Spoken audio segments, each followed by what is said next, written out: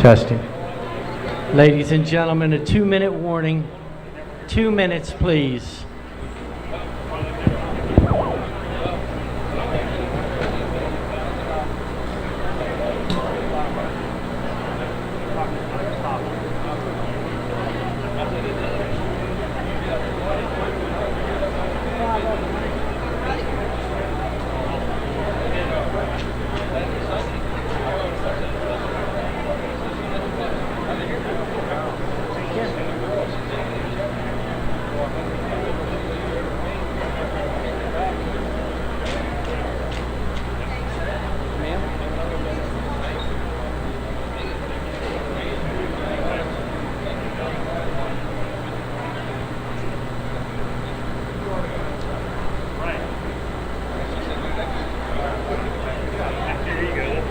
That's where it's supposed to go. Who's going to speak for them? Gene Worthy.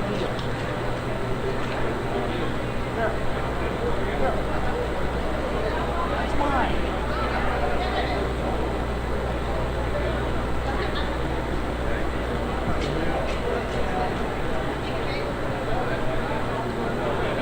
Discounted it back 20 days in June. 30 in April, came up to 81. That's 9 days. March 22nd, it didn't. Yes, they cut off 90 days.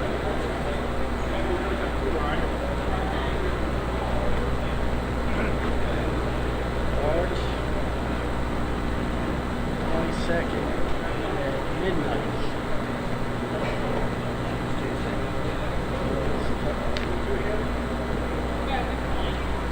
So, Kelly Schultz is here. Would it be better to do it here or do it when I give my report? Your report. John, don't go there. I penciled it in here.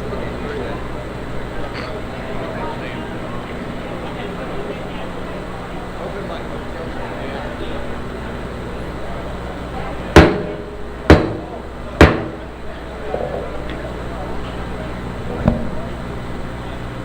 Good morning, ladies and gentlemen. I'll call the meeting of the Maryland State Farmers Association Executive Committee for March 19th to order.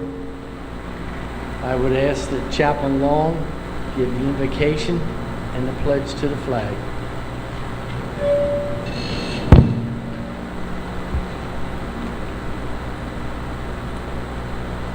Before we get started, please remember to keep the Davis family in your prayers. Almighty God, we thank you for this beautiful day, Father. We thank you for the opportunity to come and to serve the fire service across the state of Maryland. Father, we ask you for the wisdom and knowledge needed to do the business of this association. Father, we ask you to watch over those who are not with us, who are sick, and protect and guide those who are serving on the calls today as calls come in. Father, we ask you to bless this meeting, bless all those who are serving. We ask this all in your name. Amen. I pledge allegiance to the flag of the United States of America, to the republic, one nation, under God, indivisible,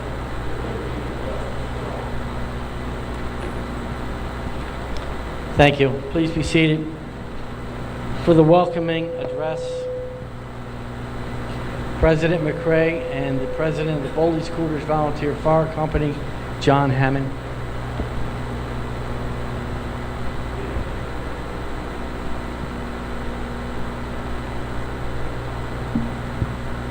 Thank you, Mr. Chair, and good morning, everyone. Welcome, and thank you for being here. It's great to see everybody's smiling face without a mask. Very good, thank you. Also, I want to thank our host, Bowleys Quarters, and for the hospitality and for the delicious breakfast this morning. So, John?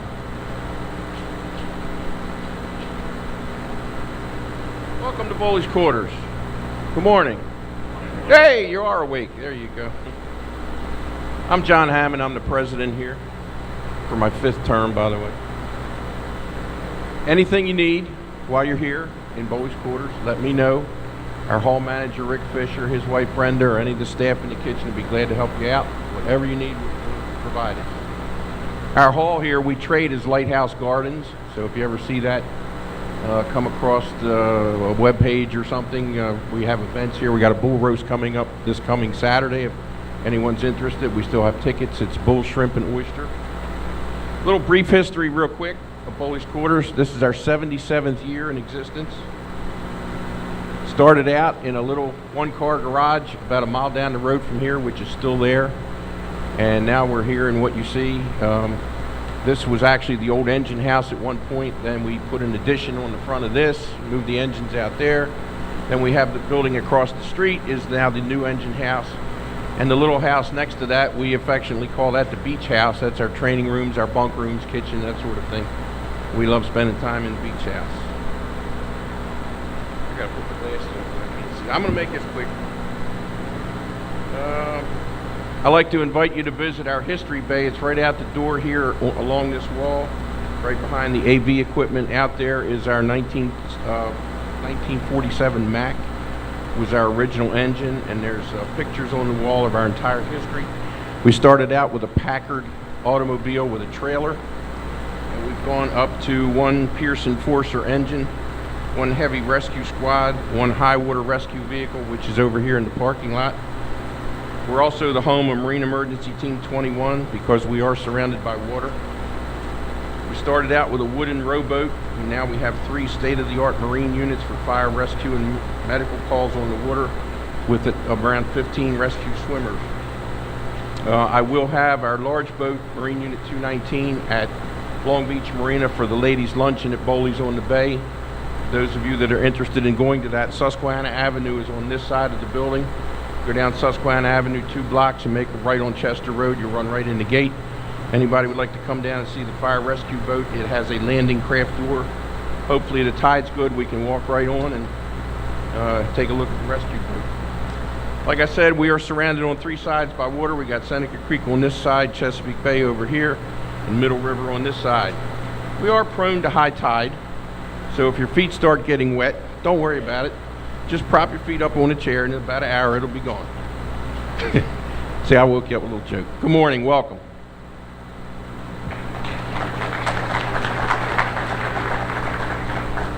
Thank you, John. Recognition by Second Vice President Eric Smothers. Announcement of who is here. And while Eric's making his way to the microphone, a couple ground rules for today and tomorrow. We have an acting secretary, Mr. Jonathan Dayton, who is typing and writing quickly. However, everything is being recorded.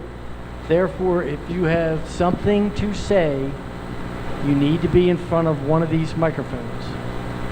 Chairs are set up out front for your seating. There is a live mic there. Everybody speaks into the mic and identifies themselves, please. Mr. Vice President. Thank you, Mr. Chairman. I'm going to run down the list. It's a pleasure to be here this morning and get back in the land of the living, so to speak.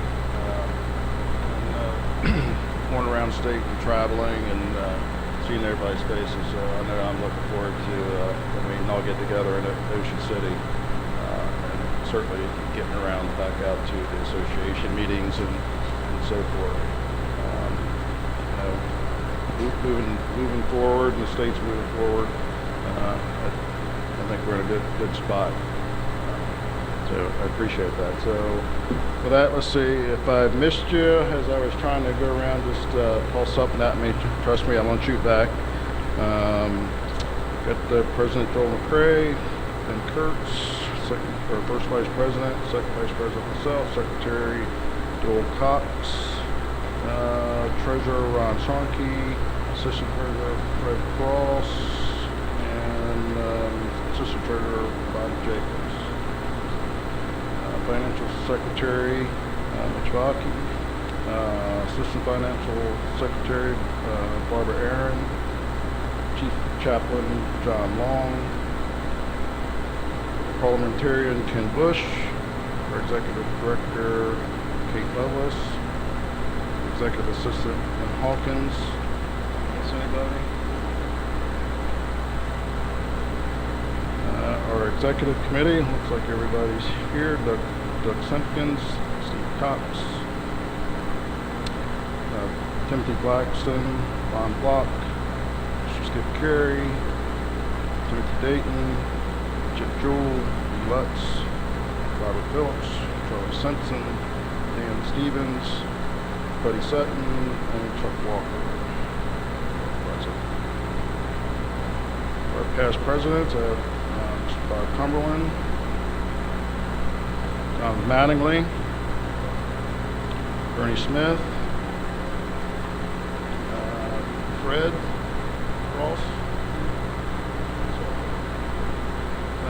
Steve Cox,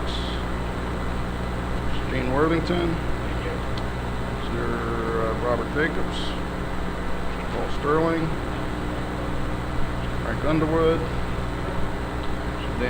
David Lewis, Dave Keller, Mark Bilger, Richard Blair, Faust, Chuck is here. Is anybody there on that list?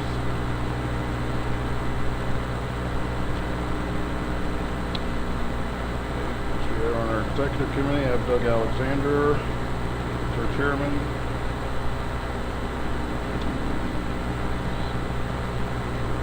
Partner so far this morning, I have Brian Geraci, our state fire marshal. Every Mr. Michael Kopp. Mark Bilger is here for MIMS. And I haven't seen anybody else.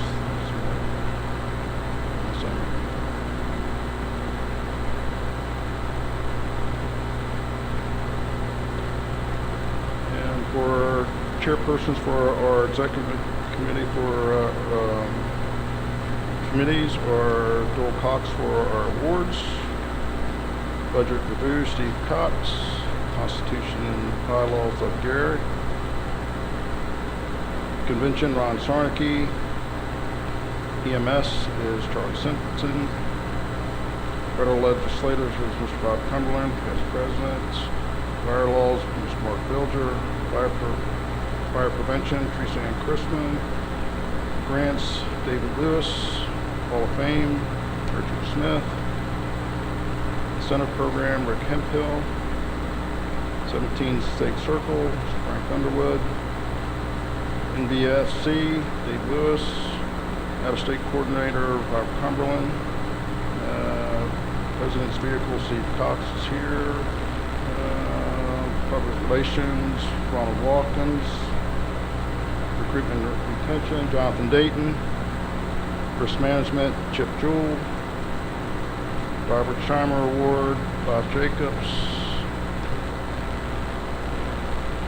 Sergeant at Arms, Thor Woods, Transportation, Wayne Tome, Volunteer Trumpet, Jonathan Dayton, Ways and Means, Mitch Fox, Wills and Heroes Program, Mike Farlow. Did I miss any other committee chairs? I was walking around. Okay. And then we also have a special guest with us this morning, Miss Kelly Schultz, who is in the process of running for governor for the state of Maryland. Out there with us. Kelly, I'll turn it over to you if you want to say a few words.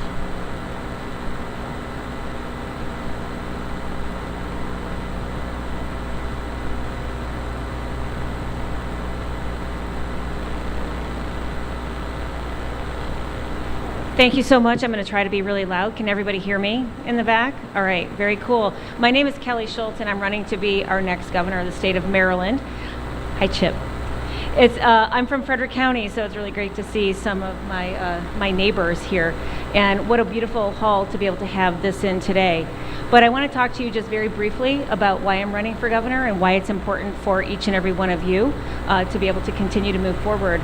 In the state of Maryland, we have to make sure that we stay on a path.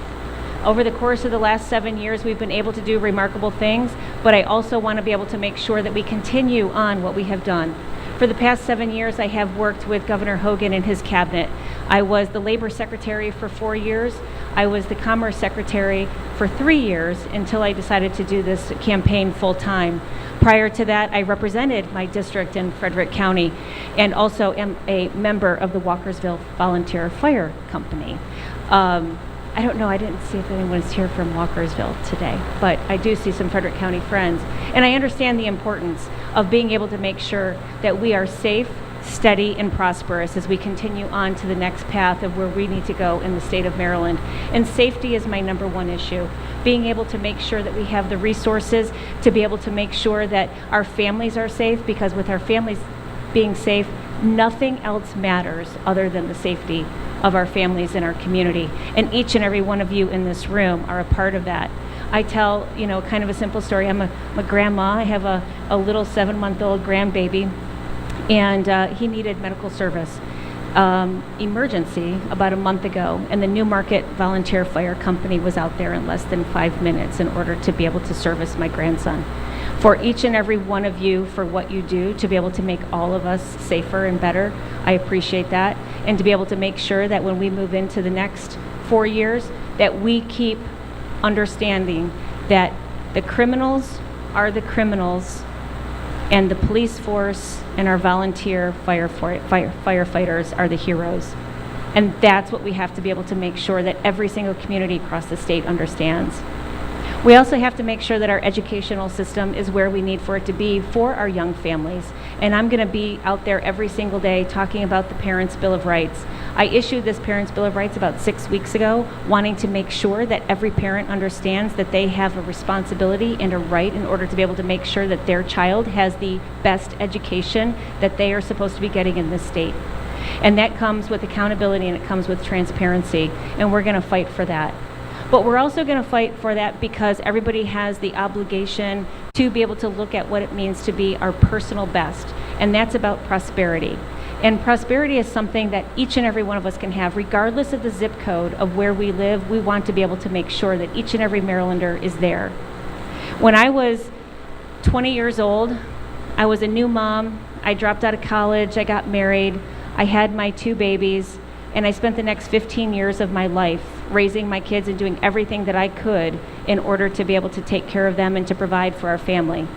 I waited a lot of tables, I tended a lot of bar, I worked hard in order to be able to make sure that the opportunities were there. We have to continue to make sure that the opportunities are here in Maryland for all of our families, especially those hardworking families that are living paycheck to paycheck. And what we have right now with the inflation tax, which I call the gas tax, because it is tied to inflation. That was thanks to a good friend of ours named Martin O'Malley back in 2013. I voted against that bill for a major reason, because Marylanders, hardworking Marylanders, were fighting every single day in order to be able to keep money in their pocket as opposed to having money being spent to the government, even more so than what it was. But we have to repeal that. I will repeal the inflation tax the first year that I am governor, just like Governor Hogan repealed the rain tax the first year that he was governor. And then the other prosperity issue that I'd like to talk about is a really important issue for this community as well, and it's the retirement tax. Maryland is one of the only states in the nation that has the retirement tax at the level of what it is. And that retirement tax, coupled with the estate tax, means that Marylanders cannot afford to live in Maryland after retirement. And we see that every single day. We have, I can't tell you how many people I talk to on the phone who's answering their phones from Florida or North Carolina or South Carolina or Delaware, because it's cheaper to live there. But here's the thing. We all earned our pensions here in the state of Maryland. We should be able to stay in the state of Maryland to be able to enjoy our retirement with our families, with our children. And specifically for those of you in this room, being able to extend the LoSAP to be able to make sure that we increase the amount of tax credits that you get for doing the volunteer service that each and every one of you do. And I appreciate that. There is a fine line between career firefighters and volunteer firefighters, and I respect every single one. And the fact that you are here today means that it is it's your mission in order to be able to create this public service to the Marylanders across the state. And I thank you for that. And as your next governor, I will be able to make sure that you are taken care of in a way that you all deserve to be taken care of. And my greatest respect to each and every one of you. So thank you very much. I appreciate you.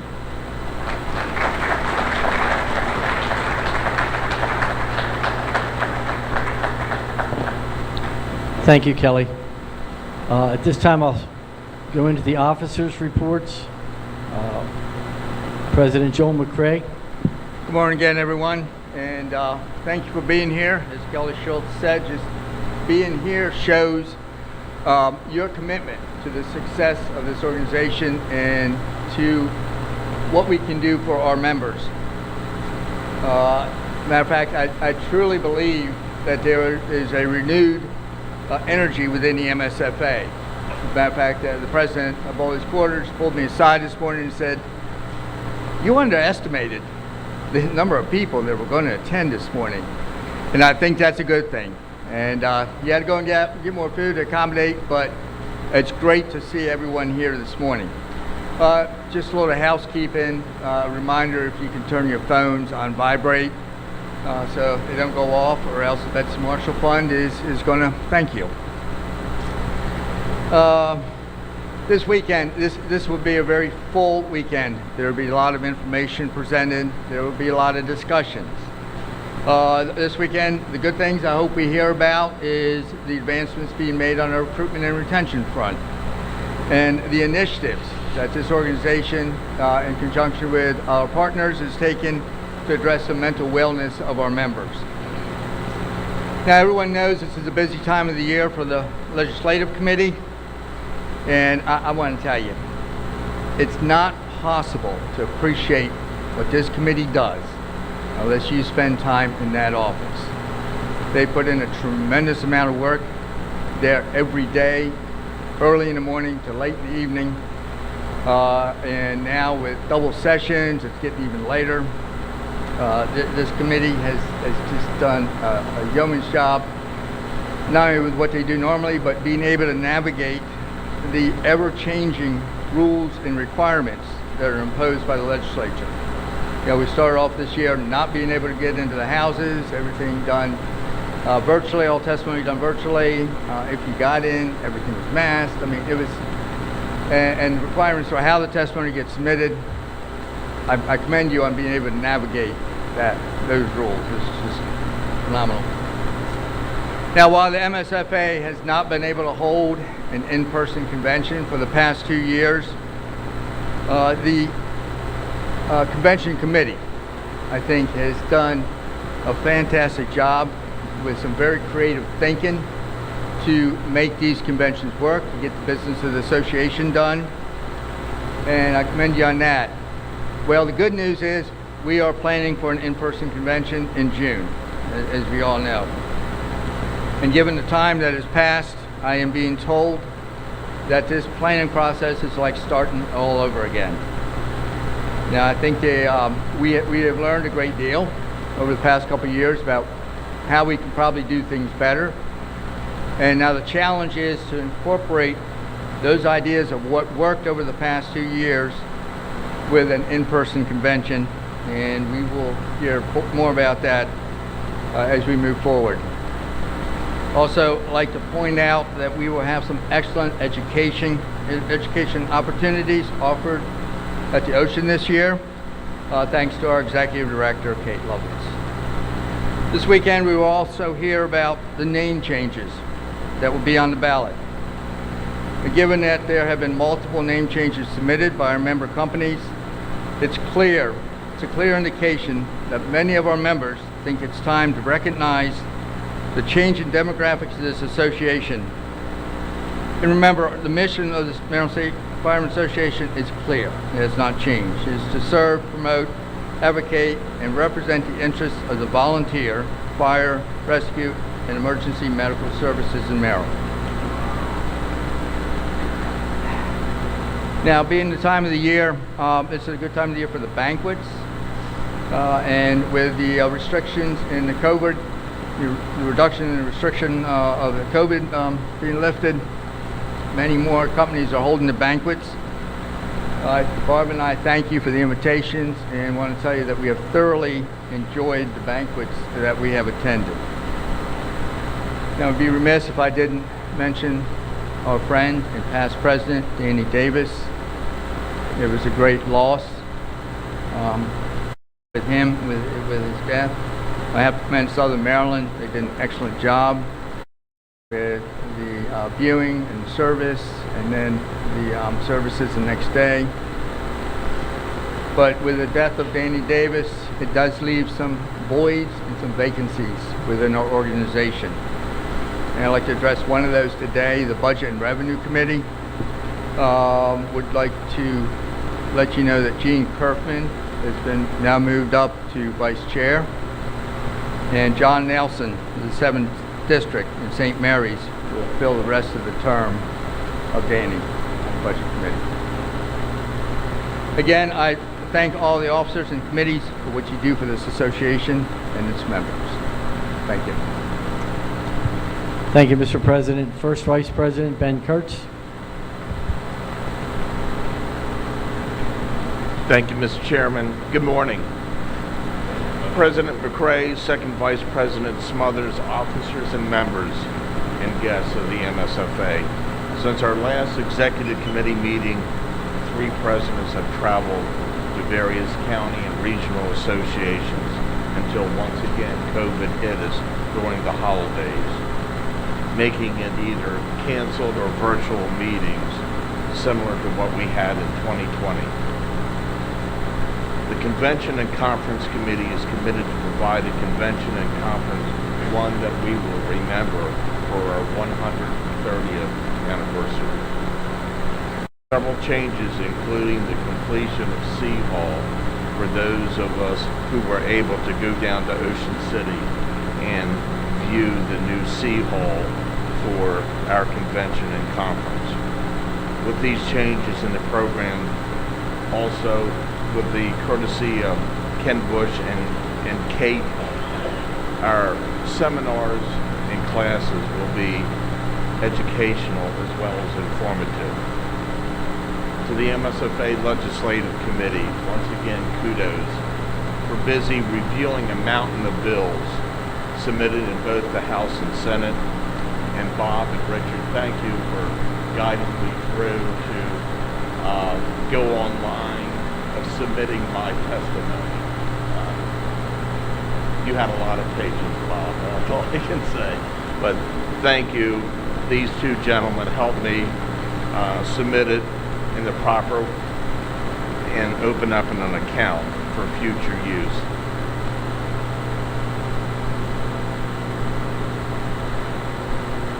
In January of 2022, after discussions with the 3 presidents and a teleconference with the Maryland Fire Chiefs Association, their leadership, we have created a joint mental wellness task force. I've appointed Teresa Chrisman as the chairperson. The personnel from both the MSFA, the Maryland Fire Chiefs Association, as well as our allied partners in MIFRE and NIMS and various CISM training throughout the state membership to assist us. The task force, I've given them goals and objectives, as long as also of setting up their own mission statement. We're looking forward of putting into awareness classes throughout the state and each region of making mental wellness something that everyone can be educated on, whether it's for our providers or whether it's for our family members, to assist them. There will be classes put on at the convention and conference this June. We're also looking into resources for funding seminars, counseling sessions, and classes.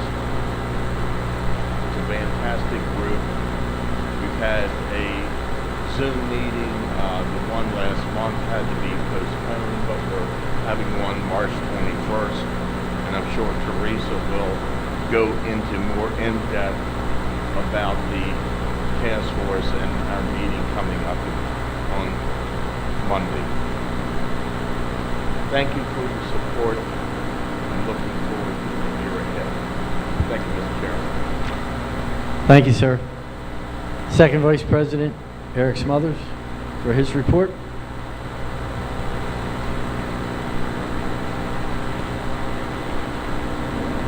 Thank you, Mr. Chairman, President McCray, President Kurtz, members of the Executive Committee, officers, members of our association. I bring you greetings from Frederick County. There's not much more to be said from what our President and First Vice President have said. We're coming back to life and moving forward. We have a lot of good initiatives on the table and looking for your support as we move forward with those initiatives, particularly the crisis management. That's a huge game changer, I think, for us. We've had enough line of duty deaths here, and not only here in Maryland, but also suicides and so forth. And we know the burdens that it takes for our members of our departments when they're struggling at home, and not just here in the fire service, but maybe also in their personal lives. When we lose one member, that's one too many. I take my hat off to the partner agencies that have joined us to work with this CISM initiative moving forward. And I look forward to working with each and every one of them. My hats go off to all of our members that have, over the last 2 years, that have reconstituted themselves within their own departments, particularly our auxiliary members. I always say that those men and women are kind of the unsung heroes of our backbone of our fire departments, the things that they do and how creative they keep the monies coming into the departments, and the issues and the challenges that they face, as well as some of our cadets. I had the opportunity to talk to a few folks last night,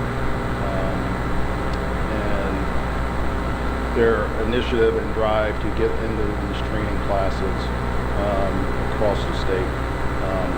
So my hat's off to both MIMS and Msfa for keeping that light on during this pandemic. It's tough for adults, so it's even tougher for kids when they got to do virtual learning. So we feel your pain on both sides of that coin, but sticking with it. The leaderships of the departments, my hats go off to you for not leaving those folks behind and being creative and continuing to show up for classes. I know I'm looking forward to us meeting in Ocean City. I think it'll be a good time. The convention committee is working hard to bring us back to life. The legislative committee, my hat goes off to you, men and women that have worked with that group in Annapolis. Stellar work down there to keep track of all the initiatives and keeping us apprised of what's going on. So hopefully we'll have a good 2 days here of some good discussion, and I appreciate your time. Thank you, sir. Our Executive Director, Kate Lovelace. And in the bullpen, ready to come up, Secretary Doyle Cox. Good morning, Mr. Chairman, members of the Executive Committee, members of the MSA, and guests. Good morning. Okay. Should I yell? I have a big mouth. Yell. Oh, just keep talking? Okay. So my report's been electronically submitted. You all should have it, and it's listed online in the members area section. The MSFA staff has continued the daily work of the MSFA through many avenues. We've been working diligently on the weekly reporting that you all should be getting, tag submissions, safer grant project tasks, and most recently the classroom seminars and exhibit coordination for this year's convention and conference. I'll just briefly skim through the report. You all should have a copy in front of you as well. The safer grant. Since December, which was when we were awarded the grant and the grant began, 2 of the 3 regional coordinators have been filled. So it's my pleasure to announce our Southern Maryland coordinator, who's Dale Bowen. He's here in the background, back there. And Our Eastern Shore coordinator is Tracy Johnston, who is the communications lieutenant at the Queen Anne's County DES. She's actually working today. She couldn't get the day off. We only just hired her last week. So we hope to have Tracy with us in June. And she's also a member of the Sudlersville Volunteer Fire Department in Queen Anne's County. In the report is Dale's email as well as Tracy's. And we also have with us today our full-time Recruitment Retention Coordinator and Safer Program Manager, Heather Gorski. Heather, she's right there with Dale. So they're here if you have any questions for anyone today regarding Safer. We're still kind of getting our feet wet, only 3 months into the grant, so any questions or potential projects that you may be interested in or that we can help with, please let us know. We also have one individual that's submitted their resume for the remaining Western Maryland coordinator position, so we'll be interviewing that individual next week. We have our 2022 Recruitment Bootcamp next weekend. We're excited to announce that there's over 115 attendees registered. We had to move from Msfa to the Branchville Volunteer Fire Department in Prince George's County just to accommodate the numbers. We thought we were going to be able to do a live Zoom link, but because of the logistics within the building and the Wi-Fi, we're not going to be able to do it live, but we will have it recorded. So all of the speaker presentations will be available for later viewing, and we'll have that up and on the website as soon as the event is over. We also have a post-event report that will be available in mid-April. We're asking that all county recruitment and retention coordinators contact Heather and give them her information so we have a streamline of who the people in the counties are that we need to discuss recruitment and retention efforts with. Once the boot camp's complete, Skip, Heather, and I, we will begin working with our vendor on the first steps in the creation of the MSFA Mentorship program. That will be a statewide program along with an online marketing platform that will assist volunteer departments in keeping the members that they have and bringing on new members and gradually getting them through the process without losing them. Our statewide recruitment open house weekend is April 23rd and 24th. It was moved back simply because of the Easter weekend. I don't want to take too much more of Jonathan's thunder as he's the recruitment and retention chair. So, but any questions regarding those events, please let myself or Heather know. And in the report it says we'll continue working with the Recruitment and Retention Committee on all our Safer projects and the Maryland Fire Chiefs on promoting their planned leadership training.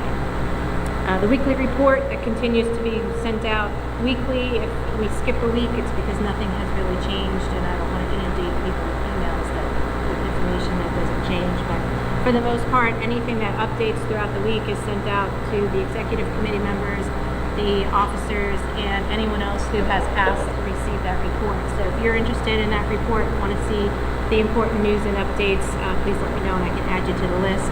I've also started sending the weekly reports to Greg Malin, so they will be listed on the website as well under the members area. Convention and conference, we're going to come up with Ron later and give some more updated details on what we've been working on. We have had a request from MDEM or NEMA requesting the fundraising loss information on how the money that some of the departments who received from the Relief Act Fund of 2021, how much money they have left and if they spent it. I'm still working on the details. This kind of came out last week, and I need a little bit more of an explanation from MDEM as to what information they're looking for and how they're going to collect that information. So I will get with everyone that submitted and who received funding. I'll get with those departments individually. Our QR code has been created. If you would like one, please let us know. We have some extra. They will be on all the president's vehicles, on my vehicle. We will, all of the executive committee members, if you want to keep them, you don't have to put them on your personal vehicles, but if you'd like to have one for you to have, please let me know. We can always order more. Tag applications, Executive Assistant Lynn Hawkins is now in charge of the tags through the office. So she works with Wayne and Frank on making sure that everybody gets their tags in and submitted the right way with all of the correct information. I sent an email out to all the county coordinators last week stating, please to get the required signatures. That only protects your department from people who are trying to get tags that do not belong to your department or might not be a member of good standing. So please make sure that those signatures are captured so we don't have to start sending applications back. At the desk this weekend, we have a convention and conference seminar, seminar at a glance. So if you'd like to know classes, there's only 55 classes being promoted this convention and conference. So if you'd like to have this list, please let me know and I can get that to you. And if you'd also like to take a look at what the Maryland Recruitment and Retention Bootcamp for next weekend, what that schedule and agenda would look like, we also have that available. So please feel free to stop by the desk anytime this weekend, and I'd be happy to answer any questions anybody may have. Any questions for our executive director? Yes, sir, please.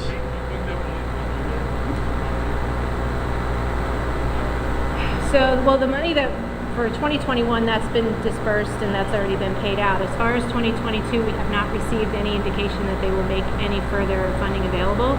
But because there's kind of talk of the governor's budget coming out and there being some sort of surplus, we're going to reach out to President Ferguson again and ask if there's any money for us. Good. Any other questions? One comment from the chair. The weekly report. Gentlemen, I hope everybody's taking advantage of getting that and then regurgitating it out to the different companies. This past one that came out, the 3-pager, fantastic. You had dates, you had times, you had information that's needed. Hopefully, everybody got a chance to see it before they came to Bowleys Computers to be enlightened and know ahead of time what's going on, because we're back live and we're going to run with it. Thank you very much, Kate. Appreciate it. Thank you, sir. Secretary Doyle Cox for your report.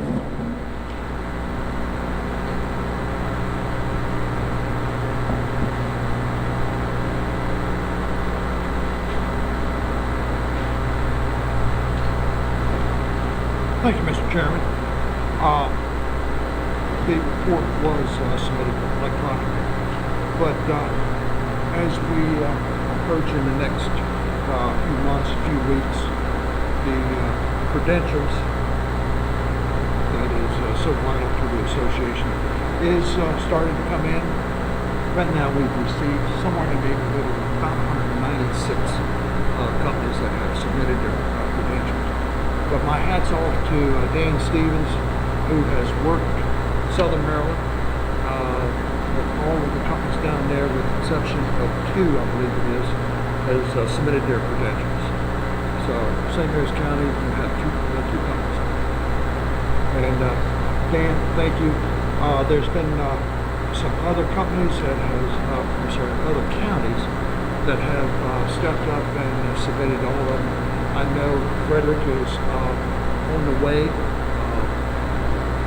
Albany County is submitted everything. So, yeah, for some reason this year it is much better than in the past because everybody understands what we need. Mr. Chairman, you have 2 action items today on the agenda for minutes of being approved. December the 4th and 5th. Executive committee meeting in Berlin, and January the 2nd, a special Zoom meeting. Those minutes need to be approved. We have a application for an associate member, Southern York County EMS Emergency Medical Service of Pine Grove, Pennsylvania. It's a new organization. They wish to become a member of the association as an associate member. And Mr. Brooks, he has anything to say on this?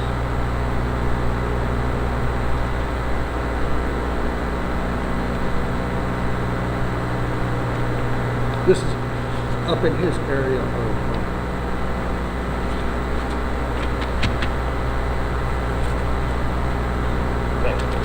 You're quite welcome, sir. Hi, good morning, everyone. This comes from the Chief Laura Taylor of Southern York County EMS. Southern York County EMS was constructed a few years ago when, as part of the border with Maryland, the volunteer fire companies divested themselves of ambulances, and this organization was formed. And that basically included, for our purposes, the Delta Cardiff Volunteer Fire Company and the Fawn Grove Volunteer Fire Company that run mutual aid back and forth into Maryland.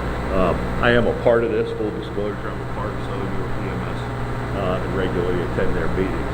At their regular board meeting this past week, it was suggested that they as they continue to grow and participate, and EMS, like it does everywhere else, has expanded their run count, and they're more and more going back and forth between Whiteford and Delta Cardiff and the other communities that wanted to be a part of the Maryland State Firemen's Association.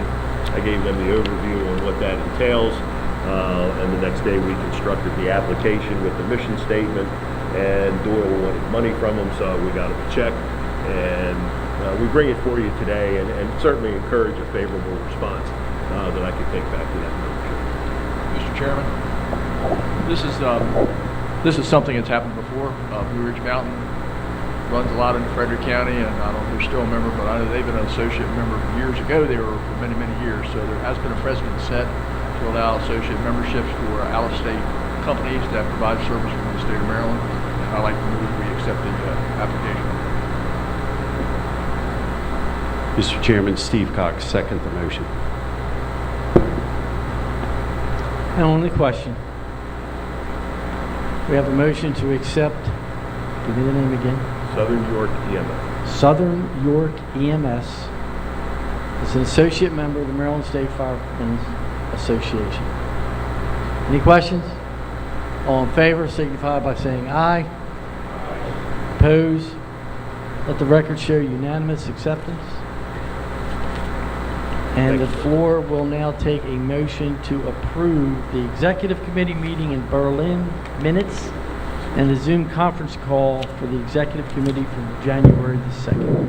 Mr. Chairman, Charles Simpson, I move that we approve both the December 4th and 5th and the January 2nd minutes of the Executive Committee. Second by? And Ronald. Have a motion from Charlie Simpson, second by Ron Block, to accept the Executive Committee minutes from December 4 and 5, 2021, and the Zoom conference call Executive Committee meeting for January 2nd, 2022. Any questions? All in favor, aye. All opposed, no. Let the record show unanimous. Mr. Secretary, is there any further information? Yes, just one other quick thing, Mr. Chairman. Over the past few months, we have started getting or hearing of companies celebrating their 25th, 50th, 100th, so on membership with the association, or their membership has incorporated companies. So I would encourage you to, as you go around and hear these, let us know and encourage them to submit the information so we can properly recognize them either here at the ocean or below. So again, under the 50, 75, 100, and I think they're up in the 200 range now in some companies in the States. With that, I have no further report. Any questions? Thank you, Mr. Secretary. I'm sure we'll see you up here momentarily. Chief Chaplain, Reverend John Long, for his report.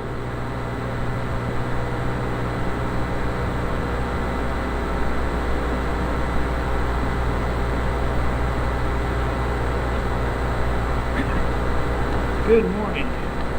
As of right now, we have memorial service will be recognizing 10 line of duty deaths, and we'll be presenting the families with the flags and the resolutions at the Maryland Memorial. And that way we don't have to require, ask the families to come over to Ocean City.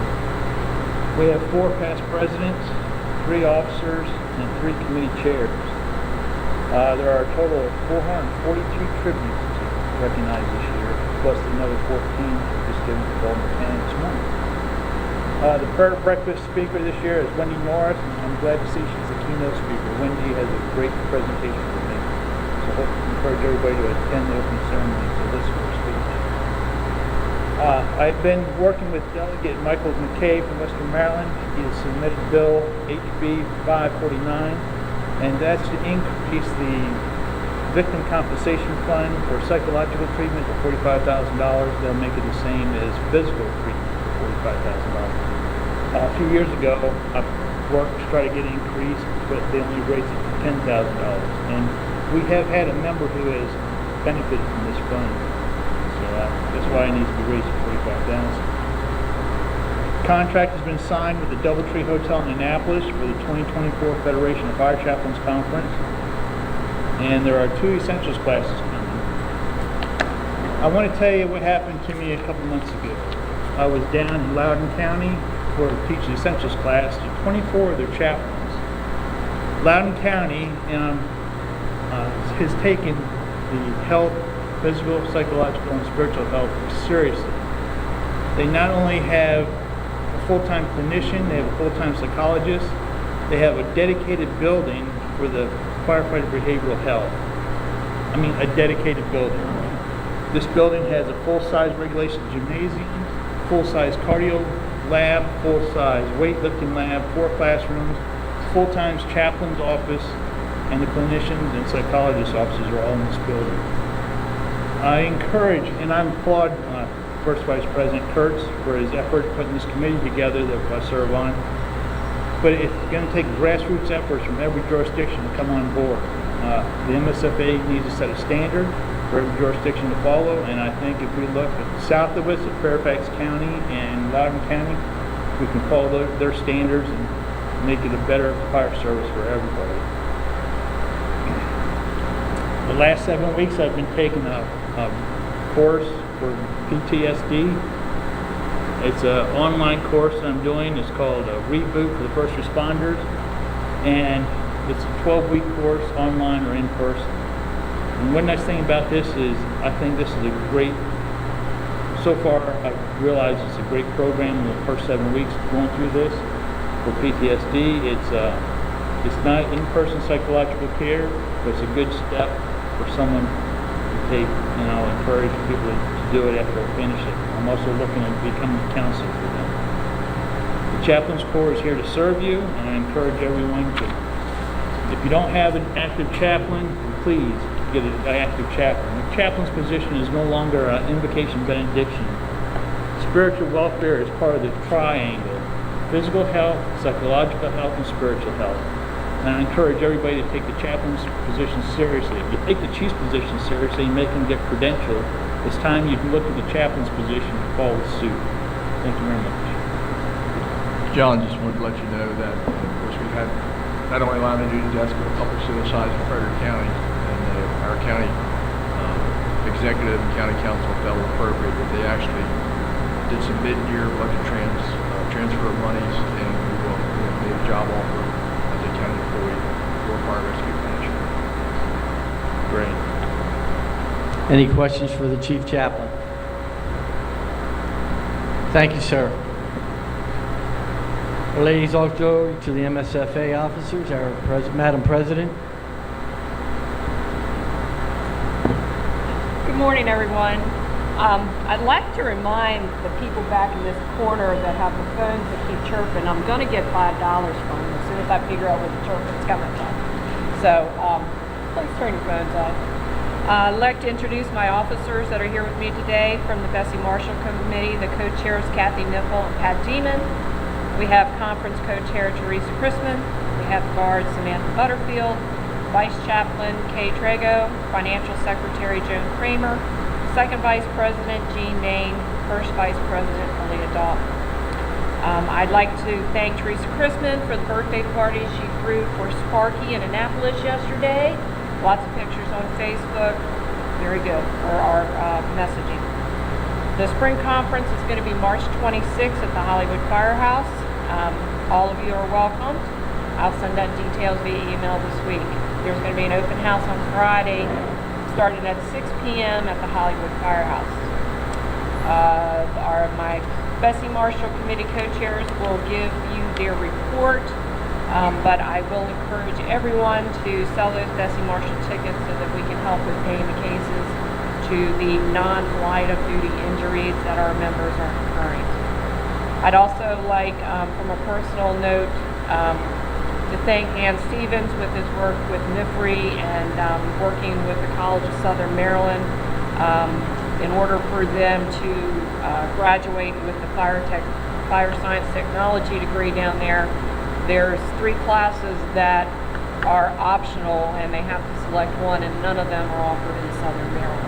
The closest one, I believe, is Howard County, so there's a whole contingent of students down there that are unable to get that final class for their degree because of that. So I'd like to ask Dan to continue working on that.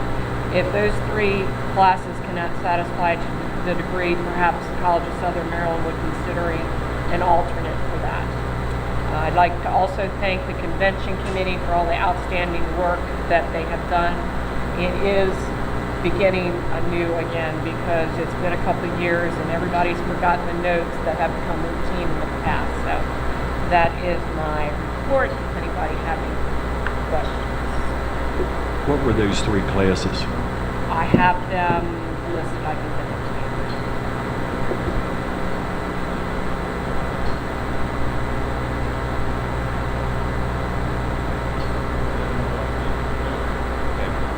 What are the classes?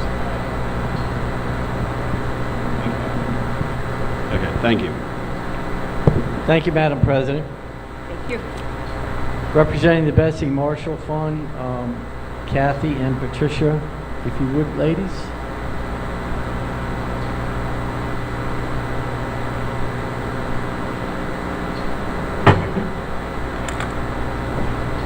Welcome. Thank you. Good morning. I'm Pat Deeman, Bessie Marshall co-chair. Good morning, Mr. Chairman, executive committee members, officers, members, and guests. My part of the report was submitted electronically pertaining to cases. I would like to emphasize again, I please ask you to stress the importance of following the rules and completing the applications correctly to all the members.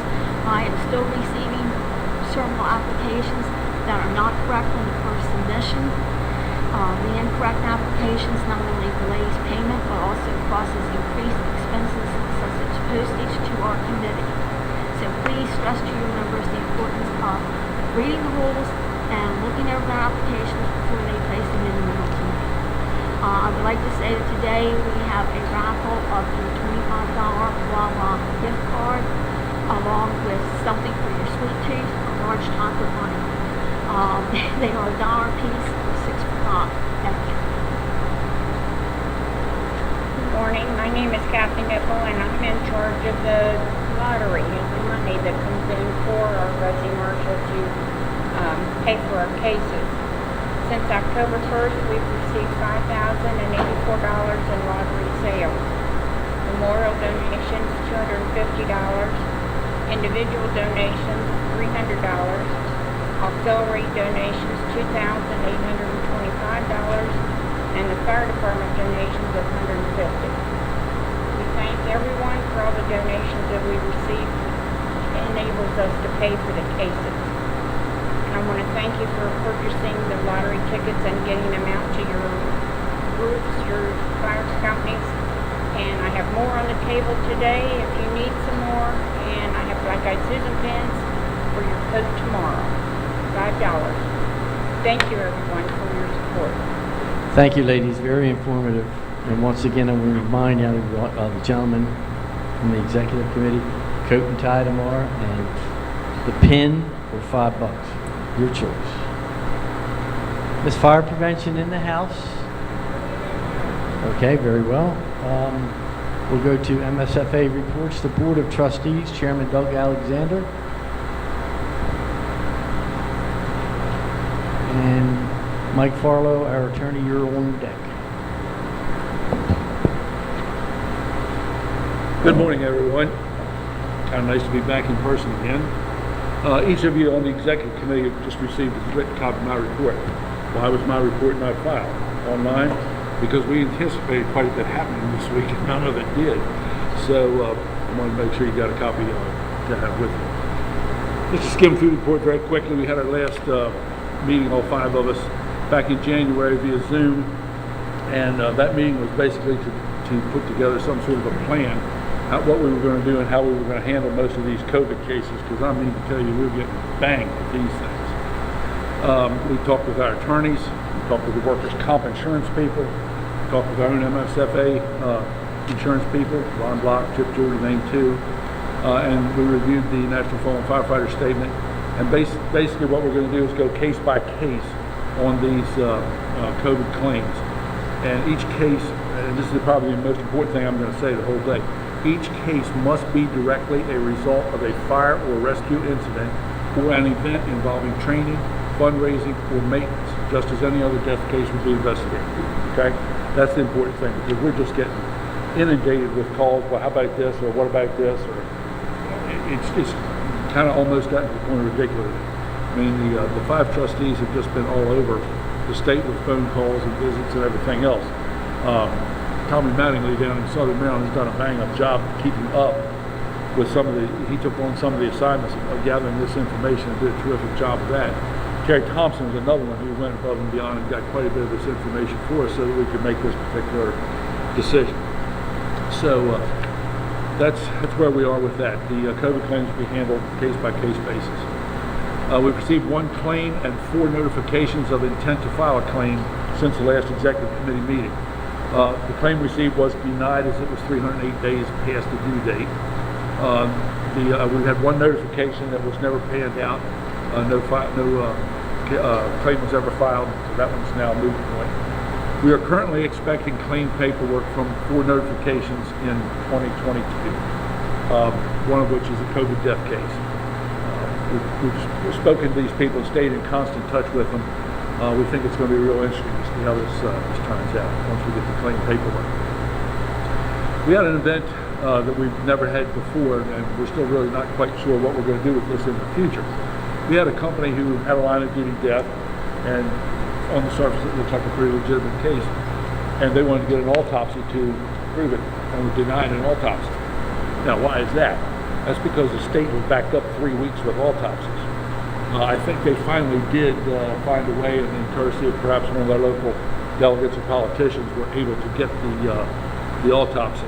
But this is a bit of a problem, because an autopsy in many cases that we deal with is the determining factor. I mean, it tells us for sure exactly what the cause of death was and how it was attained. So we're not really sure how we're going to go with this. I have attempted to get a hold of the chief medical examiner, but I have not been successful as of yet. But we will continue to follow up on that to see if there's anything we can do from our end to assist them in making this available to us. So that's where we are with that. Sometimes that autopsy is a determining factor of whether or not it's a line of duty death, so it becomes very important. Also helps us to determine whether it may be a tier 1 or tier 2 line of duty death. So the autopsy is just quite important. We've been, as I said earlier, we've been bombarded with questions, requests, and submittals for deaths that do not fit the requirements of the state law relevant to the trustee benefits. We also, I just want to make sure everybody's clear on this, I think most people are, we also do not determine who goes on the Maryland Firefighters Memorial or who is recognized as an LODD at the Convention Memorial Service, and there is no connection between the trustee benefits and the public safety officer's benefits. There are 2 different benefits that involve 2 different sets of requirements and 2 different claim processes. And we've had a case where that guy may have gotten balled up this year. So just want to make sure that everybody's clear on that, because I know when we get that case where somebody has passed away that we think is a line of duty, it puts a stress on all of us. And sometimes maybe we don't go back to what we know. Keep in mind that anything for the trustees is on the website. You can go right to it, open it up, page through. Still don't understand, there's 5 guys you can call who can more than help, more than glad to help you. The trustees are very excited and encouraged about the additional funding in the governor's budget submitted to the legislature. To date, that funding has not been changed, and however, we do have until April 4th when the final budget approval has to take place. We took on some work early in the year this year, and In the governor's budget that was submitted to the legislature and still stands tall, the trustees will receive $250,000 additional dollars in addition to the $375 we are currently receiving. Now, what are we going to do with that money? Listen, what are you going to look for? Well, there's a lot of reasons. Number one, we already have dipped into our reserve funds over the past couple of years. We've gone over. So we want to get that built back up so that we can keep that $250,000 set aside, particularly for a catastrophic incident or something along that nature. We have a building collapse and kills 3 firefighters or something like that. That's a lot of money going out real quick. So we want to keep that reserve fund intact, and we want to replenish that. We haven't raised our benefits at all in 5 years. It's time for a raise in benefits. So we plan to make some raises in benefits. We do not plan to raise the death benefit. Death benefit is pretty much capped at $11,000 right now, and according to the information that we continue to receive, $11,000 is covers a moderate funeral. So we feel comfortable holding that right now where it is. So there's the reasons that we asked for that money. Well, we didn't ask for all that. We asked for significantly less than that. But I guess a good breakfast for the budget director paid off. So I met with the budget director, and over breakfast we discussed this whole thing, and it paid off, I think. I'd like to thank everybody, particularly a couple of the executive committee members who have helped us with the barrage of issues we've had with line of duty deaths over the past several months. One thing I will mention again, we're still waiting for the updated list of appeals hearing personnel. That's something we need to finish up on in the near future. Fortunately, we don't have anything that looks like it's going to get appealed anytime soon, so I don't think it's of the utmost importance, but we do need to get that hammered out. And once again, the trustees get ready to assist with any claim submittal, and we will continue, just as we have over the past, particularly over the past 6 months, being flexible in time allotments and so forth for LODD claims, LODI claims. It's been a real job. We've only had 1 or 2 LODI claims since last July, so and they were all pretty simple. We had last year the guys that got burned up in Northeast, and that went very smooth. And I have to compliment the Charlestown Fire Company for the work they did on that. They did an excellent job, and it made our job easy. We had the first time since we've had the burn protocol in place in the protocol manual that we had burn subjects. And you'll see the percentage of burns created the amount of money they received. But we went through a roundabout process to try to decide how we were going to determine these percentage of burns. And it was going to cost us $1,500 to $2,000 to get a doctor to make this assessment and so forth. So we did it ourselves. We used the good old rule of 9s and went up and talked to these guys and measured them up, and we negotiated a little bit. I mean, you can't be hard-fisted with this. And made sure that they were satisfied, we were satisfied, everybody got their checks, and we haven't heard a peep out of it. We did get a thank you from the company, which we greatly appreciate. So that makes it worthwhile when we can work with the folks and get the things worked out in an orderly fashion. I think that's about it. I'd certainly be happy to answer any questions or any comments anybody may have. Any questions or comments for Mr. Alexander? Doug, I know it's been a tough job, but you guys are trudging through, and I understand all that, sir. And thank you very much. Our Appreciate respects, it. and thank you for your work. Our attorney, Mr. Mike Farlow.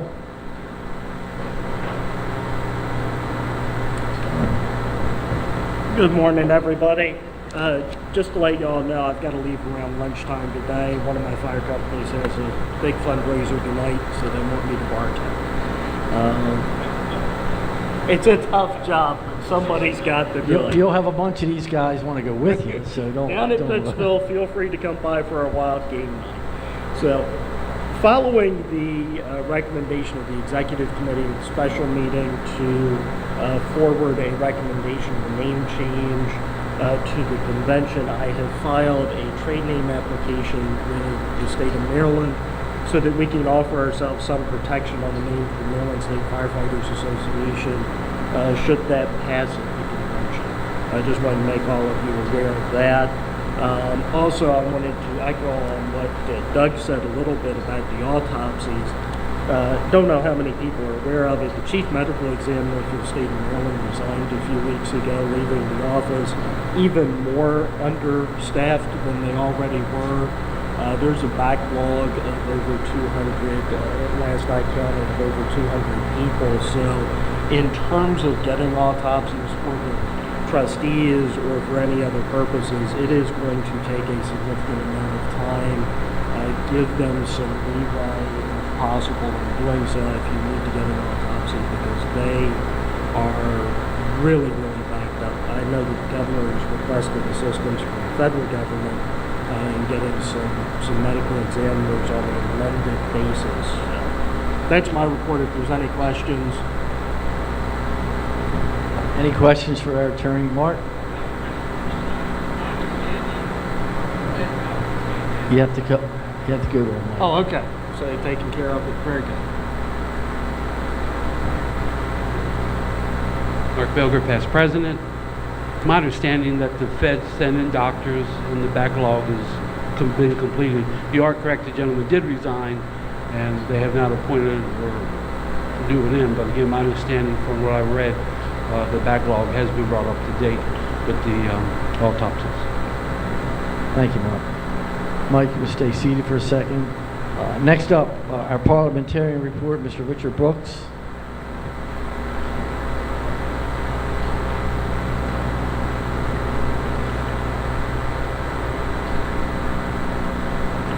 And Mr. Ken Bush, yeah, there he is.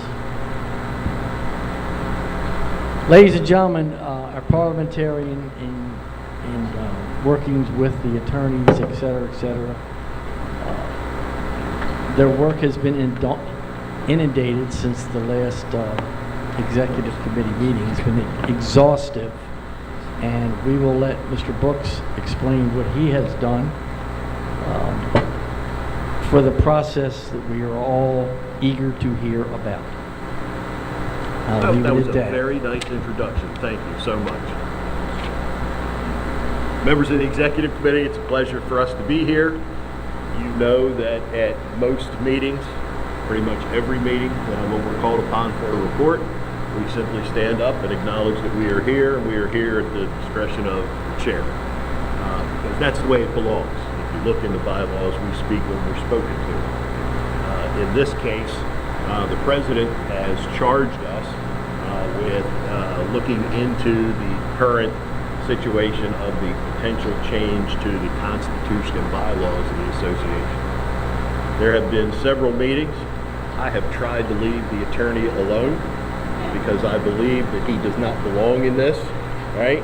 That he belongs in this in a completely different way if and when it comes to that. This wonderful gentleman, Ken Bush, who has been a parliamentarian for certainly a number of years, he and I have had tremendous conversations in how we're going to deal with this dynamic situation. And it's dynamic for at least another day or two because we still have more than one proposed name of the association. That brought us into a discussion and it was between friends, a knockdown, drag-out hour of how we were going to handle it. And understand that it's the business of the association that we were arguing about. We're arguing towards the same goal to reach an end. And when I look at an end, to me, it's allowing the delegates of the convention to be successful. That's the key, right? We want it to happen. We want it to happen in a proper way. Ken suggested that we call in the Maryland Association of Parliamentarians, which he did, which is absolutely outstanding. And we agreed that we're going to take their recommendations. They're the 24-hour professionals, and take the recommendation. We've had some discussions. We've met with the secretary. We met with the convention chair and the president, and kind of dissected this thing down. The challenge here today is I would like us to stay in our lane for this discussion. There are various lanes that need to come up in this, right? That the secretary and the convention chair can join in. But our lane right now is to bring to you a potential resolution on how this will be voted on and the process that will take place. So with that being fair, you're on, buddy. Thanks, Richard. I think Good morning, everybody. Thank you, Mr. Chair.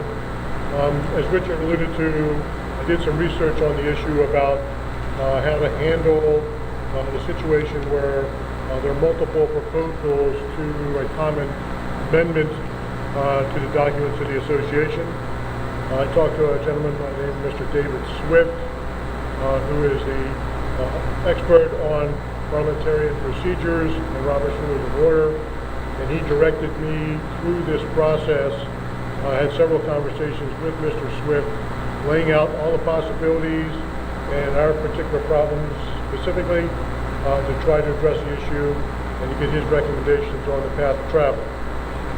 That being said, first off, I'd like to say that realize that there are two separate election processes that are listed in the MSFA Constitution. One would be for the election of officers. The other one would be for the proposed changes or amendments to the Constitution. So we're going to talk, and I think the election of officers process is laid out pretty specifically in the Constitution. We did not have to address that. We didn't address that.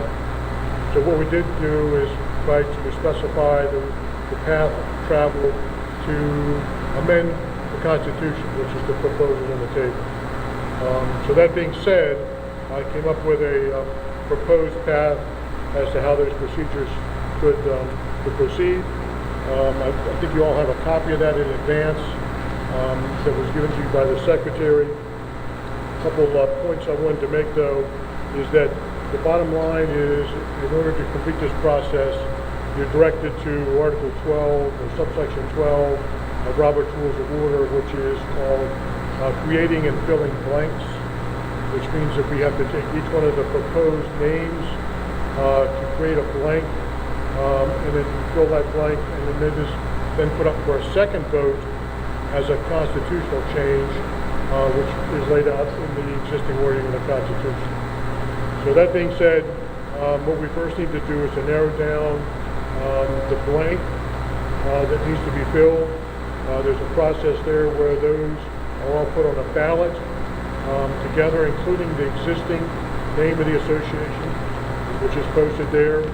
And those are voted on. The delegates will be directed to vote either affirmative or negative on each choice.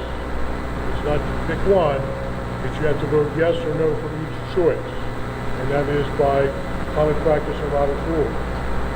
And that being said, when you look at the number of votes cast for each choice, you have to make sure that you pick the ones that have a majority of the votes cast affirmative for those choices. If there are none of them which receive a 50% majority affirmative vote, which is possible, then the process is completed and you revert back to the existing name. It goes no further. If the choices come up where there's more than one of the new choices which receives a 50% majority of the vote, you look at those and you take the higher percentage to fill the blank with that particular name. And then once again, that's by Robert's Rules of Order. So once that's done, that process is completed, if the highest percentage vote is for one of the new names, that name is to fill the blank. The existing name gets the highest percentage of votes. The process, once again, is completed because that's the choice that's been made, to keep the existing name. So assuming that one of the new choices is voted with the highest percentage, that then gets presented as a proposed change to the Constitution. There's a need for a second ballot as a constitutional change, and then that ballot has to receive a 2/3 majority vote in affirmative to change the Constitution. So that's the way the process works. If that receives a 2/3 majority vote, then that's the new name of the association. If that fails to get 2/3 majority in affirmative, then it fails, and you're back to the existing name of the association. So as far as the process is concerned, and like I said, I went through all these different scenarios with Mr. Swift to figure out exactly how this is supposed to work. This was with his words of advice to us. Richard and I met on this topic, talked to, like Richard said, the secretary, the chair of the convention committee, and this is the process we all agreed to as the proper way of following. So, that being said, if anyone has any questions, we could certainly call the question.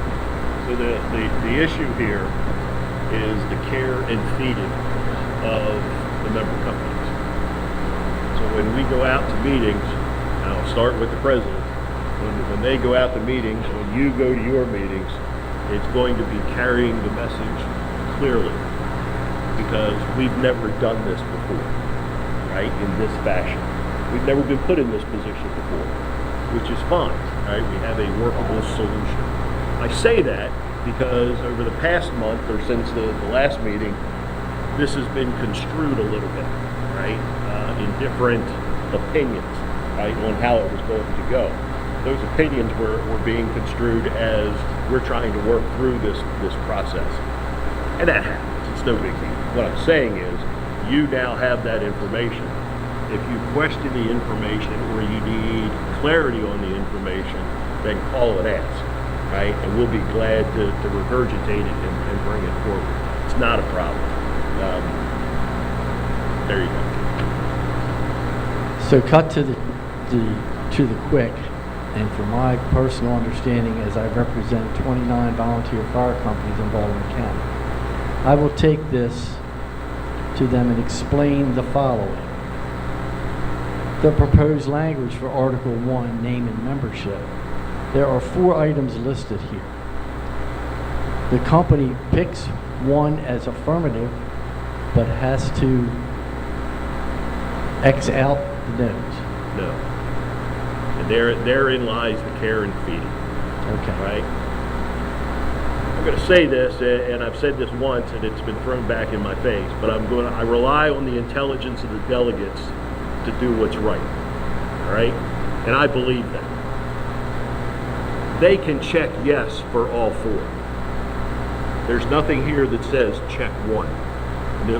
We have dialogued this out. They can check all 4 no and say, I'm not dealing with this, and check all 4 no. They're welcome to do that. The care and feeding of the delegates is, ladies and gentlemen, you need to pick the one that you prefer to be the name of the association moving forward from here. I didn't say pick one. You need to choose, right, what that is. And they check yes or no for each one of those meetings. Question. Who's next? We have the 4 in front of us, and we have the 90-day period for someone submitting. That opens the window, according to my count, that this is what we're going by as of this moment in time. But that could change if a member company came along after we start talking about this in the next day or so and submitted another change. And all that would do is just add the selection. That's correct. Okay. We're at 93 days. Correct. When there's closing time. Mr. Chairman, would it be in our best of interest if, from the Parliamentarian's office, Mr. Brooks or someone do a mini video, if we could get it out quickly on the web to explain and what you just discussed today, or take the recording of today's meeting and post that so our message can get out there as well as it's our job to go out and do this also. Because I think you made some good points of different opinions now, but we've got the answers today. But I think it would be, I just think it would be in the best interest of our organization too. I would say extracted from today's video you just heard the best explanation of it. Mr. Dayton. I think another thing in listening, and make sure I have this correctly, is this process takes place first. Then we have a second ballot, correct? If there's enough votes to change the name, correct? If enough people select item B, C, or D, that would propose the second vote. If enough people want to leave it alone, then there is no second vote, correct? Correct. There'll be 2 scenarios where there's no second ballot. Number 1, is if the existing name gets the highest percentage of affirmative votes on the first ballot where they're all listed, or number two, if none of the choices gets a 50% vote, which is possible, like Richard said, people could vote no on every one of them, and therefore you wouldn't get 50% affirmative for any of them. If either one of those cases occur, you revert back to your system and vote for a second ballot.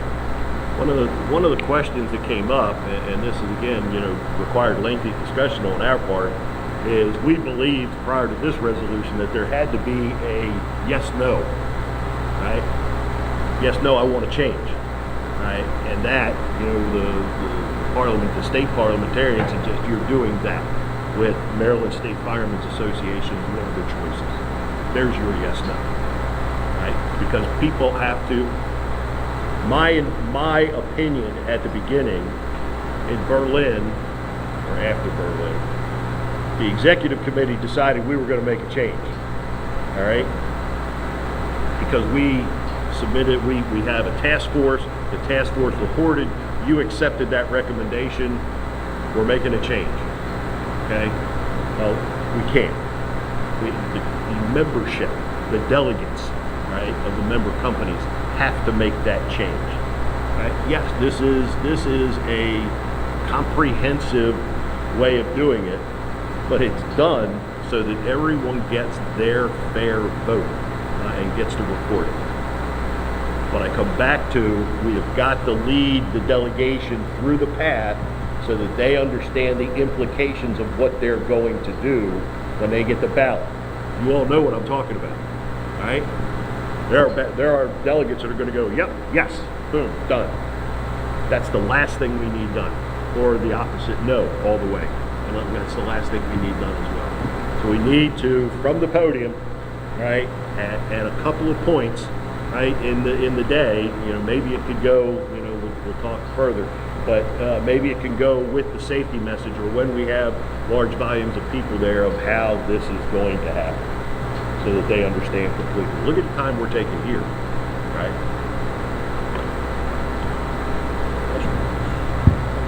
Any further questions? Buddy?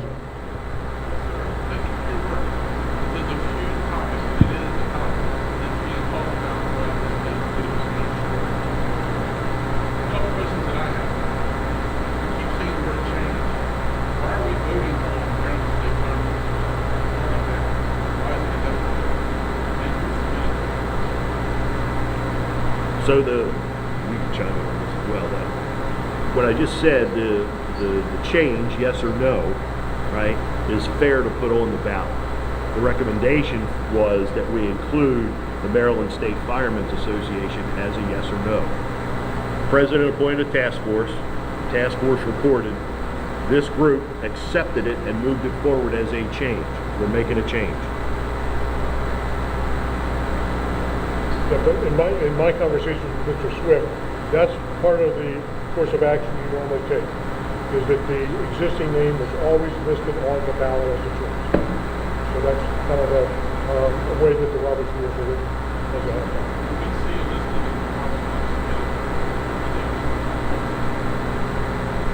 That's the Secretary's side.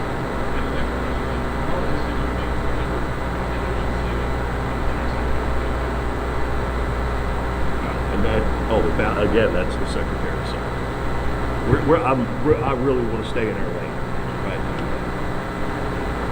Richard also commended, but I think it's very important that we also make sure everyone knows that you sought advice of someone that doesn't have a dog in the fight.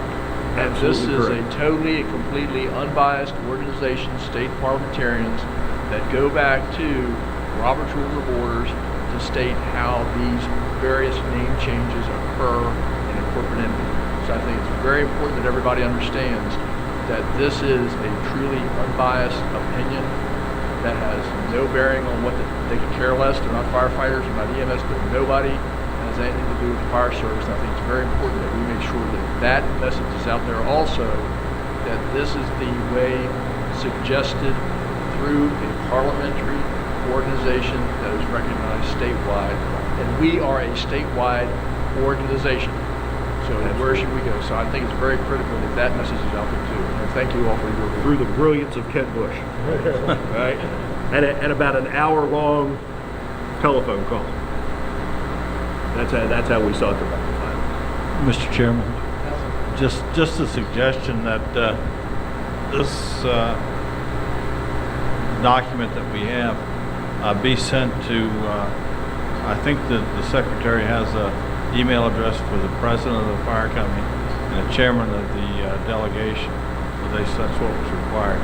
And a copy of this be sent to each of those people for every company, so that at least they'll have the right questions to ask. Just a suggestion.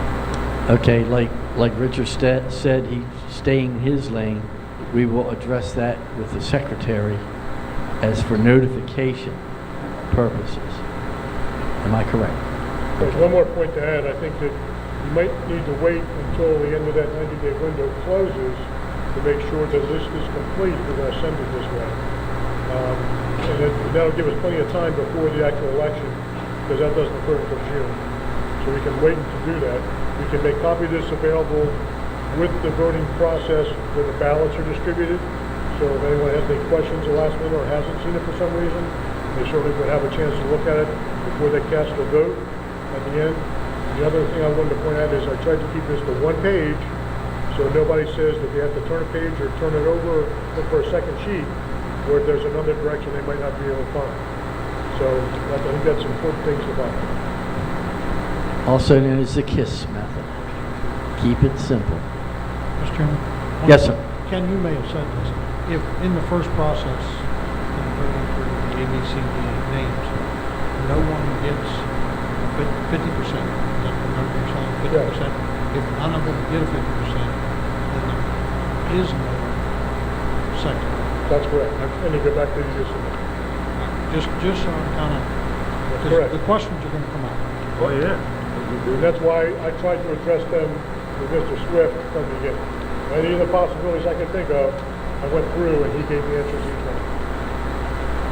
All right. Any other questions from the chair? Very good. What do you want to do?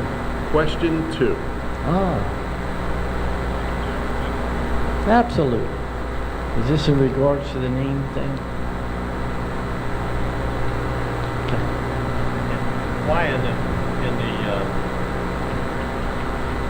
last page of it where you have the 4 options, why don't you identify it as no change to, put on there, no change, and the name change, or some kind of word it would be, so that they clearly understand that what they're voting on, that they're voting not to change the name of the association. It's A. Yeah. Right. Why wouldn't you put on there something to identify that you're voting no change to the name? I'm just asking. I would have no objection to that if you want. If you're saying parens, no change. Yeah. But I don't know. I mean, just a question. Well, so just for dialogue purposes, and I want Ken to weigh in on this, but just for dialogue purposes, I come back to I have to rely on the integrity of the delegate. How far am I going to confuse the delegate, right? And that is, they're going to choose a name of the Maryland State Firemen's Association. It may be the name that we have that they're going to endorse. It may be a name change. I just think it's going to be a complicated item on the. We agree. No question about that. We agree. And I guess the other question I have, has there been any dialogue with the auxiliary to find out how it affects the? No, not for me. Mr. Chair, if I could address that, the only reason it was listed the way it was is because that was the advice given to me by Mr. Swift, is to do it that way. Because I asked about whether we need to indicate it was a change, he said that it don't necessarily list the name as it's stated. It's up to the delegation to make that change. It's up for them to recognize. To recognize. Existing name. Okay, Yeah. understood. Next item. Question 2. So question 2, if you look on your paper, if the name of the association is going to be the Maryland State Firemen's Association, At the bottom, under Article 1, Name and Membership, Section 1, it is an addition of a sentence for clarity for the world to see. Whenever the term fireman is used in this document, that term shall not be meant to be gender specific. I need that wording correct.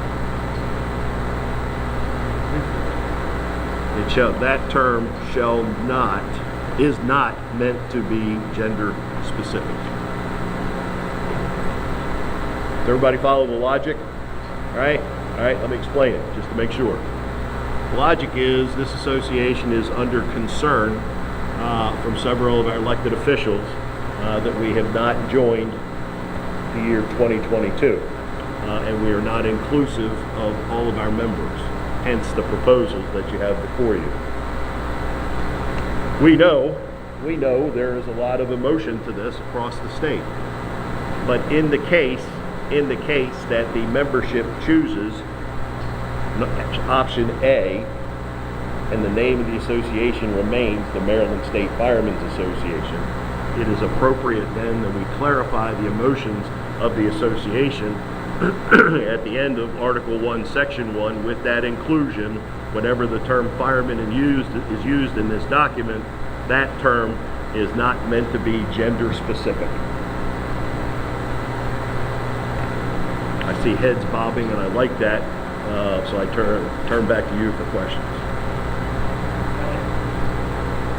Question on that. Wouldn't that apply with any of the options, that we should put that in, that regardless what the name is, that it's not gender specific? Yeah, and it doesn't hurt. Sure, it doesn't hurt, and it's meant to be inclusive, so any name you pick, this could be relevant. So that's why it's written down. Yes. Any other questions? Gentlemen, any other comments? Not now. Wait till June 17th. Thank you, folks, for your work. Good job. A lot of headaches. For real.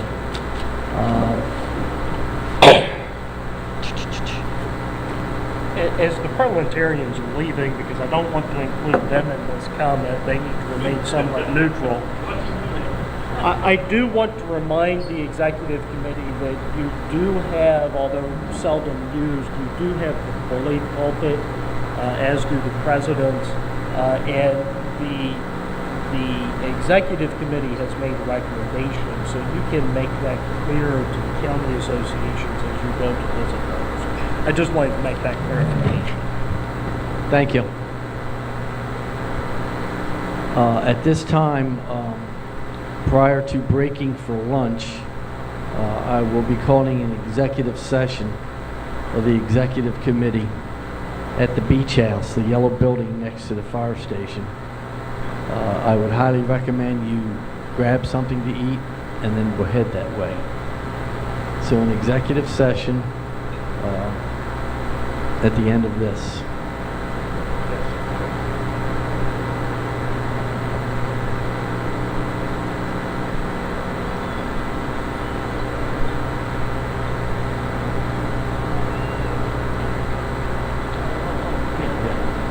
Oh, okay, very good. At this time, the chair requests the 3 candidates who are running for the office of second vice president to come forth and take 5 minutes each to speak to the membership. So Mr. Sullivan, Mr. Carey, and Mr. Smith, make your way forward to the front table, please.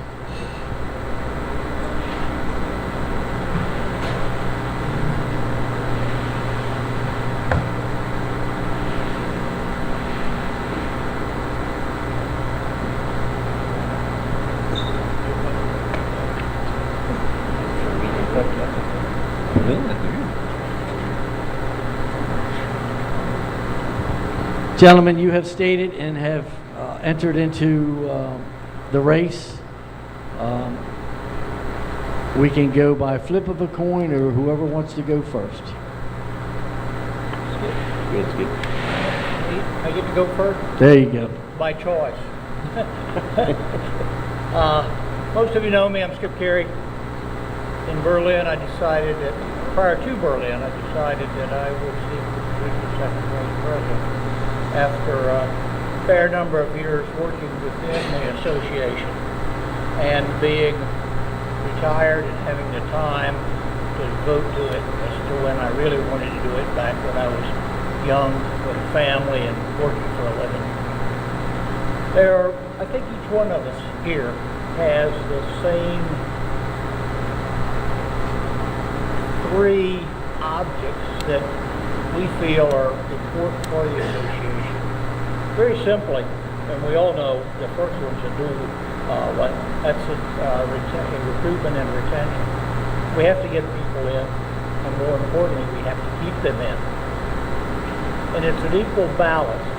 You cannot have all young, inexperienced people or all experienced people. You have to balance it out, because the experienced have to put their arm around the shoulder of the inexperienced and say, hey, this is why we do this.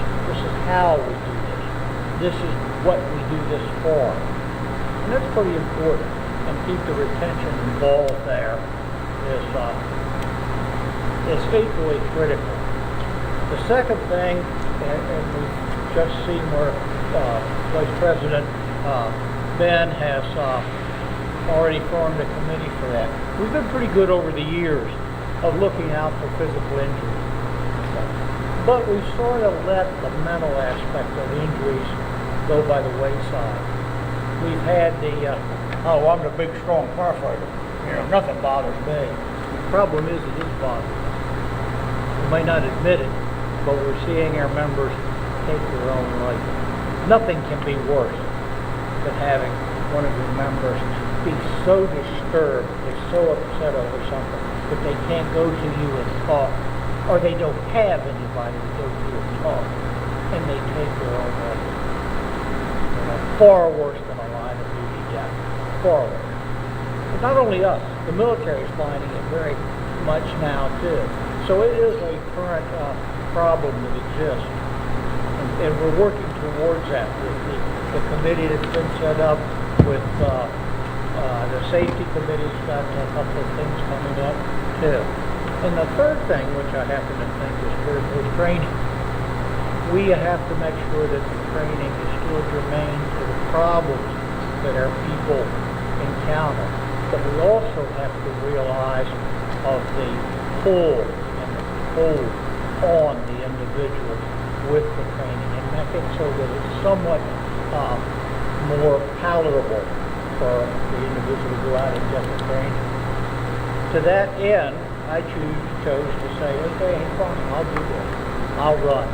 And I look forward to, if I'm going to be successful, working with Ben and Eric to keep the incentives and things that the past administrations and the current administration have worked with and are keeping going. I didn't join this race to reinvent any wheels. What I joined it for was to make sure that the wheels that have been thought about and put into service in the previous years are still turning and are still rolling forward. They're not rolling in reverse. So basically, that's me. I handed out the folder today. You can see what I think are qualifications and the fact that I've spent a fair portion of my life involved in the fire service. I got a little bit of a love for it. It's not a job, it's a way of life. Thank you, sir. Who's next? Todd? I'll go next. We'll just go right down the line. Okay, bud. Hi, my name's Todd Smith. I come from Washington County. I started off at the age of 16 as a volunteer in Boonesboro. Progressed up through the ranks, both operation-wise and administrative-wise. I've held everything from a sergeant to a deputy chief. I've been a treasurer. I've served as second vice president for Washington County Volunteer Fire and Rescue Association. I've served on the standards committee for Washington County for several years. Volunteer firefighter, EMT, CRT, paramedic.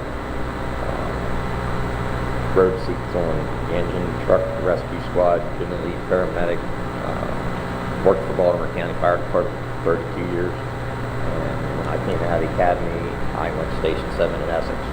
So this is right like being home right around the corner from where I got my career time started. Subdivision EMS lieutenant for ran lots of calls, talked to a lot of people, been across the state, back and forth, talking to everybody. Like Skip had said, I think we're all on the same slate of what where our platforms are based on. Recruitment and retention is essential to forward progression and development of any organization. If we can't recruit our people in and then keep them and have them move forward the organization, we're not accomplishing anything. We just stagnate. And I think what we're looking at is we see a mix of people. We come from different areas. We come from different backgrounds. We pull all that together and we keep it in the forward momentum like we have over the years.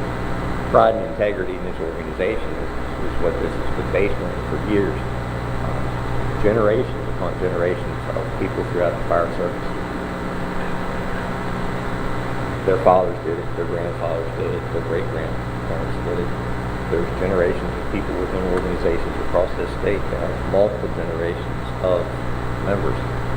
And they build on that, and they teach them that. If you look at those organizations, they taught them as they came up through from one generation to the next.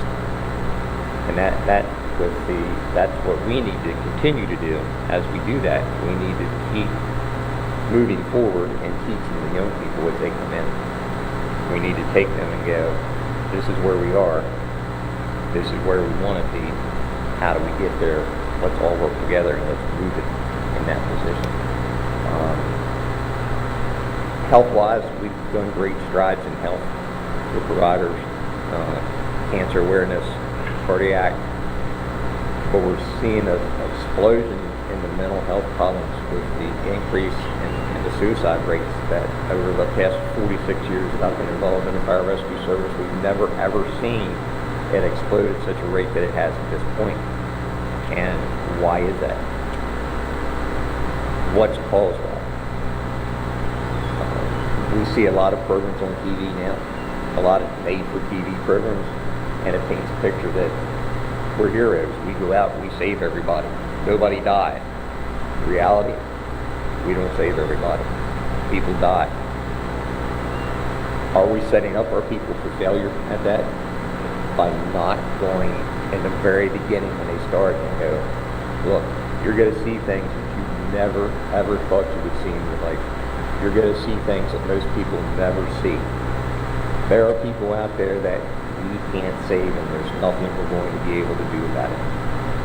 You have to be able to let that go and talk with your people in your departments or get help for that, and it's okay to not be okay. That's a big thing. You have to realize that sometimes you're not okay with it, and you have to talk to people about it, and you have to do something about it, and that's okay. Years ago, like Skip said, we're big, tough firemen. Nothing bothers us, and sometimes you have to go and go, that call really bothered me, or this situation was really bad, and I can't handle it. I need to talk to somebody about it. We need to move forward with that, just like we have with the heart problems, the cancer, and the mental health issues. That's what we need to do. The whole vision of this organization is to move us forward, to keep us going, to be progressive with it, and to take everybody along and not leave anybody behind in the process. Whether it's with training, whether it's mental health, whether it's with the cancer or the heart problems. Years ago, we never thought about, you're going to wash your hoods. Now the departments are like every Monday, you're going to take your hood, you're going to wash it, you're going to take your spare one out and use it. Every Monday that happens. You come back, you clean your gear. It used to be a big pride thing of how dirty your gear got and how burned up you got your helmet. And I see everybody sort of nodding and smiling and going, yep, we remember those years. Now it's hey, that could cause cancer, that could cause you problems down the road. Look, we need to do this and we need to stay on. And we've seen that trend. We've turned the corner and we're seeing that happening now. The same thing can happen through the fire rescue service for all of us on everything that we do from now on, and as we teach our younger people coming in where to go and how to get the help and how to do things. Thank you, Mr. Sullivan. And I would respectfully request that the chatter in the room be kept to a minimum, be fair to everybody here. Thank you. Good morning, Chairman Simpkins, officers, committee chairs, members of the MSFA and LA MSFA. Thank you for the opportunity to again speak before you. As I begin, I would like to extend my heartfelt condolences to past President Danny Davis, who provided strong leadership for many years. Danny served the Southern Maryland counties as well as the MSFA with distinction and honor. He will be sorely missed, so I ask that you please continue to keep Rose and the family in your thoughts and prayers. As many of you know, my name is Paul Sullivan, and I'm from here in Baltimore County, literally 5 minutes up the street. And I'm proud to announce that I am a candidate for the office of Second Vice President of the MSFA. I've been in the fire service 36 years, and serving as the Chief Officer of Paramedic and Emergency Services Instructor, and continue to do so today. Again, for the first time, we have, in a good while, maybe a decade, we have 3 candidates. It's going to be healthy. It's going to be interesting. So what I tell you before I move on is please register and please vote. Regardless of who you vote for, exercise your right for your voice to be heard. Again, I am running because I believe my experience in education, my positive leadership, integrity, and my high standards, along with my passion for this system, will allow me to continue to move this organization forward. Since announcing in December, I've traveled the state, east, west, north, south, central Maryland. I've been all over the place, attending county association meetings. And I do want to say that I appreciate the reception and hospitality that I've received at each one. Listening to the issues that each county has become important to me. Many of them I did not know existed. Very interesting as I travel the state. As many of you already know, I've had the opportunity to serve on a number of MSFA committees and continue to do so today. Some which include the Safety Committee and the EMS Committee and the Grants Committee, and newly appointed to the First Vice President Ben Kurtz's Mental Health Task Force, which I'm glad to be part of that task force. As many have said up here, that is a primary priority for me as our individual's mental health. I say this a lot, having experienced this, but it's nothing like talking to somebody on a Thursday and everything appears to be copacetic, and on Saturday morning you get an email that such and such took their life. And when you talk to them on Thursday, you recognize nothing that was wrong with them. And that ability for them to take their life a day and a half later didn't happen overnight. We failed. We really failed. So I'm hoping with the task force we're going to be successful in being able to provide some training on being able to recognize some of the signs and symptoms so that we as leadership, boots on the ground leadership, can maybe help curtail some of that, but more importantly, have a clearinghouse of resources to be able to provide for those individuals. I believe that active and daily operational experience by MSFA leadership is going to be and continues to be critical in recruiting our younger members to MSFA. So I think you really need to be engaged, you need to be involved, and you need to know the issues of today. As discussed at the executive committee meeting in December, I announced my candidacy not only because of my passion for our fire rescue and EMS system, but also because I want to have the opportunity to help grow and improve the MSFA. In the event I'm elected as your second vice president, there are a number of initiatives I'd like to work on, as we've all discussed, personnel, mental health, and wellness being a priority. Recruitment and retention. Again, I say this as I go around the state. We continue to fight for the same resources, whether it's the Little League, whether it's the Boy Scouts, whether it's the American Way, whether it's the Red Cross. We're fighting the same group of individuals for volunteers. So we have to do something to entertain or engage those individuals who want to come here and participate with us. More so, we get those individuals in the door pretty quickly, but we don't keep them. The recruitment's one effort, retention's another. I think they need to be separated to be understood, the importance of both.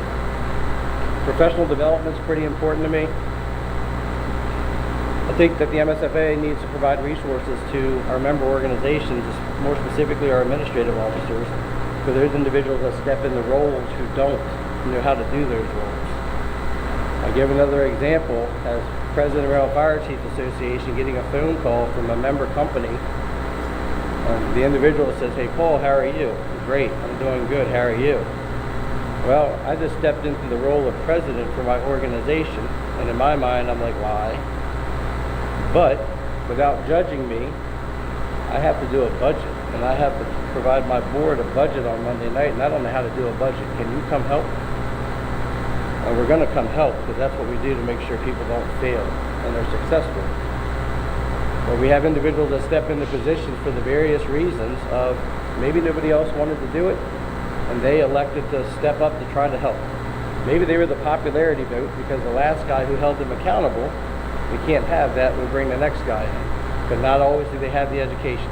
So I think we need to do better to try to give them that education. And finally, diversity, equity, and inclusion. I believe that we truly need to treat everybody fairly and give everybody equal opportunity to be a part of this organization and their organizations. In the event you're not familiar with me, please take a minute to visit my website. It's bulletinformsfa.com.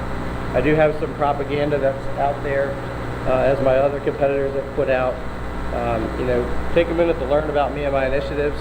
I then urge you to carefully review the qualifications of the 3 candidates. Decide which one will be best for the future of the MSFA. Decide which one will be best for the future of the MSFA. I am sure that you will come to the conclusion I am the best qualified candidate for the position. Today I'm asking for your support and endorsement and vote for my candidacy for the office of Second Vice President for the MSFA in Ocean City in June. We're having an election. Get out and vote. As I close, I would like to thank the many individuals, departments, associations, and past presidents who have already endorsed me. And more importantly, I'd like to thank the following members from my election committee who are present with me today. MSFA Executive Committee Doug Simpkins, MSFA Past President Paul Sterling, and LA MSFA Past President Teresa Crispin. If anybody has any questions for me, I will be here today and tomorrow, and I will definitely be willing to entertain any discussion. Mr. Chair. Thank you, gentlemen. Very informative, and we appreciate, like you say, it's been a long time since I've seen 3 candidates. So we're really excited for this. Thank you very much. Chief Chaplain John Long, if you make your way to a microphone, a prayer for lunch. Folks, it is 2 minutes to 12. We will break for lunch, and we're looking for an hour. I would respectfully request that you would allow the executive committee members to get their lunch so we can get over for our executive session, a working lunch. Sandy wants to pull a 50-50. Sandy wants to pull a 50-50. Well then, look, Sandy gets to pull the 50-50.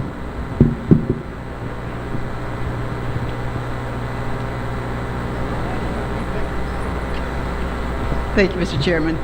I would like to thank everyone for their donation. You would win $198. Winning ticket is 438030. 438030. You're only 30 off. T's only 30 off. We have a winner in the back? Yes. Oh, okay. All right. Thank you. Reverend Long, Please your join me prayer in for prayer. lunch. Ladies and gentlemen.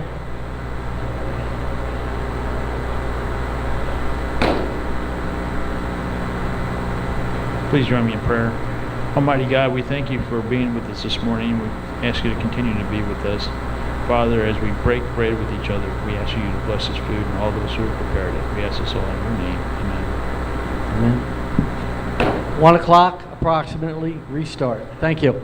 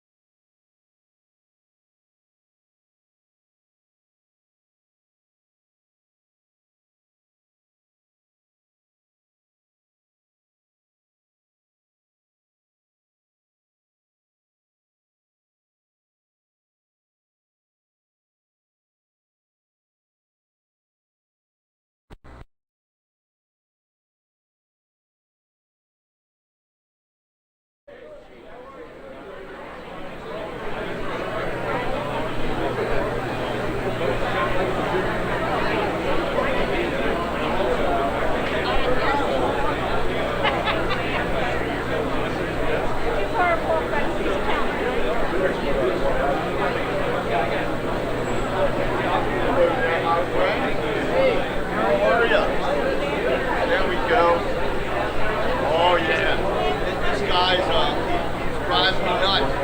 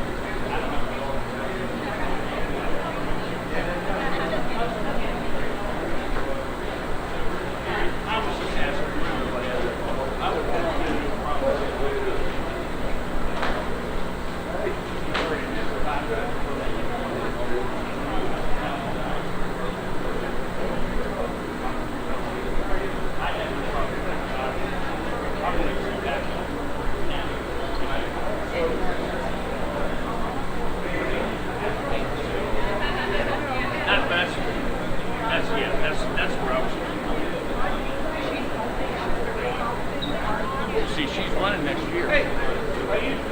They're getting bigger.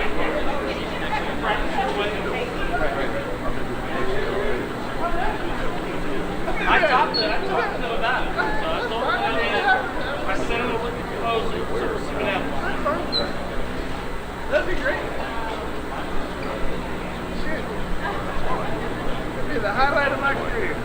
I've done it once. Have you? Cool. That's good. I did it once at Belmont for the Ponies. Oh, sorry. Oh, wow. No sad luck. Yeah. Everything good with you? Oh, you really? Oh, yeah. I leave Monday.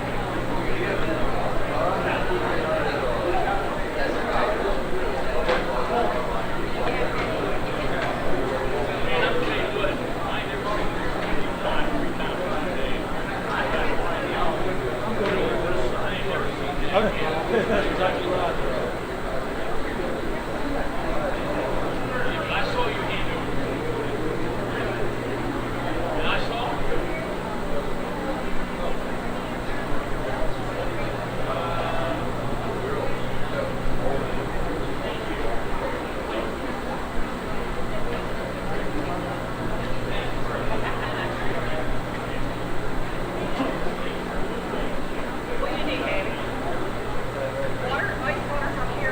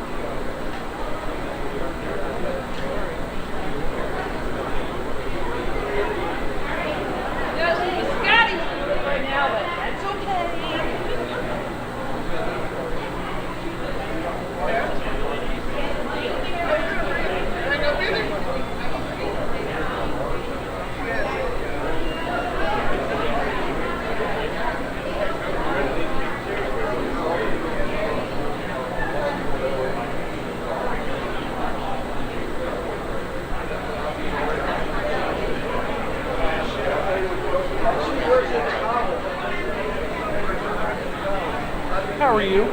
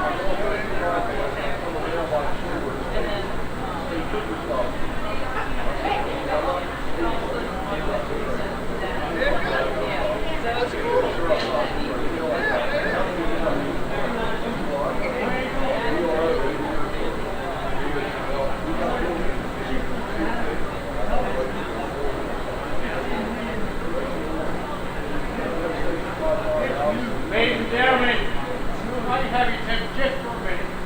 So there aren't any flags tomorrow morning. We were only at Friday.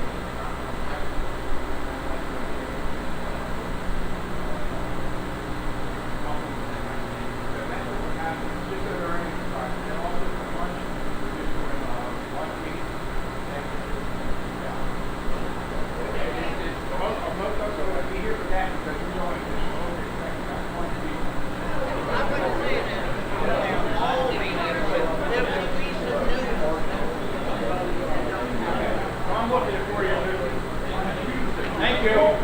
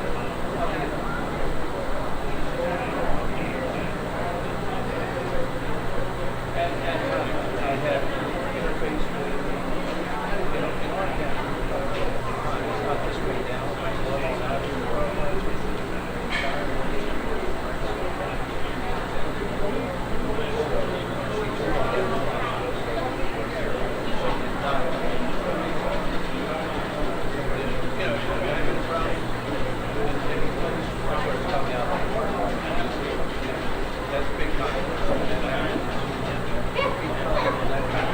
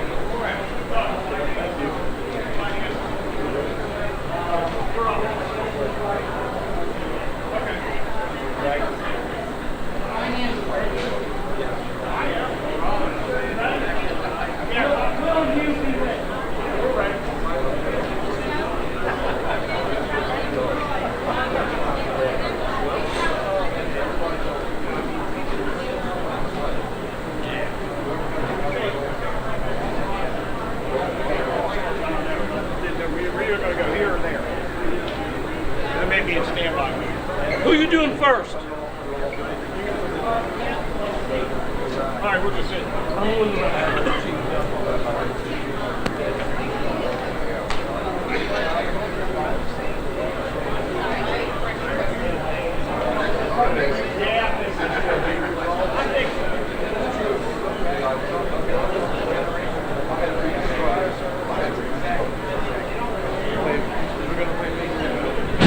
Test. Give everybody 2 minutes to get it together, and we'll get started again, please.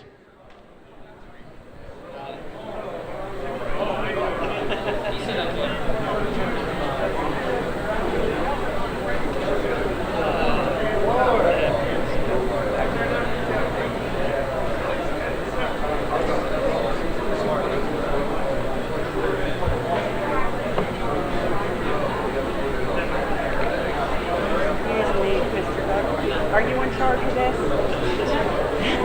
No. behalf of the Bowleys quarters ladies auxiliary, we want to thank you for coming down, and we hope you enjoy the food. Okay? Guaranteed, Gabriel. Here it is. Come back tomorrow morning, we'll do it again. I'll be here.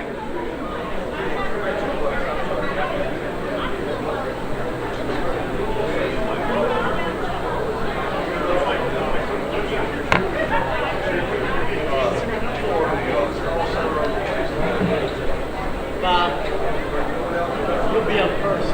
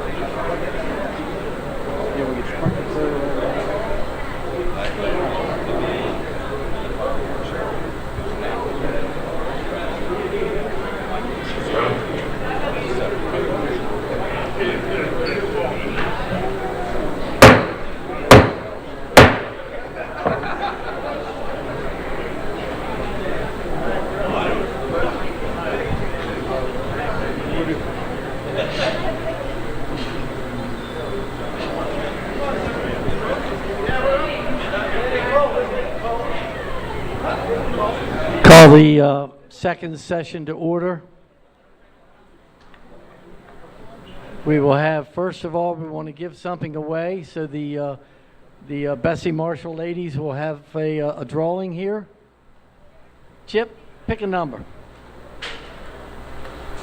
Take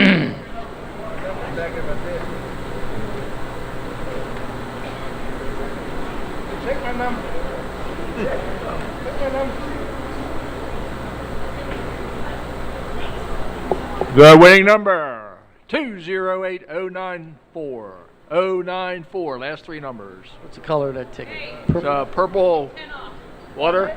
Purple ticket, I guess? Purple ticket, Violet, 094. 094, last Doyle Cox is the winner.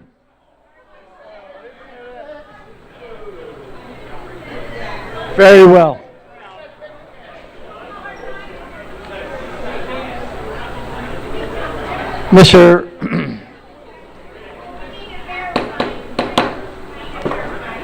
Mr. Phillips, if you would, the MSFA Fire Prevention and Life Safety Branch. Yes, sir. And I have my chairman back here.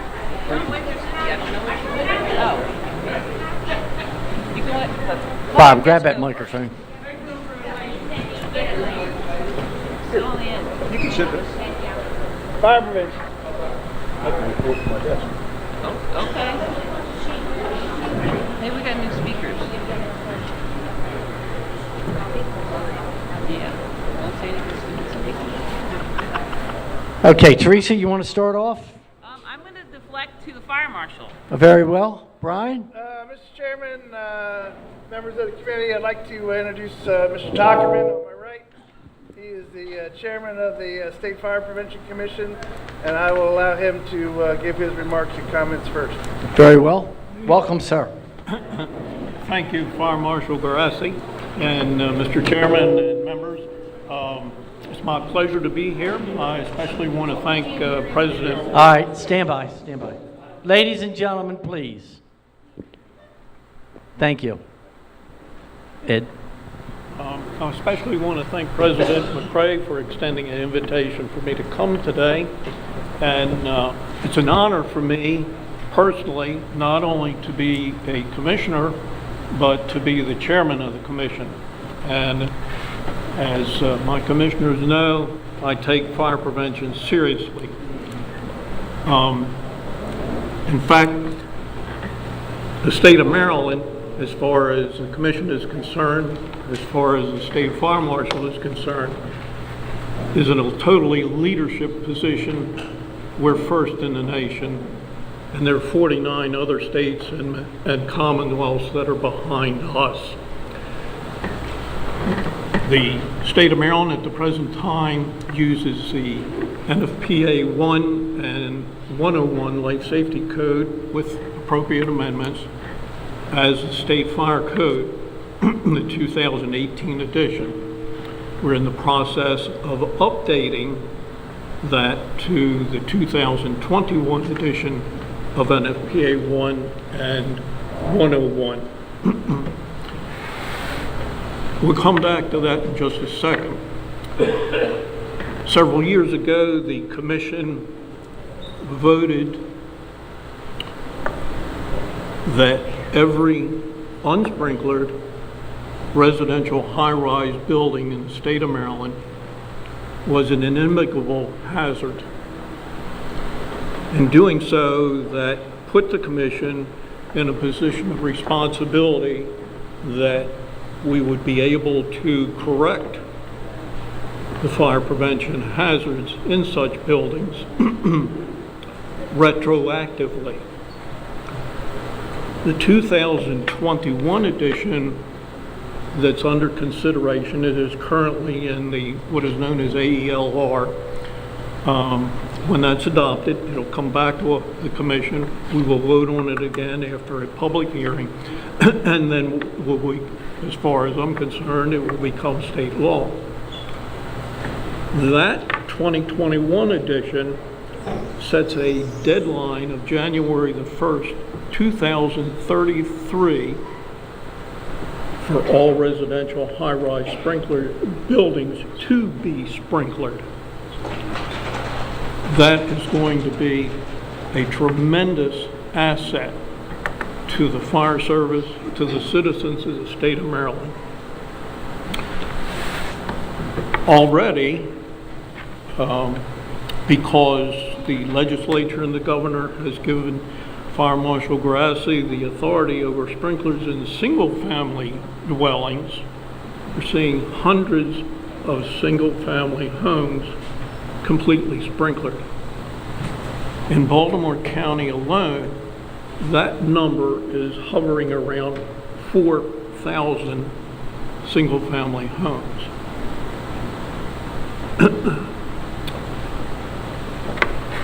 The commission has done a wonderful work. We have at the present time where the Colonel of the State Police, Woodrow Jones, has supported the commission, as far as I know, greater than any other state police superintendent. And so I publicly thank Colonel Jones. He knows that the commission supports him, and we recognize his commitment to fire safety, fire prevention, and to the commission as the experts. So, and with that, I'm willing to take any questions that anyone might have. And it's good to see some of my fellow commissioners here. Commissioner Alexander, Commissioner Bilger, Commissioner Stevens, and Commissioner Faust. So, any questions? Hearing none. Thank you, sir. Thank you very much. State Fire Marshal Bryan. Thank you, sir. Mr. Chairman, good afternoon, everybody. Brian Geraci, Maryland State Fire Marshal. Just to bring you up to date on a few things. So far, we're 3 months in. We've already have 18 fire fatalities on the books. Clearly, again, I will preach the message. We need to do more. Now that we're winding down from COVID and the weather's getting nice, ladies and gentlemen, we got to get back out in the communities. We got to knock on these doors and talk to people. And we got to take every advantage we can in the community settings to get out there and spread that message with regards to smoke alarms, exit plans, closing those doors at night. Really important. We continue to see homes where we're losing loss of life that doesn't have smoke alarms in it. And here we're in 2022. I mean, come on. I mean, we got to get that message out there. So please ask your departments to do that for us and continue to get those messages out there and engage the public. That's really the most helpful thing, and I'm sure Teresa will expand on it too and tell you that in the community risk reduction world, that one-on-one contact is extremely important. You know, piece of paper stuck in the door, somebody might read it, somebody may not, but if you're talking to somebody and talking to them about it, they get that message. So we're up to 18. We've only had one residential multiple fatality fire this year, thank God. Last year, we're at 60 right now. As you heard earlier, with the ME's office on the backlog, we still have 5 deaths still pending with the ME's office for last year. Now, out of that 60 right now, we lost 9 children. We lost 17 seniors. The seniors have come down a little bit. The kids went up. But that's our most vulnerable populations, as you well know. So those are the folks we need to continue to work on and help those folks. I will give kudos to FABSCOM, the Fire and Burn Injury Coalition of Maryland. They're doing tremendous work getting out there, installing hard of hearing smoke alarms for residences throughout the state. We've partnered with a new company on that, with bed shakers and those types of things. So those detectors are getting out there, and they're doing great work on that. Just a little information on personnel in the office. We've had a few people brought on board, contractual inspector in Northeast, and finally, after many years, we hired a fire protection engineer who's gone to our Southern Region office, and that Southern Region engineer is now at headquarters. So after probably 2.5, almost 3 years, we have an engineer back at headquarters. We still have a vacancy out west for an engineer as well. So we think we have somebody on the hook from the University of Maryland that we're bringing in as an intern, and hopefully we'll be able to set that hook, and he'll come work for us once he graduates in the next year or so. So we're working on that. You most know, the chief deputy, Greg Durr, left to become the Howard County Police Chief. We interviewed for his position this week. There were 7 applicants, so we're going through those now and going through that process.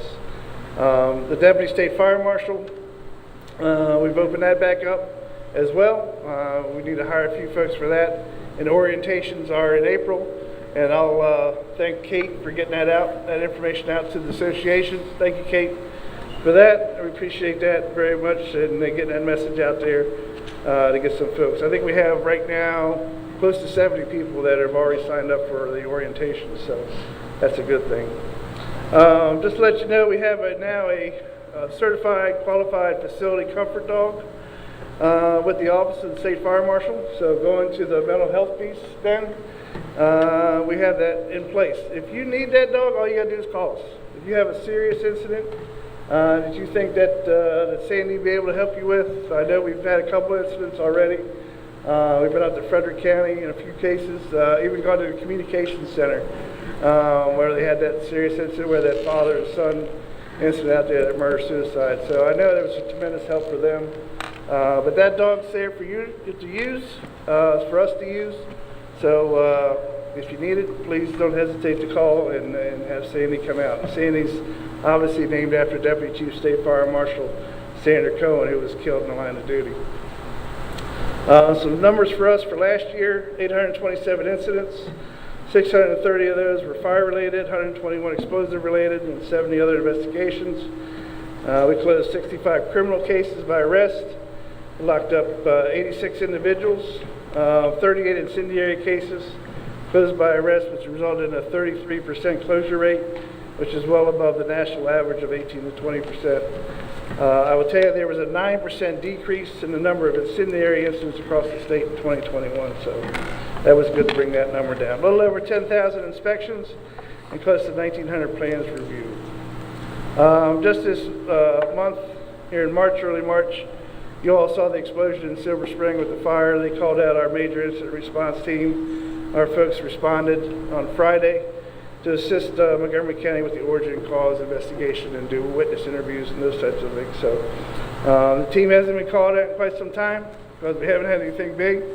And okay, yeah. So that was it on that. That was, you know, the result of human error. The maintenance man cut the natural gas line in the basement, thinking it was a water line, and obviously there was a flash fire, then an explosion in the building. Unfortunately, no one was killed. We had 14 people injured.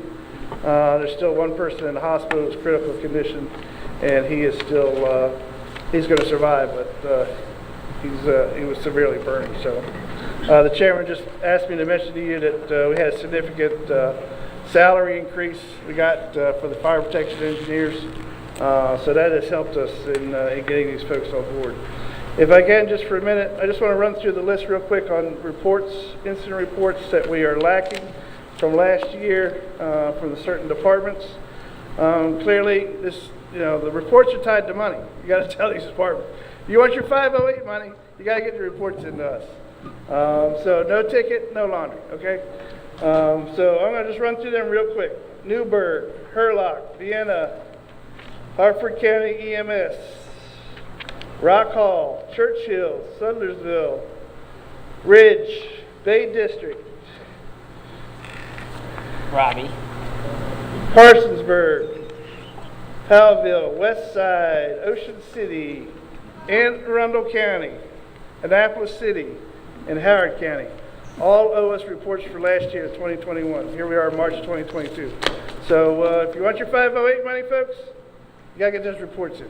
So appreciate the time today, Mr. Chairman, as always. Thank you so much for letting us go ahead and letting the chairman speak today. I appreciate that very much. Very well. Thank you, Brian. And on a personal note, with the tragedy in Baltimore City, it was very comforting to see a familiar face talking to the media and explaining what was going on. So thank you for what you did. I know the families personally of two of them, and they needed it. Thank you, sir. Thank you. Chief Phelps? Yes, ma'am. For the sprinkler trailer, I've just got a short report here. I'd filed it, but I didn't see it on the list. As anybody can guess, there hasn't been a whole lot going on with the sprinkler trailer since the last executive meeting as far as use. Talbot County is still in the process of planning the demolition of the building we're storing our trailers in, but we've not had an update as to timing when we'll have to have them out. The one trailer that we wanted to loan to Delaware, I can tell you that I have sent a draft of a loan agreement to Delaware for approval, and I'm awaiting a response from them on that at this time. Basic agreement, after our conversation at the last meeting, requires that the trailer be housed inside when not in use, is insured when not in travel or use, be kept in the name of the MSFA, and the motor vehicle tag will remain on it, and to be returned to the MSFA at the end of its use in the same condition it was received. A note on that would be the trailer is ready to use. We could pull it outside right now and do a demonstration with it. It's all ready to go. I'm being noted.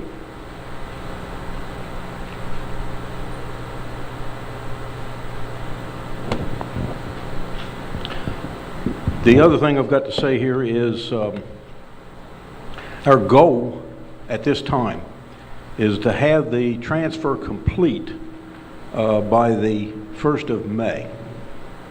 We've made arrangements with the Delmarva Volunteer Firemen's Association to present the trailer to Delaware at their convention, which will be in Hartley, Delaware, May the 7th. And we're hoping to get the media there. We'll have some media coverage both for the state of Delaware and their sprinkler initiatives, and also for the MSFA and their contribution to those efforts. I think it could come out to be a pretty good thing. I've been speaking with the president about it. We've been dealing with the Delmarva Association president, and also with members of their legislature who are very much in favor of this happening. And I believe that's the end of my presentation. Thank you. Very good. Ladies? Good afternoon. My name is Cindy Wright Johnson. I am the chair for the Riskwatch Subcommittee. I did submit a written report. I'm just going to highlight a few things for you. Thank you again for the ongoing support. We are inventory ready for convention. We've got a few more things we need to do, and the biggest of that is going to be recruiting people. We have adult leaders for all of the risk areas, and one more confirmation, we think we're going to be in the same place upstairs on the second floor. We will do steps to safety and encourage families to come. I worked closely with both Kate and Lynn, and we will be using most of what is in the storage unit. We ordered for 2020 and carefully boxed in Tupperware and saved. So all of those things, I have personally opened all those boxes. Everything is still good. The kids will get backpacks. Our volunteers will have t-shirts. I've got a list for you of what we plan to highlight. We are going back to pedestrian safety with the American Trauma Society and Untitled Health Peninsula Trauma. Many of the other stations will be the same, and our new station will be a much more developed version of what you saw at the December meeting, but it will focus on safe sleep. As I've said before, the leading cause of death in children under the age of 2 in the state is unsafe sleeping circumstances. And so we will have that display, and we will also be doing a presentation on that. Huge thanks to Lynn and Kate for both the work on planning our 4 educational programs, as well as helping us figure out where everything is and gearing back up for the next convention. We do have ongoing grants with both child passenger safety and bike safety that are funded by the Highway Safety Office. I've listed a number of other resources that are there, and I think the highlight, the highlight is the upcoming seminar that will be in person, but also thanks to Chris, will also be available virtually on April 2nd. So our guest speaker for that day is Lenny Carmichael, Chief Lenny Carmichael from the Trenton, New Jersey Fire Department. He is a national speaker on pretty much chief-related, like officer-related programs, but he's going to take his chief officer's program and take it to the community risk reduction level and try to help us, the educators, help our communities with helping the fire service understand why we do what we do. And in a way, since I asked Lenny to take your program of scene size up and like this, the different buildings, so that when we as an educator can go to that building and say, this is what your building is made of, this is how we have it. A lot of people will say, well, why does the fire department take so long to get there? Why is there so many people sitting in front yard? Why is this person just doing this? Why is that person standing there? Well, as an educator, you're trying to help educate your community the best you possibly can, and by doing that with his concept, it was a great program, he's going to try to help us there for our levels. With Ken Bush speaking, Fire Marshal, and then we have something a little bit interactive this time. We have Bree, she is a fire department member in North Carolina, but she is also a school teacher, and during COVID, we were following along with her because she was creating, because the schools were going to Google Slides and all these different like programs, online learning, she created a fire department community risk reduction program. So it's an interactive station. She's going to be teaching from North Carolina. So we wanted to show people that you can do these things in any type of format possible. She did tape her program at the North Carolina Summit about 4 weeks ago, I think. And we're going to show that, and then we're going to be able to do interactive skills with her. So we look forward to that aspect. We can't thank Cindy enough because money from her, what was it, EMSC for Children Fund, that what brings our lunch, we would like to thank. Networking resources for the record. Yeah. We'd like to thank Msfa for giving us the ability to use the home. I can't have 100 people in there this time. I'm only allowed 50 per the University of Maryland. But move it up. We understand that. We're fully unaware of what's going to happen, but we're going to try to get as much people. So please, if you haven't registered, please do that. So the flyers are in the back, and then we have updates from the programs, and we have Najee Kirby from Save Kids. She's going to be presenting, and we're waiting on one thing, and that's MEMA. We're trying to get a speaker for that because there's some, I guess Ed had surgery, and I think that's who was supposed to speak. Ed McDonough was supposed to speak for us, but she sent a message, Holly sent a message saying that they have to change some people. Well, we'll get that taken care of. As everybody knows, yesterday was Sparky's birthday, turned 71, the best day ever in the Senate, man. It was like great. So my thought process several months ago was, let me find every Sparky possible in the state of Maryland and bring them to Annapolis. And then it was, curb your enthusiasm, Treesan, you're only getting one. So I was like, but he turned 75. I'm bringing everybody that year. I want to fill the whole place up. So the Senate gave us a proclamation yesterday. I sent it to NFPA. NFPA greatly appreciates Maryland because the Fire Marshal, you were the first one to tweet out after what we did, and they were very excited to see these different things. We worked with the Maryland Fire Museum a couple of weeks ago. We did some fire prevention birthday stuff for him, and I'm going to send that up to them also. I didn't want to send it too early because I didn't want anybody to see what we were doing, but I was very excited for that. They're very appreciative of our efforts. Sparky 71, it was created just as an aspect of, helping children educate everything. The funny part is, yesterday, they were looking for a live Dalmatian. Like, where's the Dalmatian? Sparky's the Dalmatian. So, a little, thought process there. Yeah, hello. So what's also neat was to have the canines come down, because at first we were told they would only be able to go to the gallery, and then we were going to do a big picture on the steps, but they all brought them down, and I thought that was really cool. President Ferguson, he actually ditched part of the meeting so he could go meet the dogs, which I was like, dude, aren't you supposed to be in that room over there? He goes, I don't care about that, I want to see the dogs. So that actually pretty well. And the biggest thing, and I'll do it under legislative, but they're very supportive of us yesterday. They said great things for us, and they know we're working hard. So our committee works very, very hard to make these changes. And I'm partnering right now with Montgomery County Fire Department, with Beth Ann. We're going to be doing a program for online learning for students with low income, high needs. And we've been dealing with 3 schools in Montgomery County. I have 2 schools in Baltimore County and a school in Prince George's County that we're using. And what's unique about this is First Alert has given us a smoke alarm for every child that we're going to be helping.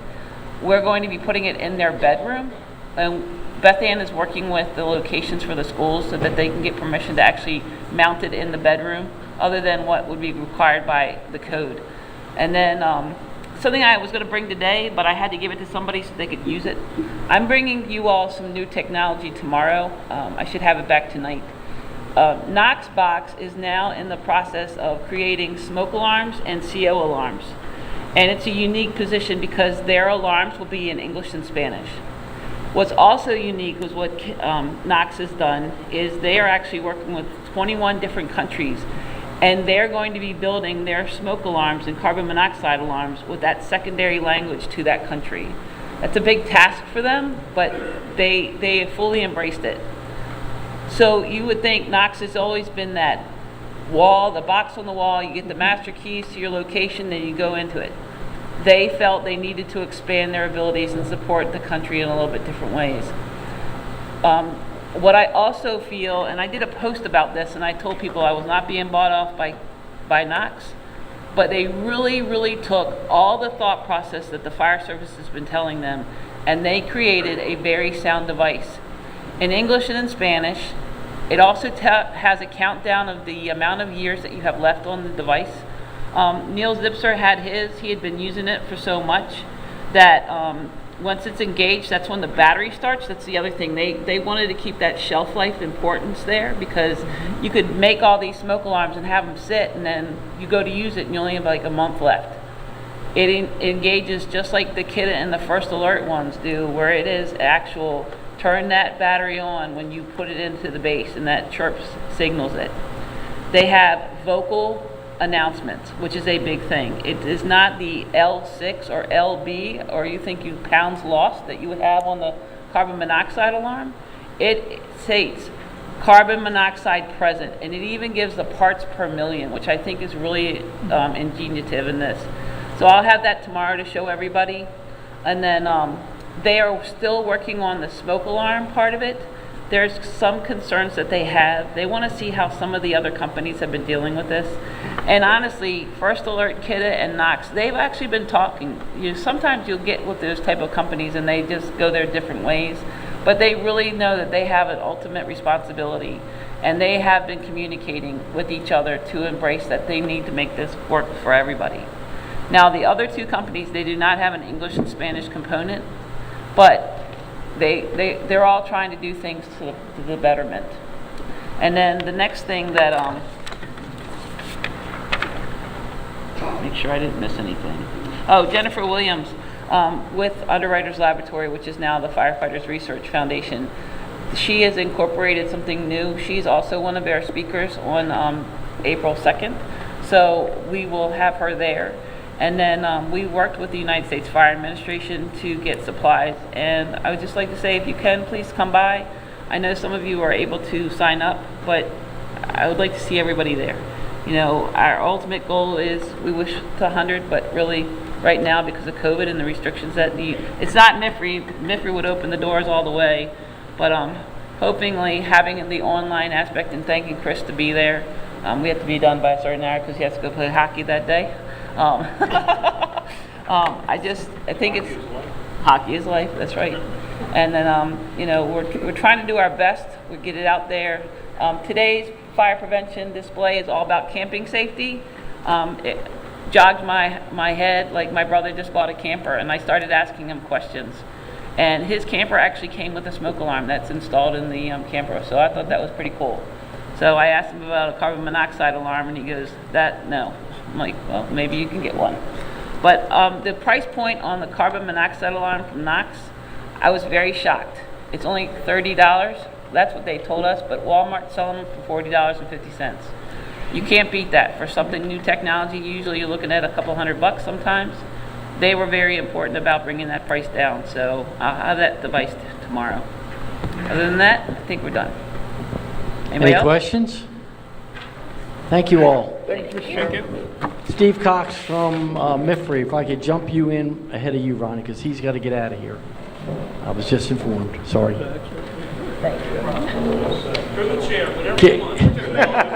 Keep jiggling the numbers. Make me money. Make me money. There's plenty of room up here. He'd come up here and sit next to me.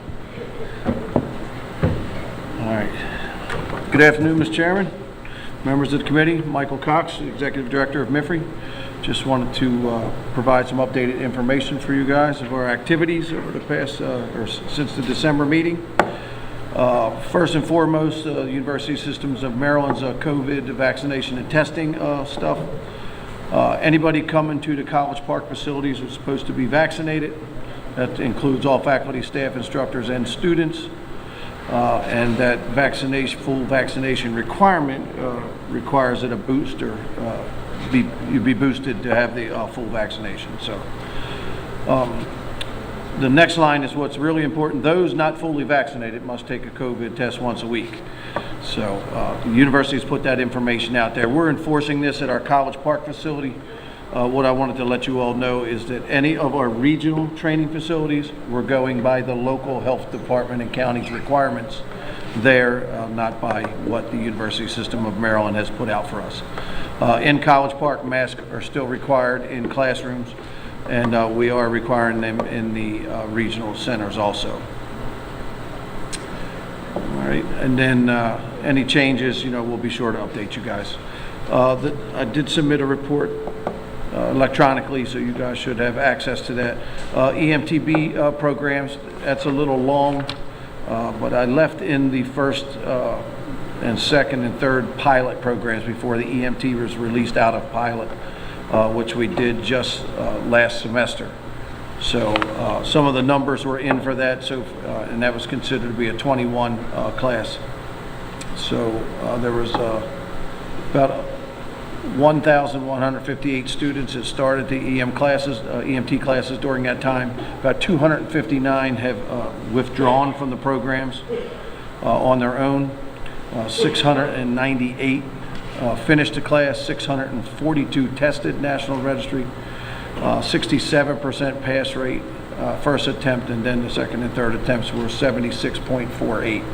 So above the National Registry average, that was 67 and 71%. So we're above that by about 5 or 6. And so far this semester in 22, for the FY22 numbers, there's 46 EMT classes scheduled to be run, about a little over 1,000 students that are enrolled, and only a few have tested out, and so far the 115 that have tested out, there was a 73% pass rate on the first attempt, and by the second and third attempts, if they had to go back, it's an 85% pass rate. So I wanted to make sure all the numbers are in there so you all could digest them if you wanted to. It's there. We're seeing a fair amount of success with it. And I tell you, I would love to take the credit for it, but I can't. That credit goes to Diane May, our planning section chief. Diane's a longtime instructor trainer and instructor at Msfa, came into that position, and then she has whipped this stuff into shape. There still has been a couple classes across the state that were troubling, but I think we just, one tested yesterday or the day before from somewhere that had dismal results in the beginning, and Diane had them go back, do the work that they're required to do, and all but one, I think, in that class had gotten through and passed the class. So those three classes that I'm aware of, the issues there were not just a student issue where they sometimes weren't completing the required work that they're supposed to do, but there were some issues with the instructors too, which is being addressed and will be taken care of. So. ALS research program, that's running well. That's a new program, 30 hours. Anybody's paramedic attends that. It's a 4-day program, 7.5 hours a day. Nothing online, all hands-on. No exams, no tests, just all online and approved by National Registry for recertification. So the rescue technician program I mentioned in December, I want to mention again, that's a new program, 8 hours. And it's compliant with the Maryland protocol based on Stop the Bleed and the Rescue Task Force standards that were put out and mentioned by the governor's active assailant task force. The test item analysis, as we were switching programs and moving to a tablet testing format, we lost the ability to give any test item analysis, and that's usually a program where you can get a printout of whatever test that someone might have taken, and it'll tell them what areas that they need to brush up on. So that has been put in place again, and the rollout has already begun in the Northeast region, the Upper Eastern Shore region, and I believe they're going to North Central next, and then they'll hit Southern Maryland, Western Maryland, then the Lower Eastern Shore. So that all should be rolled out. And we're expecting the full implementation to be done by summertime, so the folks will have some feedback on any of the tests that they take. All right, there's a bunch of class information in there, which classes are in pilot, which ones are currently being revised, which ones the SME groups have now, and what courses are slated for revisions. I'm not going to read through all them for you and bore you with that. So one thing I did want to mention in some of the various different counties that have their own ATRAs. We had originally scheduled ATRA visits between January and June of 22. However, we were contacted by Pro Board, and they've pushed those visits off for a year. So we've moved ours back off to January to June of 23 before Pro Board comes in to do the visit. So, and in preparation for that, we'll make sure that state ATRA reaches out to all the locals, let them know we're coming, and go through all the steps that we need to prepare for that national visit. You heard Teresa and Cindy talk about some of the seminars. There's a rural water supply officer seminar on the 26th of March in College Park. The fire safety and public life safety program on April 2nd, the FABSCOM is sponsoring. The Hoagland seminar is going to be scheduled for April 9th and 10th at Shady Grove UMD facility. And there is a fireground contaminant exposure control program that is going to be held on May 23rd, 24th. And we're asking any of you all from your volunteer combination departments, please, please, please let your health and safety officers know about that. Have them go on the webpage and sign up for the seminar. So this is part of a grant that we partnered with the Fire Protection Engineering section at the University of Maryland, and they're studying the contaminants, not the contaminants themselves, but the process of minimizing the effects or exposure to contaminants, and what difficulties the health and safety officers are having trying to get things in place in their departments. There's a professional development scheduled for May 1st. That'll be in College Park. Maryland Weekend occurred back on the 26th, 27th of February. There were 6 different class deliveries for that. Our National Staff and Command Program was held March 6th and 11th. That was held in Annapolis, Maryland. We had 75 people attend that from 22 different states around the country. Had some great speakers, Dr. Griffin and Rocavina, Gasaway. Dave Statter was out with Mark Brady, but they had a great program all week long. We got great reviews on the program. So Pearson View test centers were up over 1,400 tests. And then the only capital project we have going on right now is the Western Maryland Capital Project. So they are getting ready to finish up the footers. That was delayed a little bit. The contractors continued to dig in a certain area where they probably shouldn't have dug, and uncovered an underground tank and some other stuff, which caused us to go through a whole bunch of stuff. So thank goodness the water and soil tested clean. But now they had to make, I want to say it was a bridge, wasn't it, Steve? They had a bridge. They had to have an engineer design to put the footer in over top of this thing. For the addition to the building out there, but it's moving forward. That's we're past all that now. So the instructor skills is still going on, and I know that has been a hot topic around the state for many jurisdictions about instructors, and we've really seen an uptick recently in many of our programs and requests for programs. So many that we're having difficulty finding instructors for some of the programs. Part of the cause of that is most of the metro departments have been having back-to-back fire academies, so many of their instructors that teach for us are committed teaching for their own departments at the present time. So, but instructor skills, anyone from any of your departments is interested in becoming an instructor, we have made changes where traditionally the skills programs, everybody had to come to College Park and get them and have it done. We don't need to do that. We'll take a road show on the road. We will come to your counties, your departments, your towns, and do a skills program for them there. We've already tested it out in Anne Arundel and up in Frederick.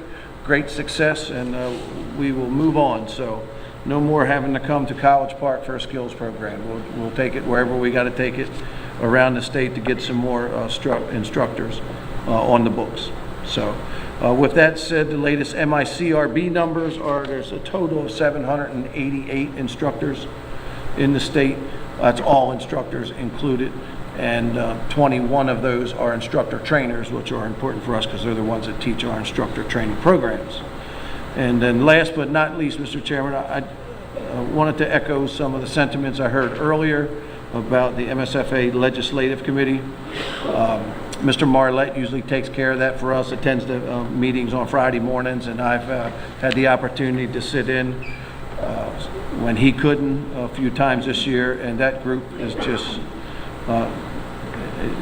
you really can't describe it. It's without words to describe what they do day in and day out, not only for you all in the MSFA, but for every other organization that sits in that room that's part of the Maryland EMS Fire Rescue program. So they have done a great job, and Robert and his whole group there, Jimmy and Richard Smith and Teresa, all of them, you know, folks from the Fire Marshal's office, they have done an outstanding job. And to go into the room and not be keeping up with that stuff, to walk in and just be updated, and you know, anyone doesn't attend that meeting from their organizations doing a serious disservice to them. So great job to them, kudos. So with that said, I'll answer any questions anyone will have. Any questions for the Director of Msfa? Mr. Buddy? Chairman.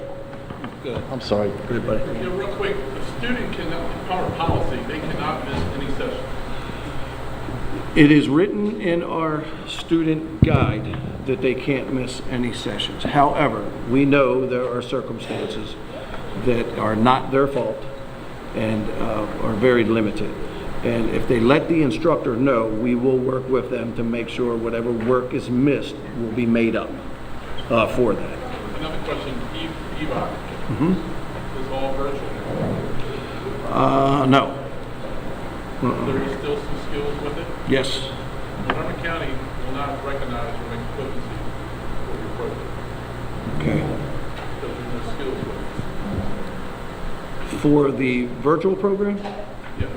Yeah, I don't think we were doing, we might have been doing that during COVID just to get folks through, but that's all going back to face-to-face and skills programs. But they still have to do the skills. Right.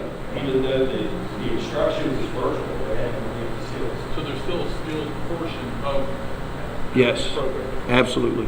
Okay, that's clarifying. Like, Yep. thank you. Yep. No, sir. Yes, sir. Two quick questions. And the first one came to me from someone else. Have we looked at or are we looking at the fail rate for other classes other than EMT? I know we spend a lot of time on EMT, but the two that he came to me with was Firefighter 1 and the Rescue Tech Site Ops class. Are we seeing an increase in the fail rate there? Not to my knowledge. I know we have had some people fail that, Dan, but again, with the switch over to the new learning management system that occurred 2 years ago, Canvas, there is a bunch of work that is in Canvas for all classes. And Firefighter 1 is one of them. And if the folks, the students, aren't doing that and the instructors aren't paying attention to them not doing that, then that's going to create a problem for them.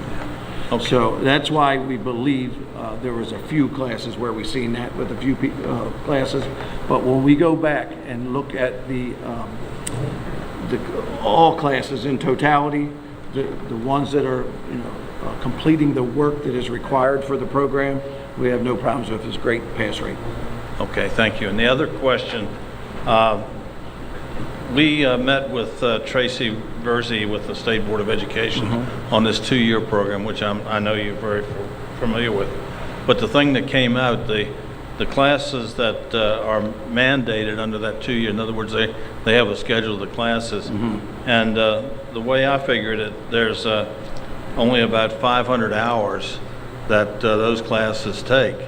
But if you take a 2-year program, that's 1,080 hours. So something's got to happen to those kids for that extra 580 hours. And I asked her, I said, so what we're talking about here is an unfunded mandate, because the state says we've got to have the 2-year program, but they only list about 500 hours. And those 500 hours obviously going to be taught by you all. But is there any thought that hours for those programs, hours could be added to say EMT or that MIFRE could pick up any of those hours? Because it's going to be a burden of about, just rough figures at $25 an hour, would be about $14,000 for the local jurisdiction to pay somebody, for want of a better word, babysit those kids for that extra 500 and some hours. Yeah. So, are you all open to discussions on that, or? We're always open to discussions. The only thing we would like to see is something standardized across the board. I know it has to be, it can't be standardized to the point where it's forced on someone. It's got to fit into each of the individual jurisdictional programs. However, what we want to see is the standardization in the type of program that it would be. Yeah. In other words, something that's beneficial for them instead of the. And I haven't been in the last couple of meetings that they've had with Tracy and Steve. Have you had last one? You want to touch base on that? If I can jump in here for just a second. One of the issues that I've had discussions with her is different programs have different hours. For example, some of your programs in Southern Maryland, you have the students 5 days a week, 3 hours a day. Some of the counties They only have them 3 days a week for an hour and a half. That's why their overall program, and we've been talking about that, how can we make it standard? The overall state program was addressing those particular counties that had the restricted hours, and they weren't looking at like Southern Maryland, Harford County and all, where we have them for 3 hours, 5 days a week. More to follow on that.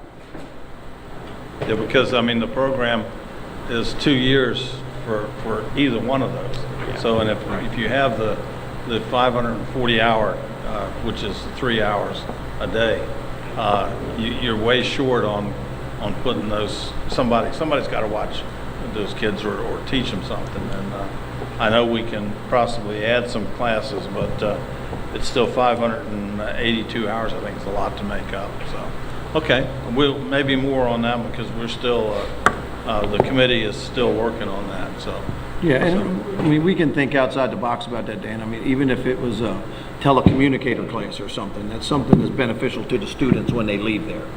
You know, whatever we can make fit, but we just got to make sure the State Board of Education approves that stuff. All right, thank you. Thanks, Mike. Take care. Thank you, Mr. Chairman. Yes, sir. Financial branch, I'm sorry. Yeah, financial boys, come on up.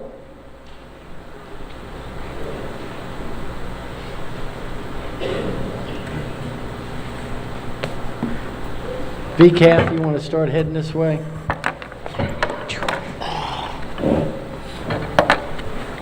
Good afternoon, everybody. It's a pleasure to see you all here. You should have gotten 3 documents in reports. There should be a balance sheet as of February 28th, a profit and loss statement for July 2021 through February of 2022, and there should be a budget versus actual for July 2021 through June 2022. Are there any questions on any of the numbers? Awesome. So just a couple of points that I have, and then my partners here will do some reports. But we have filed all of the 1099s for the MSFA. Those go to our contractor staff. They go to the widows and orphans who get funding through us, along with the Bessie Marshal recipients. All of the W-2Gs, which is related to the gaming from the raffle, have been mailed out to the individuals, and all those documents have been filed with the Internal Revenue Service.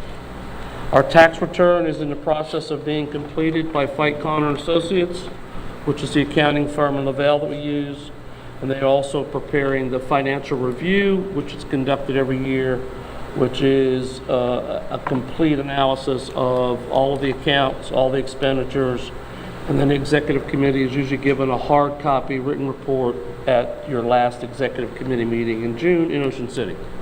So that is in full process. We're monitoring where the governor's budget proposal will be. We understand that the appropriations fund is scheduled to again be funded at $400,000, and the relief fund will continue with the $375, plus our understanding is that there's a proposed increase of $250,000 on top of that for the Widows and Orphans Fund. Relative to the SAFER grant, I don't want to take any of Kate's report, but the contractors that have been hired, a payroll system has been developed for each of the subcontractors that we're using who are administering the SAFER grant.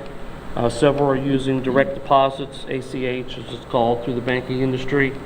And so we are doing payroll on the 20th of every month, and that includes all of the other documentation required for direct deposit. The budget has been loaded completely into our QuickBooks, which is a piece that the Budget Committee Chair will report on in just a minute. I have one item that I would like the Executive Committee to be aware of. I've been meeting with PNC, that is our primary checking account company, and they have a new program called a Treasury Enterprise Fund. It is a different version of a checking account. The two benefits are it provides additional program benefits because of the amount of money we keep in our account, in our operating account every year, because our checking account is over $1 million now in totality. And the other piece is because of that different component of programming, the amount of annual fees are reduced because of the amount of cash that you have in the account. In addition, the other piece is they connect with our credit card service, which is what we use for predominantly the convention, and it reduces some of the credit card fees. So the finance team needs to do a little bit more research on that, but I at least wanted to bring it to the executive committee that the finance team may be making a recommendation that we want to go to this different style checking account, and we'll need your approval to do that downstream once we get through that. That is the extent of my comments, so I will turn it over to the Financial Secretary.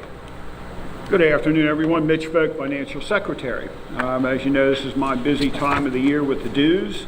The initial notices were mailed out on December the 17th. Second notices for those who hadn't paid yet were mailed out on February the 15th. And then about 2 weeks ago, I notified members of the Executive Committee of any outstanding invoices that hadn't been paid from your jurisdictions. I just want to give you a little story. 2 weeks ago in the mail, I received a return to sender. And I said, 10th District, Volunteer Fire Company. And I looked at it and said, I'm sure they paid. And I went back and looked, and yes, they had. Then I looked at the postmark. It was 13 months ago. And I just got it 2 weeks ago, return to sender. So, based on that, I'm going to read the list I haven't got yet. And two of these are always good. I've never had this, so I don't know if this is what happened twice on them. So in Anne Arundel County, I have Rivera Beach, Frederick County, Walkersville Rescue. Okay. Garrett, Northern Garrett Rescue. Montgomery County is Bethesda. PG County, I have Volunteer Marine Fire and Rescue. Riverdale Heights. And Seat Pleasant. And Seat Pleasant was double billed because they still owed from last year. So they got a double bill this time. It was $400 invoice.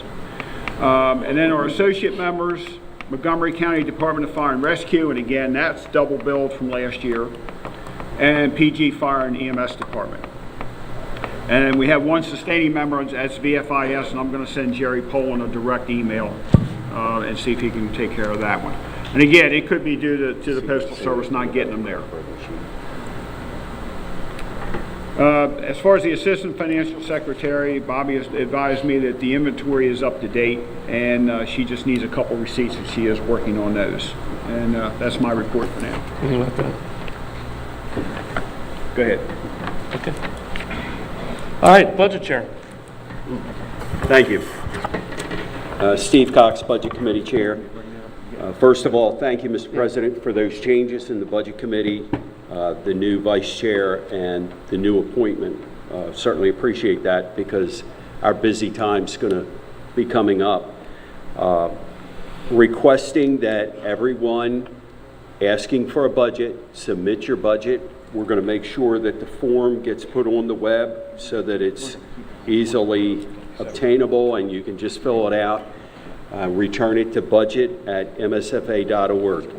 And we're asking that those requests be in by May 1st. And even if the budget that you're requesting, you want to stay exactly as you were, because I've been using documents from 2 or 3 years ago, submitting them to the committee for consideration, and we've developed the budgets based on those. If you're looking for something, or even if you want to stay the same, we need something from you asking, leave me at what we are, or whatever, so that we can plan accordingly. Other than that, we have made a couple adjustments. As we've talked about before, when a committee has something that comes up, if their particular line item has been a little slim, and we've had money in a different account that we've been able to communicate and move those funds to fulfill the need. We've made those modifications, and other than questions, that would be the report of the Budget Committee. I hear no questions. Any questions for any of the financial team? Okay. Mr. Chair, that's our report. Thank you, sir. VCAF? You want me to do Ways and Means? Oh, yeah, while you're sitting there, do it. Thank you. Okay, the Ways and Means Committee, we attended Sunfest in Ocean City and the Darlington Apple Fest. The farm fair was canceled due to COVID. This was back in the summer. So far this year, we have produced $15,943, and that is comparable to the pre-COVID year. So we're getting back to semi-normal with the raffle. Next large event will be Spring Fest. It'll be coming up in a month or two. It will be Thursday, May 5th through Sunday, May 8th, in a nice, hopefully warm inlet of Ocean City. We have plenty of room. We have a 10 by 20 tent this year, so we've got plenty of room if we can use some help. And that would be the report. Thanks, Mitch. Appreciate it. Sell those tickets. Get the money to Mitch. Sell the tickets. Yes, and I have them if anybody needs them. Joe? VCAF. Legislative branch is next. So, Mr. Phillips, Mr. Cumberland, Mr. Bilger, Mr. Underwood.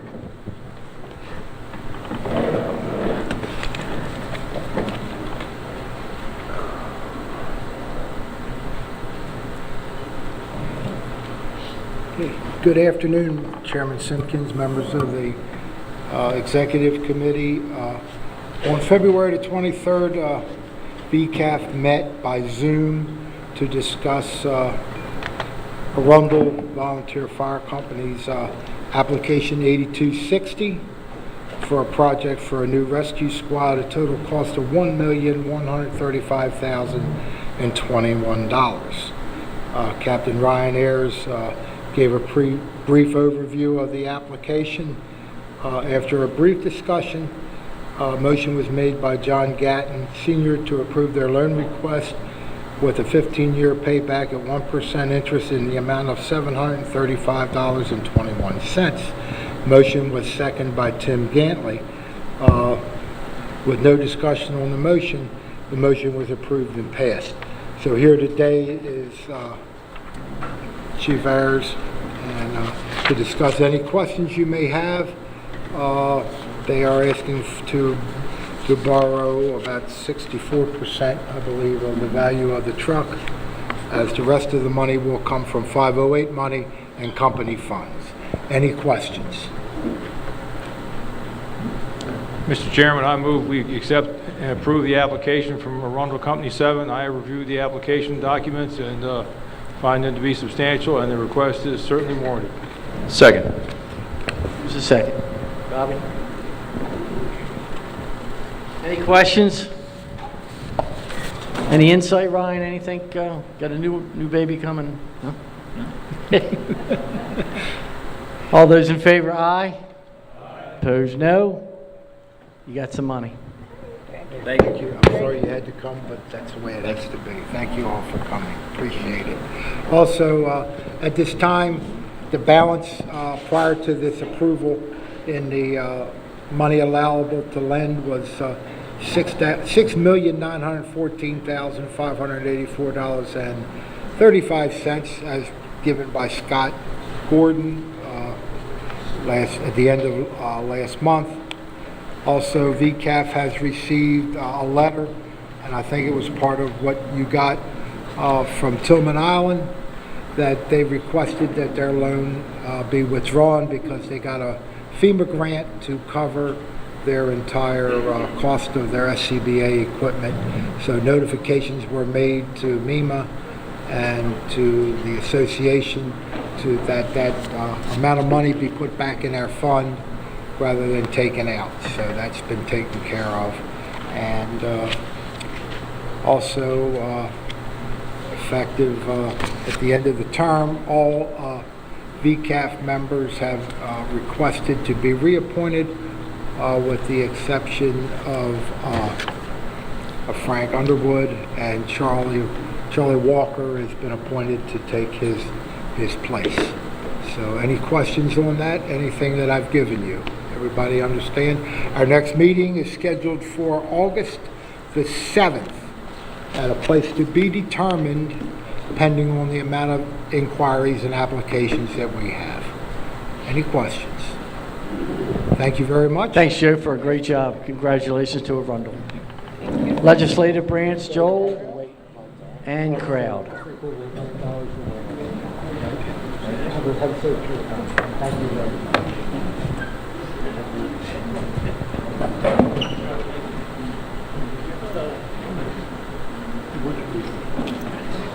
I'm coming. I'll give mine. Joe, I'll just sit at my desk. I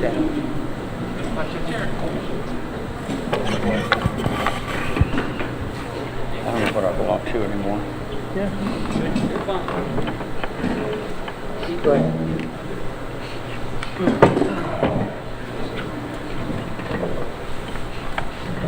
Good afternoon, Mr. Chair. For the record, Joel McCray, President and Legislative Branch Director.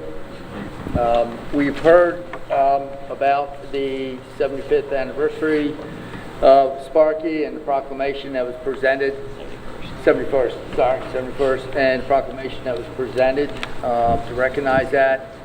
And this was done in the chambers of the Senate. Congratulate everybody that was down there. Thank Teresa Ann for putting together the Sparky dogs, etc. But the legislative team was on the floor in the Senate. And I can tell you, as the senators filed in, there were lots of hugs and fist bumps and handshakes in recognition of the legislative team. So I can tell you from that, I can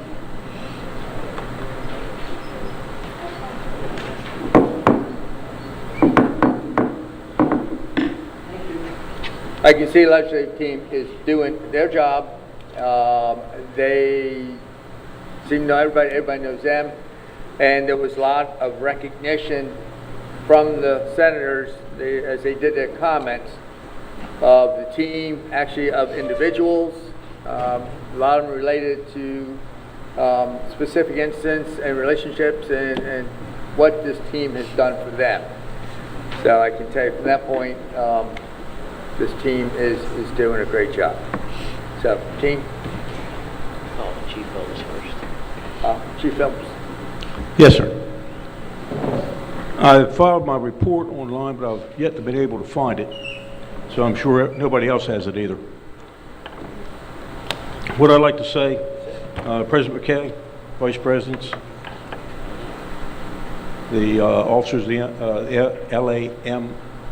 MSFA, I'm dyslexic, Chairman Simpkins, the Legislative Office 17th State Circle has been staffed at least 3 and lately 4 days a week since the start of the 22 legislative season began.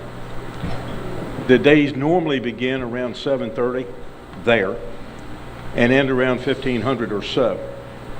And since we started keeping track on this, or actually our front ladies keep track, January we had 26 days that we were there, a total of 187 hours and 2,450 miles driven back and forth to take care of this.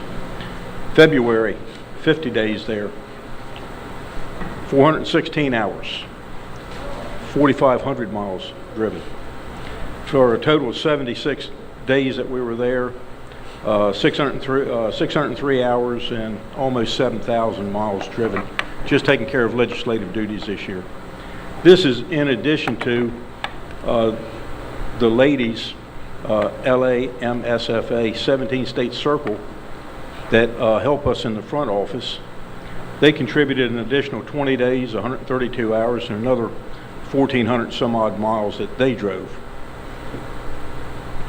What I'll say is these hours are reflected for just for time there in the office. Many days and weekends and nights, it continues on. It's not a 9 to 5 job. It's a 24/7 job. It happens all weekend long. This past weekend,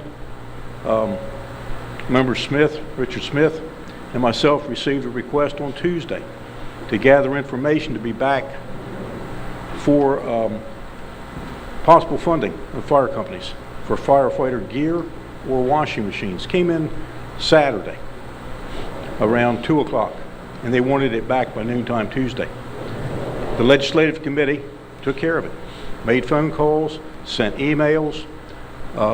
Kate sent it out. I personally took it upon myself. I reached out to the fire chiefs, Bill Smith, the president of the fire chiefs, because I knew he had contacts quicker in some cases than we did. We put together a report back to the requesting people. It was a member of the House of Delegates that was asking for this, and we had, I think we only had 5 jurisdictions that did not respond. So it was quite an effort. Just to give you some idea, it's not just in the office. The people that meet on a regular basis in that office, Vice Chair Malone, he was in here earlier, Vice Chair Crisman, she's on the phone with us every day. She's not in our office, but she's on the phone every day. Without her efforts, we wouldn't have the weekly bulletin. And Harv Wood, he's the legislative chairman for the fire chiefs. He's also in the office with us on a weekly basis. We go to 2 regular meetings every week. Every Friday we have a meeting with the fire marshal's office. Every Monday we have a meeting with Delegate Holmes and his fire EMS caucus. And it continues on like that all the time. During this past session, up till now, President McCrae and Vice President Kurtz actually came in, worked with us in the office, and gave testimony on bills. So it's a real effort. It's everywhere.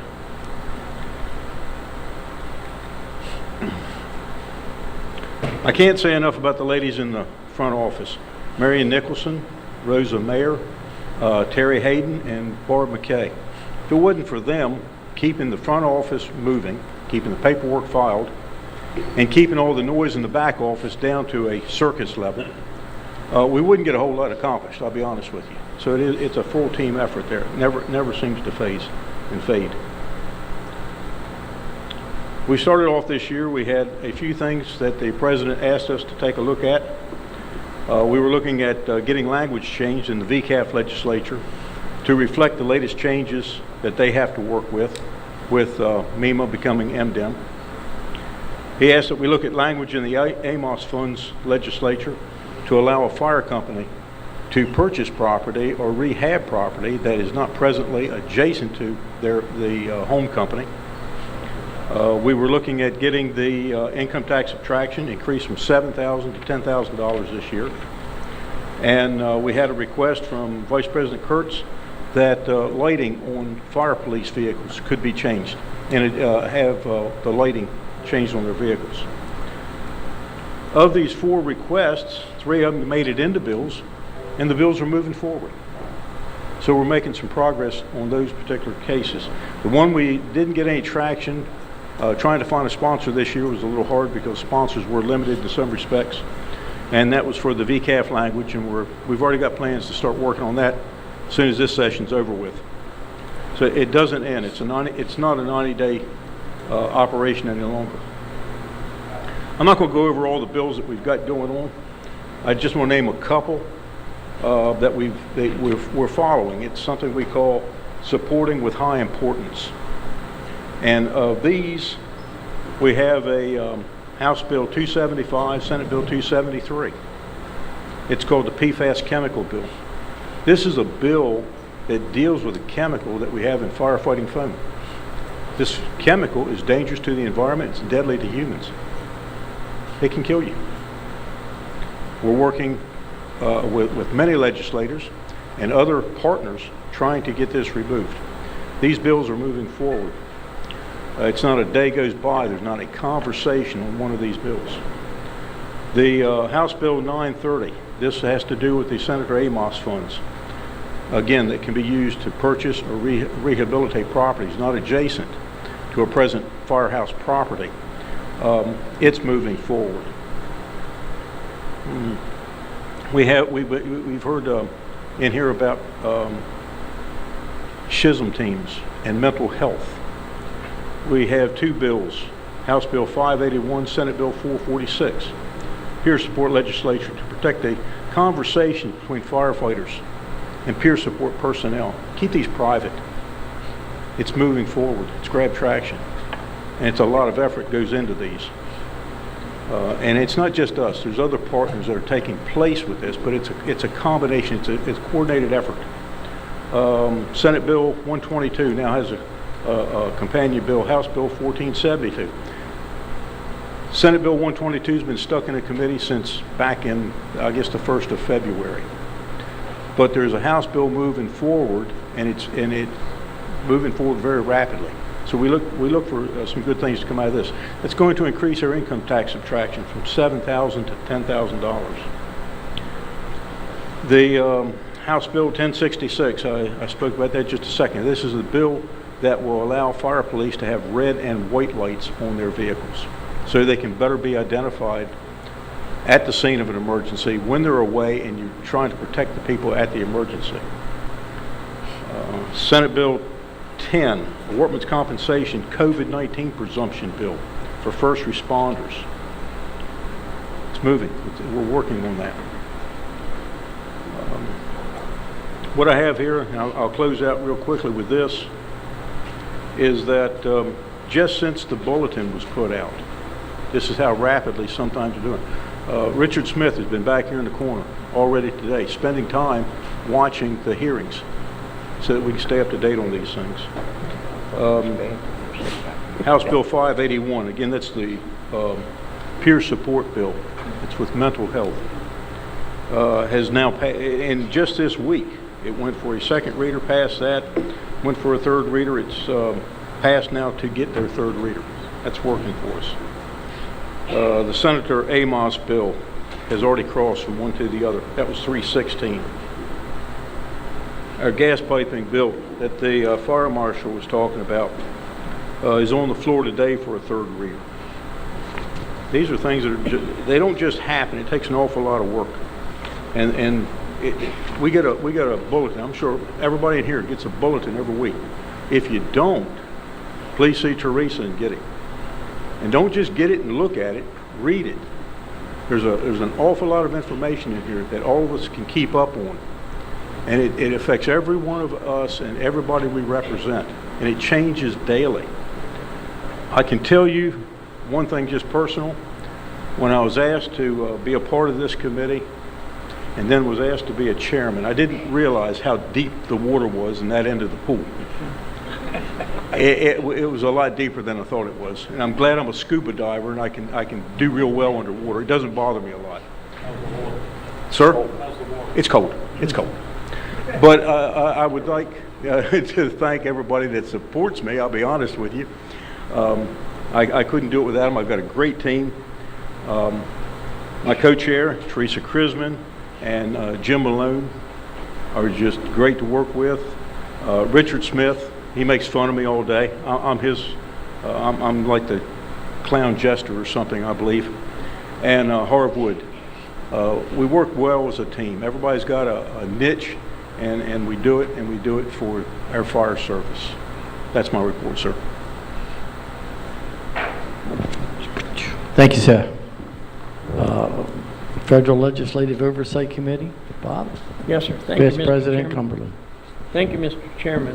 You all should have gotten my report. I submitted it early.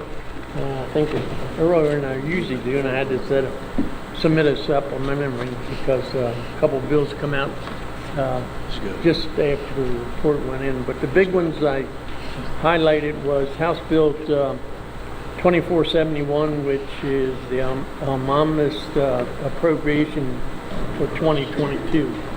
That was released by the House and the Senate Appropriations Committee on March the 8th. And the big thing in that is that they cut $10 million. They're looking at cutting the AFG grant program and the SAFER grant program $10 million from what President Biden had requested. As you well know, we all need this money. It's needed badly by all the fire companies, especially, with the past couple of years with Cobalt and how our departments have taken the cut. So I encourage each of you to get in contact with your federal legislators and encourage them to not cut that money out of that. Some of the requests that the president has put in that hasn't been cut but it will be increased is for the U.S. Fire Administration, Urban Areas Security Initiative, State Homeland Security Grant Program, the Volunteer Fire Assistance Program, the Siren Rural EMS Grant Program, and the National Firefighter Cancer Registry Program. So those bills are moving on. Another one that is key to us, especially in our state because we are a big supporter of sprinklers, is H.R. 6192, Senate 38346, which is High-Rise Sprinkler Incentive Act. This legislation would help out in the tax code area because under the tax code, sprinkler systems is looked at as plumbing. So it's a big tax on that, and that would cut that to recover funds, reduce that to 15 years. So, with the big high-rise fires that we had in New York and in Philadelphia, I think it's a key bill that we need to get on and support, and being supporters of sprinkler legislation in our state. We're a key leader in that area, so that would help them reduce that. And the latest one that come out is Senate Bill 623.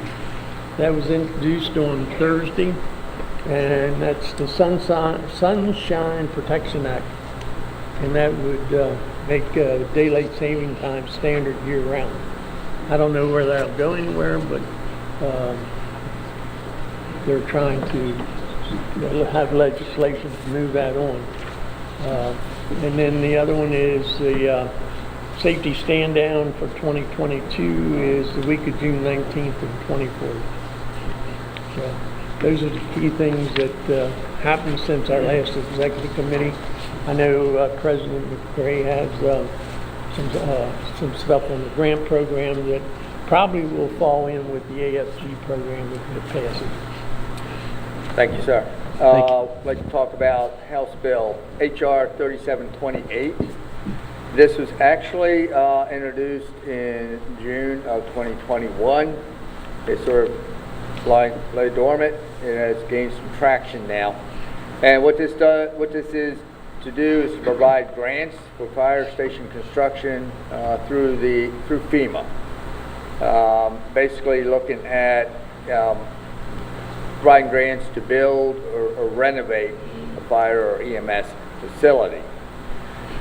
Senator Ben Holland's office has reached out to us on the state level to try to get a sense of what does this mean to Maryland.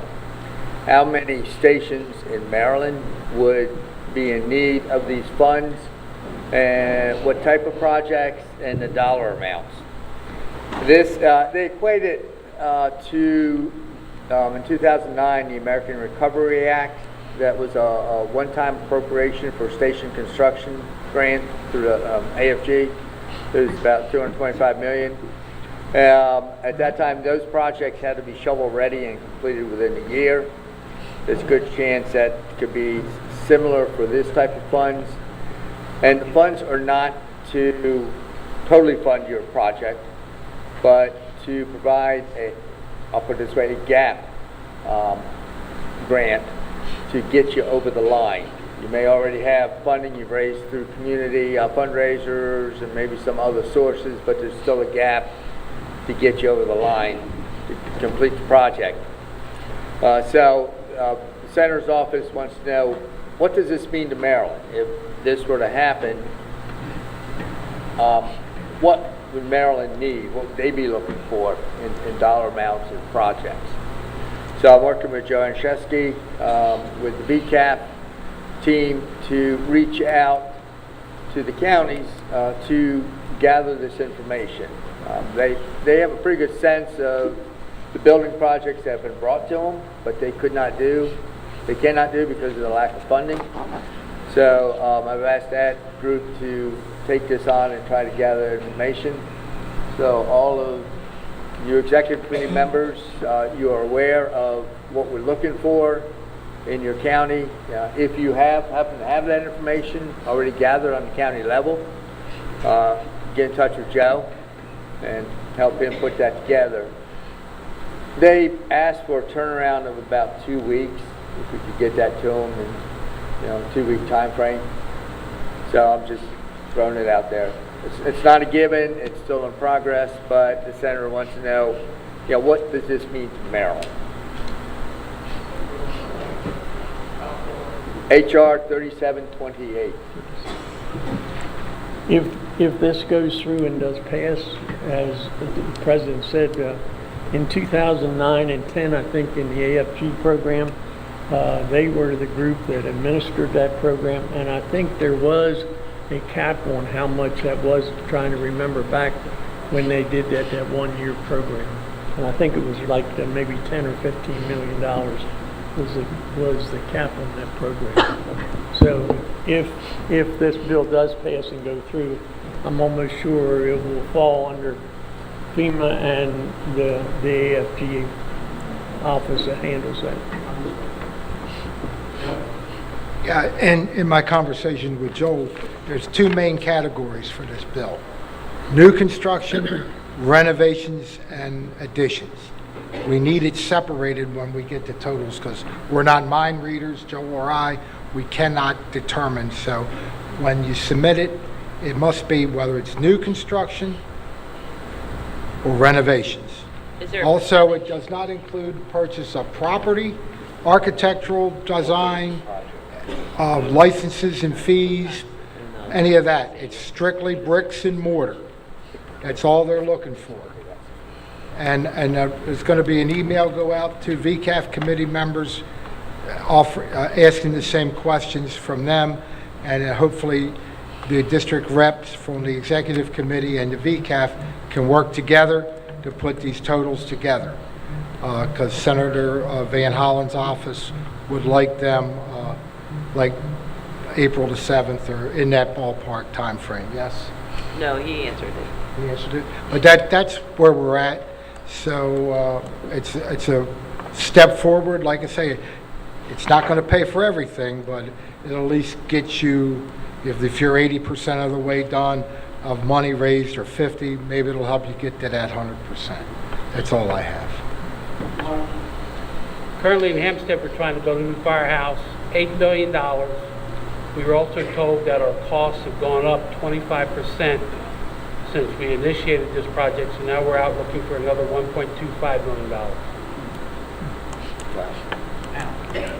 And also remembering from the 2009 program, you got to make sure when the program guidelines come out, read all them guidelines, because you're going to need all your permits and everything in row before you submit that grant, just to let you know. But the big thing there is, just like with the AFG program, make sure you read the guidelines, pick out the key words in there to help you get that money, and follow those guidelines. Good. Mark, anything on fire law books? Yes, Mr. Chairman. Currently, the State Fire Prevention Commission continues to work with the Fire Marshal's office on updating the State Fire Prevention Code. It has been cleared by the Department of State Police. It is now sitting in the committee, AELR committee, which I've been told they will not do anything with it till the session ends at in April. So we continue to wait for the process to move forward. Hopefully that we will still be able to produce a book sometime in 2022. But we continue to, again, just wait for the process to go through. Thank you. Frank, 17 State Circle. All right, let me tell you something about government bureaucracy if you want to hear something about that. All right. I think we're quite aware. Everybody in the room who doesn't know anything about it? In September of 2019, prior to that, I know the lease was running out in September. I made a trip up to Baltimore to the office up there, made a copy of the lease, took it into a young lady at the desk. She looked up 17 State Circle, says, "Sir, it's not in our system." Okay, but don't worry, we'll take care of it. So a young gentleman came out and took the copy, says, "Yeah, I'm replacing such and such who retired, but I will take care of it." All right? Now, 2 years plus later, every other Monday I make a phone call, which turned out to be the bigwig in charge of all this stuff. A couple of times I have faxed him copies, offered to take him copies, and anyway, eventually, after I get numerous things of, "Sorry, the mailbox is busy," or the gentleman answers and said, "I'll have Mrs. So-and-so call you. She is the one that takes care of that area." 2 years later, after talking to this guy a couple of times, I finally, a couple weeks ago, Monday morning, 8 o'clock, I get on the phone. It's every other week I call him. In between, I call other people and bitch about something, all right? But the idea was, "Mr. Underwood, I remember you. You're the one for 17 State Circle." I said, "Yeah." And I've explained to him numerous times that you're not going to find that address in your system. Last year, we did some major renovations to 17 State Circle, and I went to the Historical Society. "We don't have a 17 State Circle listed, sir. You must be wrong." "No, I have." I end up taking the guy up the street and showing it to him. All right, "Here it is, sir, right here." Anyway, we still are not on record of 17 State Circle as far as historical people, but they know the building's there, all right, because we've done brickwork and other stuff on it. About 3 weeks ago now, Monday morning, 8 o'clock, I called, talked to the bigwig, surprised the hell out of me. 8 o'clock Monday, he was there. He says, "Mr. Underwood, I remember you. You still haven't gotten it taken care of? Didn't Mrs. So-and-so call you?" "Nope." Man gets on the phone, third party. He says to the lady, "Why in the hell haven't you called this gentleman back?" So it didn't take long. It was about 15 minutes later, I got a text message. "Hey, I'm so-and-so. I've been assigned to 17 State Circle, to lease." The major gentleman sent her a copy. He had her emailed. He sent her a copy of it. So I talked to her, nice lady, but she says, "You know, this isn't going to happen overnight." And I kind of very, very nicely told her in a nice way, "Yeah, I know that, you know." So anyway, they have a copy of the lease, which all you got to do is change the damn date on it and send it back through. Well, we have to send it, first off, we have to make any changes. We have to send it to legal. Once legal gets it, we will send it to you guys for your approval. Once it gets the approval, it has to go in front of the Board of Public Works. We know how long that takes. Okay, even though I get the comptroller's listing of the things and somewhere along the way. So anyway, it is in progress, but don't worry because they can't find it. We could have sold the damn thing and built ourselves something there over the years of history. Mr. Yinger would flip over in his grave because he wants the front steps changed. We could have done it and nobody knows it's there. I'll be honest with you. So we do have progress. I thank the Financial Committee for the work that we have been able to do there. It is in pretty good shape. Once the legislation ends, we'll go in and clean the carpet, and I got some other minor things to do in the bathroom inside. It's an old building, we're going to do that. So anyway, once we become legal, I will bring you a copy of the lease. And that is my report, sir. Thank you, Frank. You make us smile each time. Oh, yeah. Right. It is the outhouse, basically, for the building next door. They had a lawyer's office in there for a while, so that improvises the part about being an outhouse. Okay. Yeah, that proves the point. That proves the point. Thank you, folks, for your report. And Frank, thank you for all your work on the VCAF committee. I know you've been there, and Joe has complimented. Well, there is reasons that I am giving it up is because I have peaked out in dealing with people's garbage. I will call you, sir, I will give you this, I will give you that, but they wait till the day before the time runs out, and they will call you and expect you to jump and go, and it's more than one day's worth of work to do that. So I have to give up something other because of my mental stress, and that's number one. And good old Chuck with the new heart, he's got the 40-some-year-old heart. He can handle it better than I am. He's going to take it. Very good. Thank you, folks, for your reports. You went down out of state? You got to, I was going to ask, you have an out of state. That was on the list. Yeah, fortunately this year, like we are right now. Benny, you're up. Every state's going back to holding in-person conventions. And I did submit that report earlier to the committee. But just to give you some dates, of course, the Congressional Fire Service dinner's coming up April 6th and 7th. Cumberland Valley's booster meeting will be May 14th and 15th, and their convention is August 3rd through 6th. The booster meeting is in Greencastle, and the convention will be in Williamsport, Maryland at Williamsport Fire and EMS Company.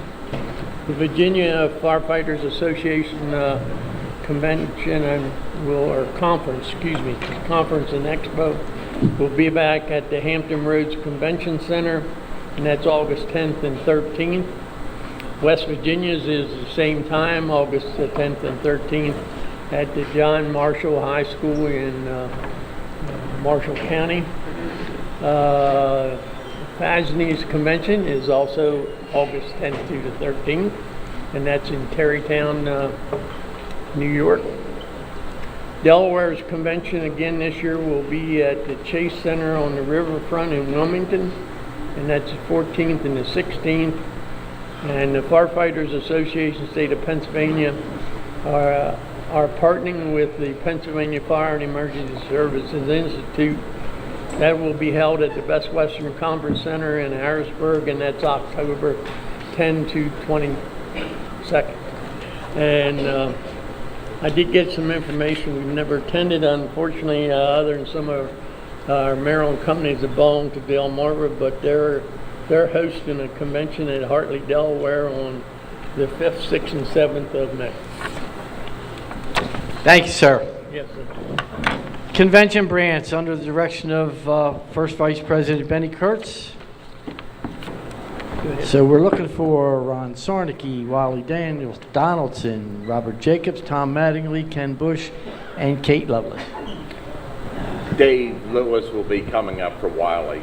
Okay. And then Lee, the administration branches after these guys. Real quick, as everyone's getting a seat, Mr. Chairman, thank you. Everyone's had an opportunity to hear about the convention center expansion at C Hall and some of the exciting changes that are being done as far as when the exhibits open and all, and I will refer that to the rest of the committee. So Ron, go ahead, take it. Thank you. Ron Sarnicki, Convention Chair, and the team is here. Pleasure to be back. Got just a couple of things to cover for you. First of all, if you've been on the website, we have done some enhancements to the convention site. There is direct links to the homepage of the MSFA. That was one of the pieces that people said sometimes it was difficult to navigate to the convention site from the homepage. So that's been taken care of. Thanking the Secretary's office, the first mail out has been sent along with the exhibitor packages, and registration is in full bore right about now with both credentials, which I'm sure the Secretary will talk about at some point, registration for our exhibitors, and our program book ads are going full stream. We're getting ready for the second mail out. That will depend upon the one action item is for you all to approve the preliminary agenda, which is required in the bylaws for the executive committee to say you're okay with that agenda that we'll propose. And that second mail out will include the hotel motel information, which will be posted on the website as well, and then other documents that I know that the Secretary's office relative to awards wants to get out. A lot going on with the educational programs. Again, we have hot training. I know Kate's going to cover a little bit of this, and main program presentations. So Kate, if you want to hit on education for a little bit, please. So the schedule of education classes and seminars are posted online. I don't foresee any changes being made to them at this point. All of the instructors have been confirmed. including some training, hands-on training and in-class seminars by OC Fools. Thank the partners, Msfa and MIMS, for their participation in sending instructors and classes. We have over 55 classes this year, which is the largest that we've had in quite some time down at the beach. So please encourage your departments to register for the classes. They can get training points, LoSAP points through their departments if the departments choose to honor those points for training. And I will work with MIMS to get some of the EMS classes and maybe some of the leadership classes as CEUs. But I have to input that information individually for each class that we want to try to secure some CEUs for, but at least push them to come down and take the classes for their own personal development as well as their training points that they can get through their departments. If there are any changes that need to be made, I'll put that in the weekly report. If there's a class that's no longer available or if a instructor needs to cancel their class, I'll obviously update that as needed. But other than that, people are starting to register, and it's very important to register for the classes so the instructors know how many students they're going to have come class time. Of course, walk-ins are always welcome. We don't want anybody to say, oh, I didn't register, so I can't go into that class. Of course you can, but there may not be a seat if the class is full. So just try to register for the classes as soon as you can. That's just classes. Thank you. And so Lynn is coordinating with the OC Fools relative to the programs we have with them.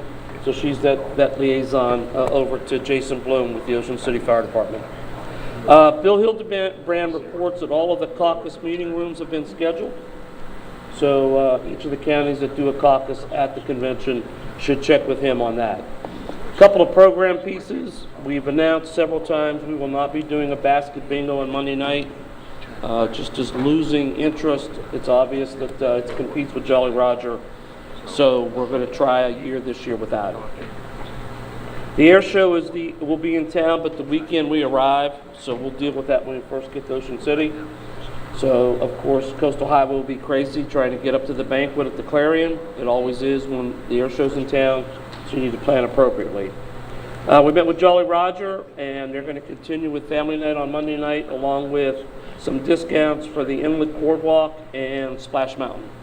So that'll continue with some of our family activities. A reminder that the town of Ocean City requires city permits on every trailer that is parked in town. So if your department is bringing a trailer in, it's got to have a permit sticker on it. The convention committee receives 25 stickers for our vendors and for our work teams. So Roger Steger will be getting those out to the exhibit committee to hand those out in the convention center. But if your department's bringing a trailer, you got to have a permit or you're going to get ticketed and possibly towed. I had mentioned the banquet is again going to be at the Clarion. Just so you know, it's no longer called the Clarion. It's the Fontainebleau Hotel. Dr. Berger sold the facility, and it's under new management, but we've already met with them, and we're set for that. One of the big changes is exhibits. We're going to run from Sunday to Tuesday. One of the big pieces we got was the Wednesday is just so hard to get people in the exhibit hall. So I'm going to turn it over to Kate and Dave to talk a little bit about exhibits and where we are with those activities, because we're doing something a little bit different this year. I guess that puts me first. You're up, buddy. I'm not Wally, but I did sleep in the Holiday Inn Express last night. No, I didn't. I slept at home, but it sounded good. As everyone's aware, it's quite a bit of changes this year in the exhibit hall.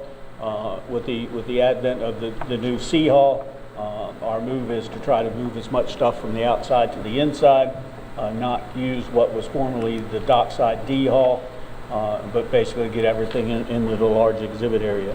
There's also been a little bit of change in the organization. I asked to be kind of relieved from the contracting side of the business, and so Kate got that, and like Chief Phillips says, she's learning how deep that water is, because it is quite, especially with having to do a brand new layout for the new C hall, and so I certainly thank Kate for everything that she's done, and I'm sure it's going to turn out fine. But our crew is already on board, ready to set up to start some preliminary work on Friday. do the setup and the move-in on Saturday, and then a little bit more move-in on Sunday morning before we do what we kind of call a soft opening on Sunday, which is new to us. We've looked at the New York State Fire Chief's agenda. That typically has been kind of our roadblock, because New York Fire Chiefs don't close until Saturday, so therefore they can't get down there to set up on Saturday. But we actually looked at it, we talked to some vendors, and we don't necessarily believe it's as big a problem as maybe we thought it was. A lot of our vendors are more local to the Delmarva area. Yes, there are some coming from New York, and that's why we'll either allow them to set up late Saturday or even Sunday morning. So we've got things in place. Our crew is ready to go, and with that, Kate can talk more about what we've done so far on the contracting and the redesign of the exhibit area. So Lynn and I have just been receiving the exhibitor registrations, logging them as they come in, and placing them on our board. We have a significant amount of booth space taken already. We're trying to configure, as Dave said, things that were outside, how they're going to fit inside, and if we're going to have any overflow into outside. We just don't know that yet. But the booths themselves are filling up quickly. We're anticipating using C Hall for some booth space as well, so having some apparatus in A, B, and C. So we're just kind of waiting on some little logistical pieces with some of the apparatus people to see how many booths we're actually going to be able to have in A, B, and C Hall. But we're progressing nicely. I mean, the information that's out is effective. It's reaching who it needs to reach. We've done our mail out to all of our past exhibitors, and some ones that we've reached out to when we went to the Spring Expo a couple weeks ago. We got a couple of new vendors coming on board, so we're excited for that too. We're also looking at a vendor reception on Sunday afternoon that one of our apparatus vendors is looking to co-sponsor, so we may have a little bit of opportunity to meet with our vendors. That it would be good for Lynn and I, because we'll be able to meet some of the key players that come back every year in that reception. So it's just moving along, and once we get some of the other footprints inside and out confirmed with our apparatus, so we'll be able to close out all of the rest of the booth exhibitors. But we'll hopefully have more of that in the next couple of weeks. But Lynn, anything else? No. Thanks, Kate and Dave. Yeah. So one of the things we're trying to do, one of the largest complaints, or one of the main complaints we get every year, is parking. So we're trying to do everything we can to reduce the amount of apparatus that's outside, because that takes a huge amount of parking spaces. Plus, with the redesign of the convention center entrance, that whole circle that used to be out there, that's all been reconfigured. So we're really pushing to get as much of the fire apparatus outside to inside. That'll be a more draw to get people into the exhibit hall, to see the other booths, and of course, it helps us in more parking spaces on site. So that's been a big piece relative to that layout. We know it's new, and we're going to have some issues along the way, but bear with us as we learn as we go for that as well. So I got to thank them for jumping in and taking that and running with it, and we appreciate all of that. The next is convention book, and Tommy, you want to talk a little about that and some of your deadlines? And yeah, well, you all know after losing Danny, that's kind of thrown a little wrench in our operation. We've pretty well been doing that project I've been doing it for 31 years, and Danny was there just about since the beginning of that. So we're down from about 10 people when we started this thing 30 years ago to 3. But we're working, and we're getting a lot of help out of the office in Crofton too. So all the forms have been revised, and thanks to Kate and the work she did on that to get that revised. All that's been mailed out, put up on the website. We're beginning to get advertisements in. Now they're going to be all coming to me instead of going to Danny, and we're working with Rose to keep all that comes in the mail up to date. And I picked up a new person that's going to come on and try to help if we get bogged down with that. For the reports for all the committees, and maybe we might want to send out a reminder to everybody. They need to be to Jenny by May 1st, so she can have those prepared for when we do the pay stub for the book in the middle of May. So any committee that has a report to put into the program book, we need it by May 1st. Sooner, if it's available, is better for us. Ads are the same way. If we have the ads by May 1st, we'll be in pretty good shape. I think we have time to go to the printer and get that done. With that, the team backstage that does all the magic with all this equipment, they're pretty well up to speed with everything they have to do, looking at some new equipment possibly. Not sure if we'll get it this year or not, but they always do a great job. So everybody back there will be doing the routine that they do every year, and they do a great job with it. That's pretty well where we are. Any questions about that? So if any of you know of any folks who want to put ads in, commercial ads from people in the community that may want to congratulate the fire service on what they're doing, get them to us by May 1st and we'll plug them in the book. Any questions? Okay, thanks, Tommy. As Tommy said, we're really saddened at the loss of past President Danny Davis. Danny's been involved with the convention committee as a co-chair for many years. So I'll put this call out again. The convention committee is looking for people to be a part of it. We hear people want to be engaged, so please reach out to us. We're looking for new members of the convention committee to kind of take on some of these projects. So if you're interested, please reach out. The convention committee steering committee did make its first site visit to Ocean City on February 23rd. Walked through the convention center, got a lot of ideas on things that we can and can't do. Also participated in both the Annapolis and Ocean City St. Patrick's Day event, so that was kind of cool. Relative to the program itself, and this is the part that everyone should have gotten a copy of this, hard copy this morning, all the executive committee.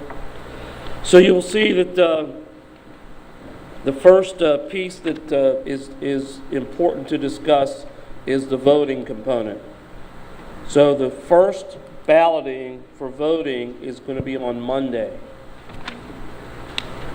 right after the first session. And the reason is if we have to have two sets of balloting, we needed to build a vote on Monday and a vote on Tuesday.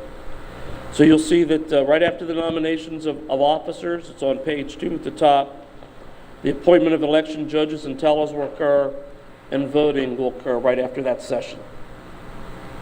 And then we'll go into second session, and voting ends at 3 o'clock on Monday. And the report of the election judges will be at 3:30. And then on Tuesday, if there is a need for a second ballot on whether it's the bylaws amendments or the election, 8 o'clock Tuesday morning will be the second ballot for voting. And that will end at 10 o'clock on Tuesday with the announcement before we break Tuesday afternoon. The Secretary's office has met with the convention committee on a little somewhere back there. We're going to do everything we can for the electronic voting. So people who are delegates need to be registered and present to vote. It's what's in the bylaws, and I'm sure Richard could jump in on that at any time. Registered and present. And so we're going to do the same process when it's time to vote, when the balloting opens. Every registered delegate chair will receive an email with their ballots. And then each company that gets 5 votes, past presidents, officers that get their votes, that'll be sent out electronically, and then we'll have 2 hours to fill those ballots out and send them back in. If someone is in Ocean City and doesn't have a smartphone, so they can't answer their emails on their phone or forgot it, there will be 10 voting stations set up by the data committee in probably past president's room somewhere in the convention center, where they could go in, open up their email account, get their email of the ballots, cast their 5 ballots if they're a department, or single ballot if they're a past president or officer, and then cast them that way. So we've made every accommodation to do the electronic voting as best as possible, but it's critical that people understand the bylaws say you have to be registered which means you have to have checked in with your credentials and you have to be present. It means you've had to physically been in Ocean City. It's the only difference from how we voted last year. Because last year, people could vote from home or wherever they were. So we're just trying to make sure, again, Richard, did I miss anything? Sure. Just want to make sure people understand that's going to be very critical. Registered and present. Mr. President, question?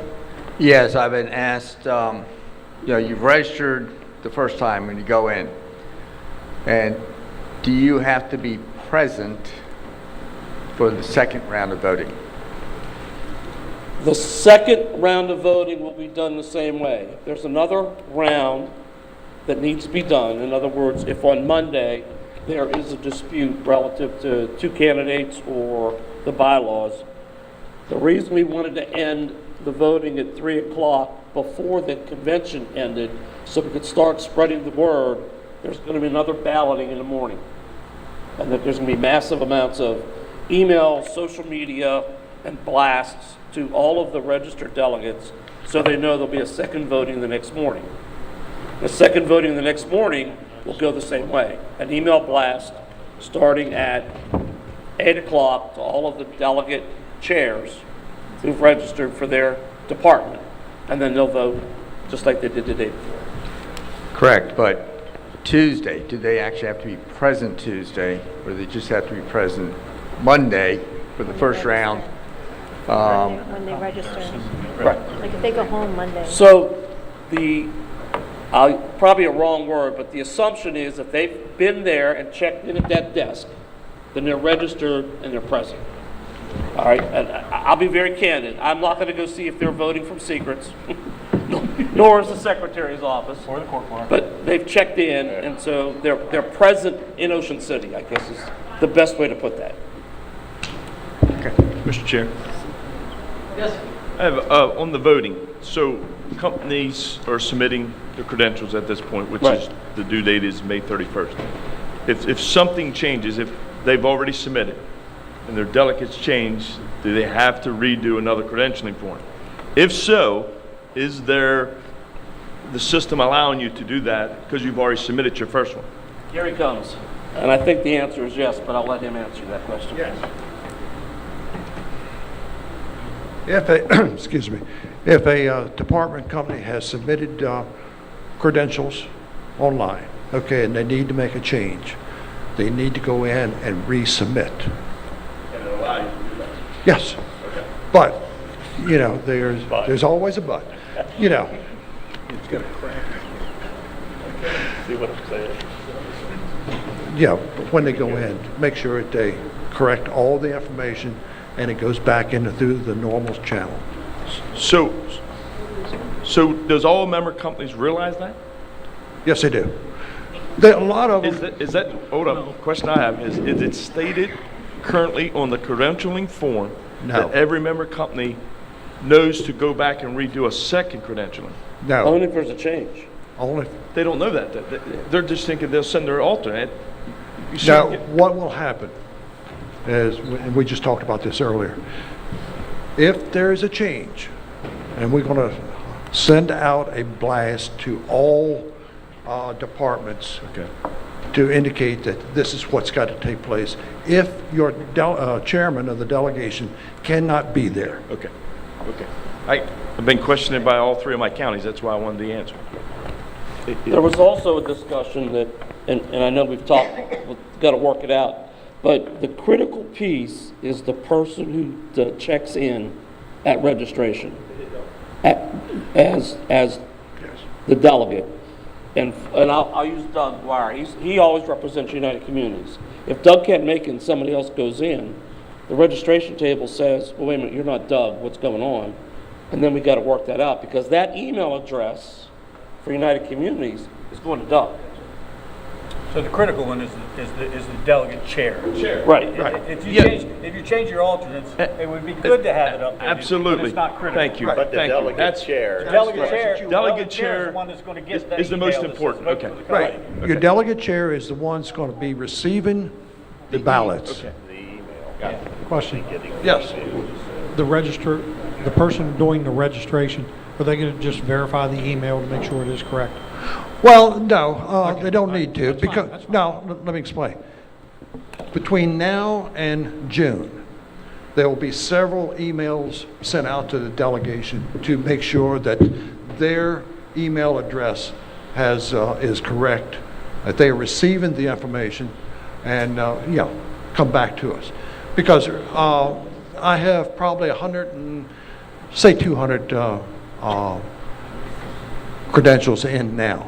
And I've already sent out and corrected several typos, not only on my part when I transfer it over to the spreadsheet, but also their part. And you can pick up the fairly easily if you see a typo, you know it's not in there. Anyone else? So the statement you made a couple weeks ago to me, make sure that the delegate is, so whoever the chairman of the delegation that's on the credential is going to be in Ocean City to register.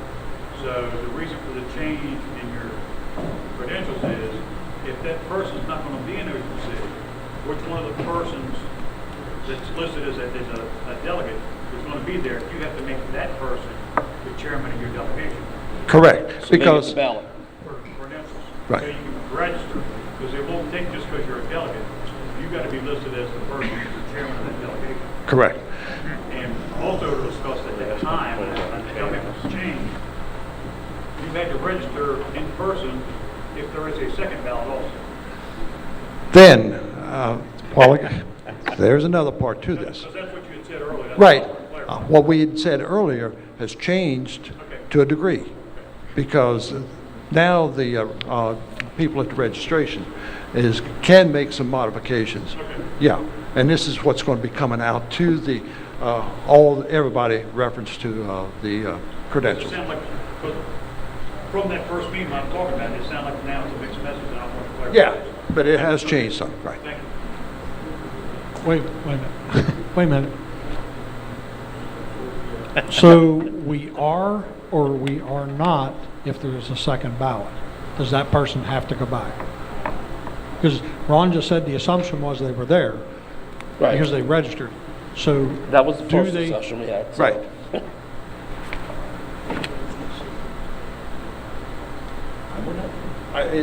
I don't think there's anything, Mr. Brooks, is there anything in the bylaws?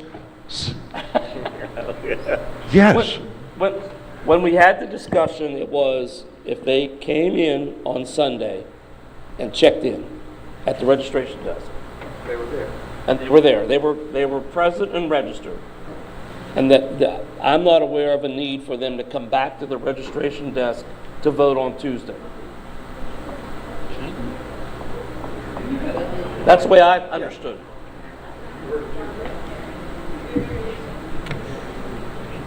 Can I go back? Can I go back to my earlier statement? Because I have to have some faith in the integrity of the delegate, right? And I realize that that may be a stretch, but that's where we are. When they come in and think about this, because we went through this several years ago when people called for a roll call vote. Oh yeah. All right? Yeah. Y'all, or some of you remember. So the issue is, when they sign in, they're there. They are credentialed by virtue of the fact that their company has sent in their credentials list. 2 of the 3 have now been accomplished, and then they're going to vote. Right? And those are the three components in the bylaws that we have to meet, my opinion, right? That we have to meet. If that falls to Tuesday, they're still there. They're still credentialed, they're still registered, and they're going to be there to vote. I was here I just have to clarify what Bill says. Of course.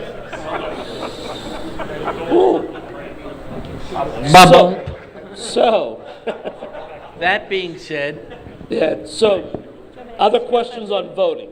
Let's get that piece out of the way. Okay. No, Tom was just saying, is there going to be something at, like when you register, it says, all right, in the chance of a possibility of a second vote on Tuesday, you will be getting a second, make sure you watch your emails so they're going to be a handout so the person who's picking up their packet or registering is going to know that there could be a possibility of getting another email on Tuesday if necessary. Well, You mean the second mail? right. Yeah, there's going to be a bunch of emails and stuff. The assumption is that there will be a second ballot Tuesday. So in the mail out, everything that's going to go out, it's going to be stated in there that be ready for a possible second ballot. So what we're saying is that when I go in there as my delegation, I vote. Hand me a piece of paper saying, here's the next possible ballot vote at such and such a time or such and such a day. Because quite frankly, how many people read that full mail out? No. These will be going out by email. That's probably even worse. That's why they're going to get the ballots. I'm just thinking that when they come in and vote the first time, when they walk out of there, give them a piece of paper, tell them tomorrow morning at 8 o'clock there's a possibility for a second ballot, a second vote. And then they know it. They're on vacation. They're not looking at emails all day long. It's just a thought, but I think it's going to be very confusing. Right. Yeah. We'll work on that. We'll work on that. All right. Any other questions on voting? Okay, the only other piece that's a major change to the convention program is we are not going to hold a golf tournament on Friday. Love to, but just the costs, and it just has been not a profit-bearing adventure. So those are the major changes to this program. So, Mr. Chair, I turn that piece over to you as an action item. Mr. Chairman, I'll make a motion we accept the preliminary program for the 130th annual convention. Second.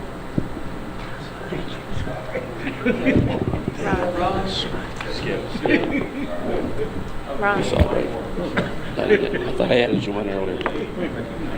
We understand. I have a motion by Dayton, second by Carey, to accept a preliminary program for the 130th Annual Convention and Conference of the Maryland State Firemen's Association. Thank you. Any questions? All those, Kate. Oh. When you go like that, my wife has said, when I go like that, you pay attention. I'm like, okay. She did that. Nope. All those in favor, aye? Aye. Opposed, no. Thank you. You're welcome. So the last thing is, one of the other major changes is the ladies will be meeting in D Hall, not in the PAC. We've worked out with the president to have the old style meeting that they had a long, thin room. They're going to go back to D Hall. So we've been able to work that out with them. So we appreciate those changes. Dan, anything else on program? I think, Ken, anything that you want to add? We're good. It's approved. Bobby, anything on finance?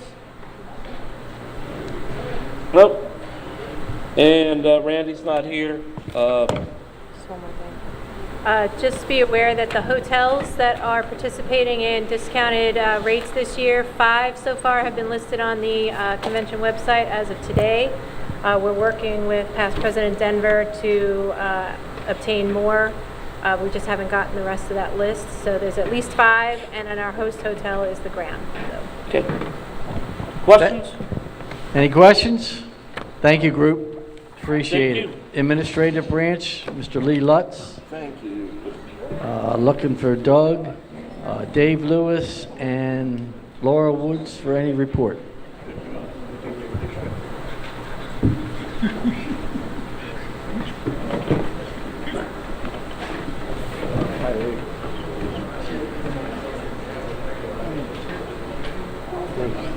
Wait for the rest. He's the author.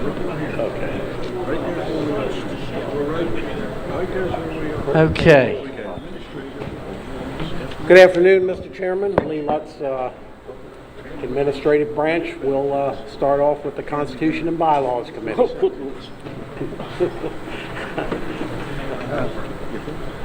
Good afternoon, Mr. President, officers, Chairman and members of the Executive Committee. My name is Doug Ware, Chair of the Constitution and Bylaws.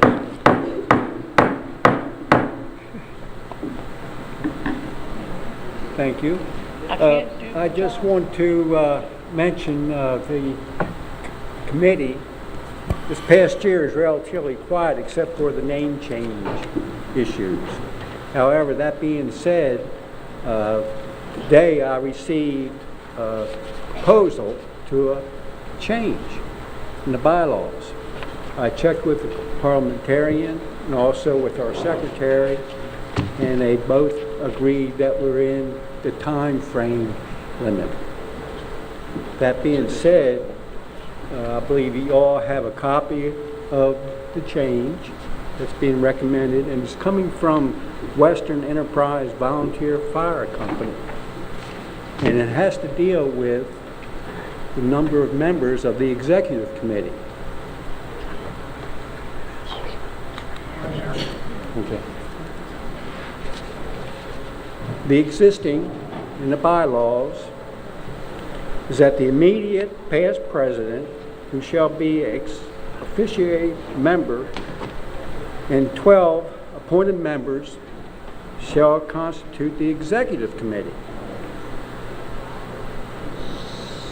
The recommendation from Western Enterprise is the Executive Committee members shall be appointed with the provision that no more than one appointed member shall be from any one county represented in the association.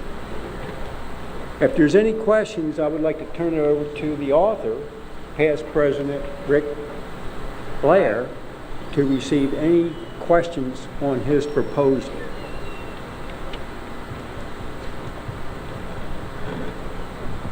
Rick, you have the floor if you want to explain what we're doing here for the proposed bylaw amendment, Article 4, Section 16. Okay, a number of years ago, I entertained the change from Washington County, Frederick County, to make equal membership. One from Washington, one from Frederick. Since that didn't pass, so we come back with the change to add one from every county, one individual to represent each county. That way everybody can be heard, understand what's going on within the association.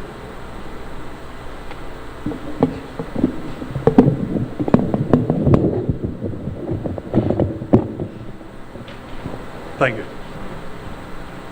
That way everybody can understand what's going on with the association and be apprised of what is being offered throughout the state. Right now, a lot of these county companies, not excluding Washington County, but use the wrong word. Washington County feels that it's not getting its fair share of information. I personally myself feel that they're not getting the personal contacts with our delegate. And that's the reason why this is being put in. So anybody in St. Mary's County, Charles County, there's 3 counties down there that has one delegate. Are they getting the same treatment that Washington and Frederick County is getting? Washington and Frederick County has something like 56 companies for one guy. Do you think it's fair to the members of those companies not being able to hear what's coming from the state level? That's my theory behind this. And so to break it down, it'll be one representative from each of the 23 counties in the state of Maryland, excluding Baltimore City. Correct. Unless Baltimore City decides to go volunteer. Well, I don't think that's happening. Okay, understood. Okay, thank you. Doug, go ahead. Okay, that's the end of my report for this year. Thank you, Mr. Chair. Thank you, sir. All right, Grants Committee? Thank you, Mr. Chairman, members of the Executive Committee. Again, the Grants Committee primary responsibility is to look out for the departments relative to what we call the FEMA Big Three grant programs, the Assistance to Firefighter Grant Program, the SAFER Grant Program, and the Fire Prevention and Safety Grant Program. The FY21 cycle closed earlier this year, and those applications for all three grant programs are currently going through the peer review process. I can tell you I've spent a week reviewing AFG. I'm going to spend next week actually reviewing more of AFG because they aren't all done yet. 2 weeks ago, I was up National Fire Academy reviewing SAFER grant applications. Those aren't all done yet, so we're going to be working through those. And then we've got a week at the end of April for fire prevention and safety. So all three of those grant programs are currently going through the peer review process. Certainly anticipate it would have been a good year for everybody if they had needs to get in, because there actually was more money because part of the American Rescue Plan put an extra $90 billion into AFG, an extra $10 million into FP&S, and an extra $200 million in SAFER. So we're looking at probably the higher number of applications, higher number of awards. We don't expect that any awards will be announced probably until sometime in May, because we do have to get through the peer review process. And then because it is this FY21 money, they actually are required to submit all awards by the end of September. So even though that application period is closed, I would say now is a great time for all departments that have needs for those programs to begin planning for the next application period, likely to begin probably October, November. It's not anticipated that we're going to look at any serious changes for FY 2022 because again, the program is that far behind to make changes to the background stuff that has to get done to change the application process. Just would slow it down even more. So the big thing is make sure that your SAM number, your FEMA Go registrations are all current, and that you begin collecting the data that's needed for those application processes. Middle of April, actually, those that are familiar with the process, the DUNS number actually goes away. DUNS is controlled by a third-party site and not by the government, so it's kind of felt like it was something that they needed to get away from. Actually, as part of your SAM registration now, there will be a unique identifier number assigned to you as part of the SAM process, and that will take a place of what used to be the DUNS number. So, but SAM and FEMA Go still are a little bit of an obstacle, a little bit of cumbersome. Some people have difficulty getting through that, and we try to help people wherever we can get through that. I just kind of say, remember that application awards are based on need and not wants. I can tell you, reviewing a lot of applications, it's clearly some people don't read the program guidance and just figure there's money out there, then I'm going to go to the FEMA ATM machine and they're going to give me the magical PIN number and we're going to get those awards. It really has to be made in need. Make sure that you understand that you have to justify what you're requesting and that you have the data to support that need. So a lot of applications fail. I've had an opportunity to deliver grant workshops not only in Maryland but other parts of the country, and that's a big thing that we do push. So the committee continues to be available to help anybody understand the process and help there. No, we will not write your grants, but we'll certainly provide you technical advice. That's our report. Unless there are any questions. Thank you. Mr. Chairman? Yes, sir. Can I go back to the chairman of the bylaws committee? This bylaw, the way it's written, okay? What else is that going to affect? That we're only, if this changes, what else in the bylaws that we presently have is this going to affect that we're not looking at? Well, to be candor, I just received this today. And I know that's... And so to give you a qualified answer, I'm going to have to research and go through the current bylaws. At this moment, I do not foresee it affecting, but it's strictly with the executive committee. What about the quorum? Pardon me? What about a quorum? I mean, would it affect Well, what quorum, constitutes a It's a quorum? majority. I mean, I'm just thinking, okay. Yeah, I I'm mean, just, it's a good question because quorum, you have to have a percentage or majority attending, then it'll be up to the chair to make that decision. Do we have a quorum? It will definitely increase the quorum number needed, that's for sure. As he said, he just got this today. Give him time to let him walk through the bylaws. Whee! Laura? Well, this is the first time I've ever gotten up here to say anything, but I'm a little upset today. Because when I go around and want people to stop talking or whatever they're doing, they're ignoring it. And I'm here for the reason to be quiet so these people can hear and get what they need for whatever committee or whatever it is they need. So please, don't stand around here and every time I say be quiet, laugh and all like this, because that's not what I'm here for. Yes, ma'am. Point taken. Anything else, Lee? I think that's it, sir. Very well. The awards branch, Chip, Joel. Doyle, do you need a report? Anything on awards, Doyle? There is a online.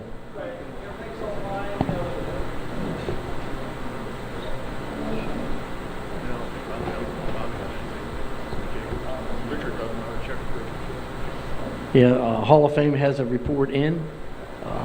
Bob Schonner. The awards, the Hall of Fame has got their report in.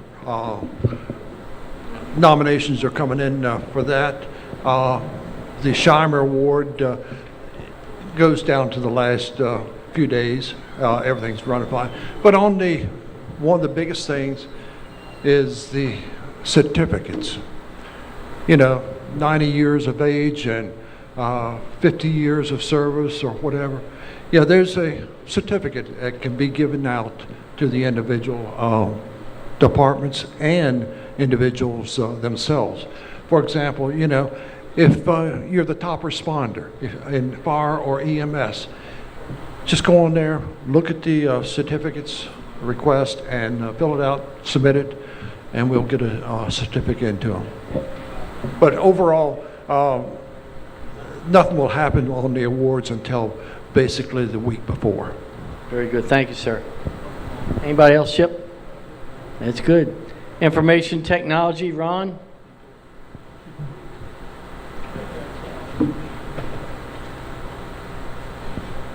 Thank you, Mr. Chairman. I checked with my committee chairs, and from Brother Rich Snyder stated that there will be no more Zoom capability for these meetings. They will be broadcast on YouTube, and if any remote participants wants to ask a question or have any input, there is a chat feature on YouTube that they're able to use and will be recognized here, and they'll be included in the meeting. Other than that, that was the end of both of those groups. Thank you. Thank you. Strategic Initiative, Steve?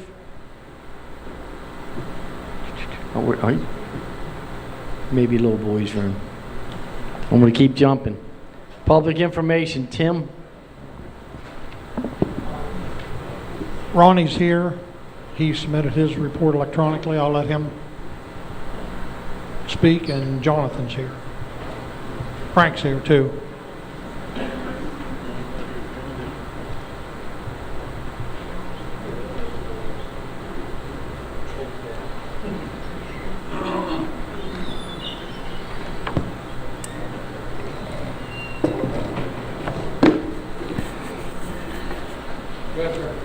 Good afternoon, ladies and gentlemen.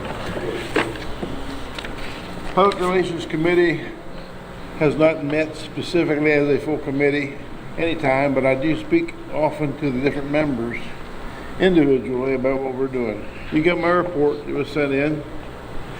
I have attended several different functions and activities of our member companies throughout the state.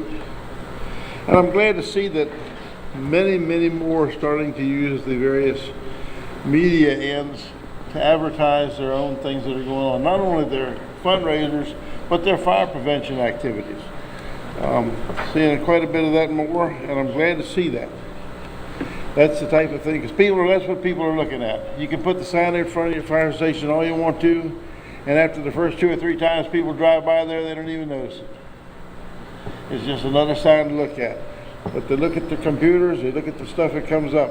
And it's a good idea to make sure your people know that they can use those media. They don't cost you anything. Use that media to advertise your activities. We're getting better weather coming up. More companies are going to be hosting their activities and doing more stuff now, trying to get out and get things going on in communities. Take the time to let your local communities know what your activities are, what you're going to be doing, so they can support you. If there's anything we can do as a Public Relations Committee to help you with ideas or just help you get your word out, please contact me. That's all I have. Well, I'm happy to report that most firehouses are staying out of trouble, so I don't have a lot. My biggest thing is people call me because they're writing a eulogy for somebody and they want to know what year, so I have to go back and scan through the books and find out, and hopefully they get it within 10 years because their Uncle Fred was a member on such and such committee and they've got to put stuff on the eulogy. And that's what I do. And lately it's been pretty daggone busy. So, as you can imagine, I've been doing roughly 3 funerals a week. And unbelievable, more women are passing away than men at this point. We are part of the baby boomers age, so we can expect more deaths over the next so many years. Anybody that's 60, 70, or 80 is a baby boomer. So when good old Uncle Fred passes away, just give me a call and tell me what committee's about what year, and I'll look it up for you. That's it.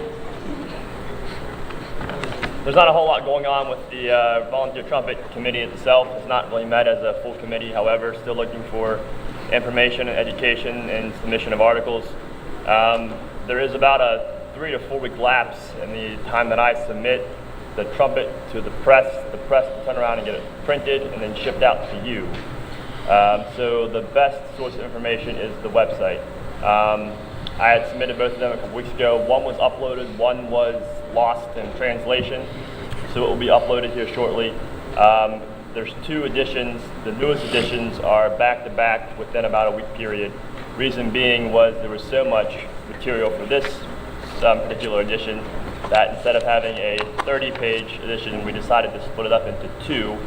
And the second one has highlighted features of some members that have just passed, also the candidates for second VP, some of their bios and introductions, and happy birthday to Sparky. So we're just considering a special edition for that nature. Other than that, anyone that wants to send any information my way, please do so.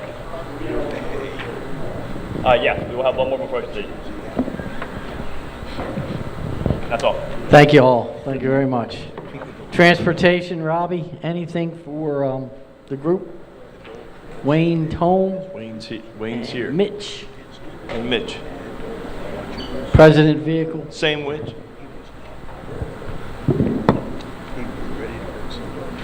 Mitch coming up? Sure.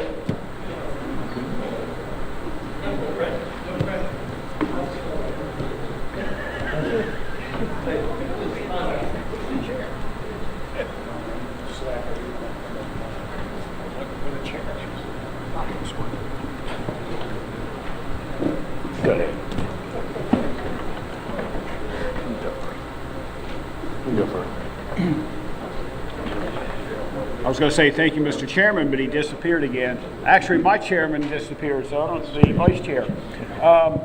We talked this morning, I know we're going to do an inventory today of the presidential vehicles, actually all 4 vehicles, and do a inventory of the mileage on them.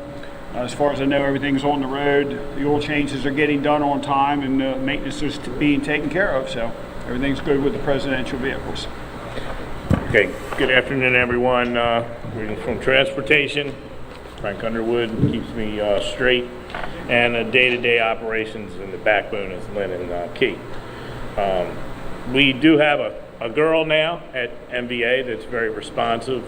We've had some trouble with telework, which means in some agencies, no work. So we're up and running, thought smoothly until Kate told me you need to go talk to Lynn. So we have a couple issues that the committee is going to be dealing with, and that entails the presidential plates where they had the year on there or just the 2-digit number. They're kind of hinting to us that they may not do that, so we're going to get a meeting together. They may not do those anymore, so we may need some pressure put on, but we'll let you know about that. And also getting the records from MBA when we do our renewals. They're, for privacy issues, I guess they're a little timid about giving us, you know, an information dump. So we're going to have to finesse that, maybe a business services agreement where we sign off and say, you know, like MEMS, we, you know, with the EMEDs, we won't say anything and disclose any information, otherwise you can, you know, throw us in jail or something.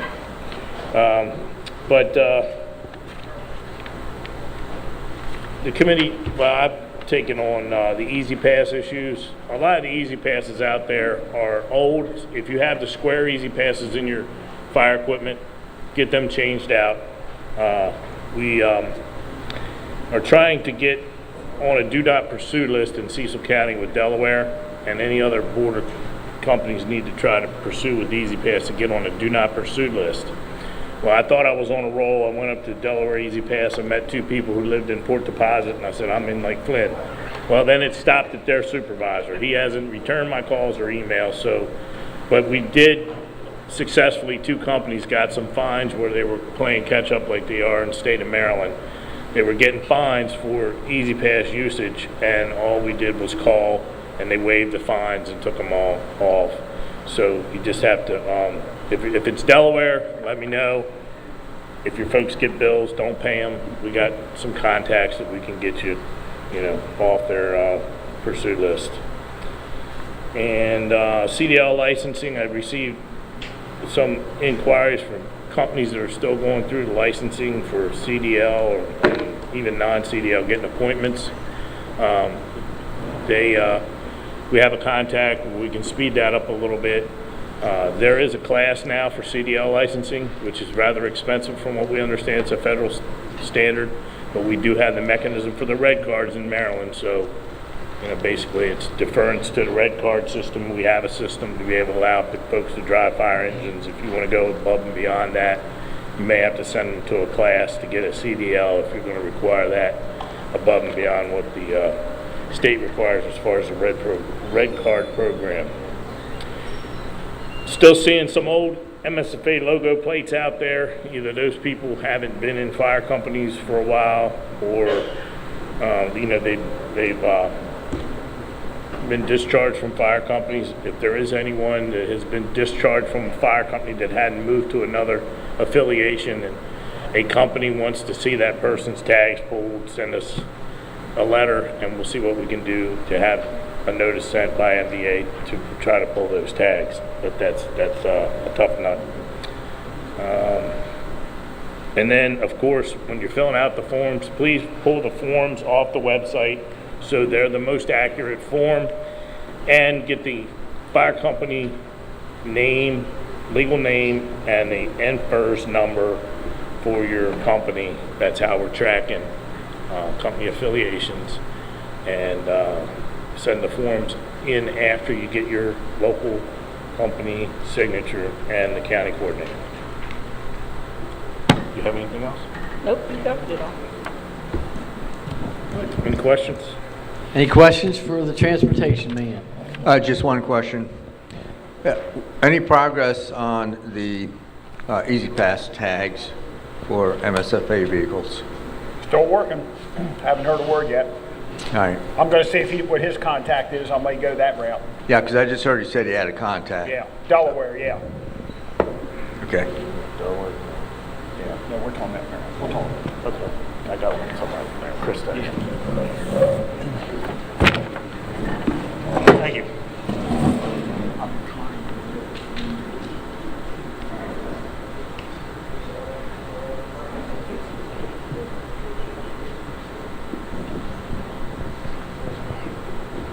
Do you have anything, Steve, strategic initiatives? We can turn that over to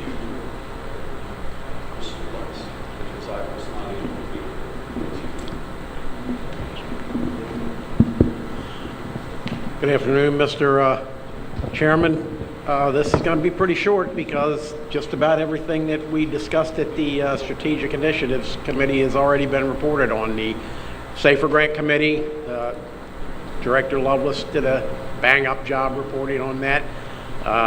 Also, the increase in the income tax subtraction modification, that's also been discussed by Bob Phillips. That will start probably to increase in the year 2023. We discussed, the president brought out about the GAP grant type funding for people who need construction of fire stations. And I think that's really about it. Everybody else basically did my job for me in their reports, and I thank them for that. And that's all. My report was submitted online. Good. Chip, any risk management update? No, we have our renewals have all gone through. I think all the cars are updated. We're okay there. We'll need to get with the convention committee with respect to the hot training. It's been a couple years since we've done that. We make sure we get the certificates from the OC Full Skip for that. That's the only thing that we ahead of time want to make sure we got that and the 16-year-old sign-offs and all. But it's been a couple years since we've done it, so we'll follow up on that. Thank you. Thank you. Thank you very much. Members' benefits, Buddy. Recruitment and retention. And National Volunteer Fire Council. Dave Lewis still in the house? Okay.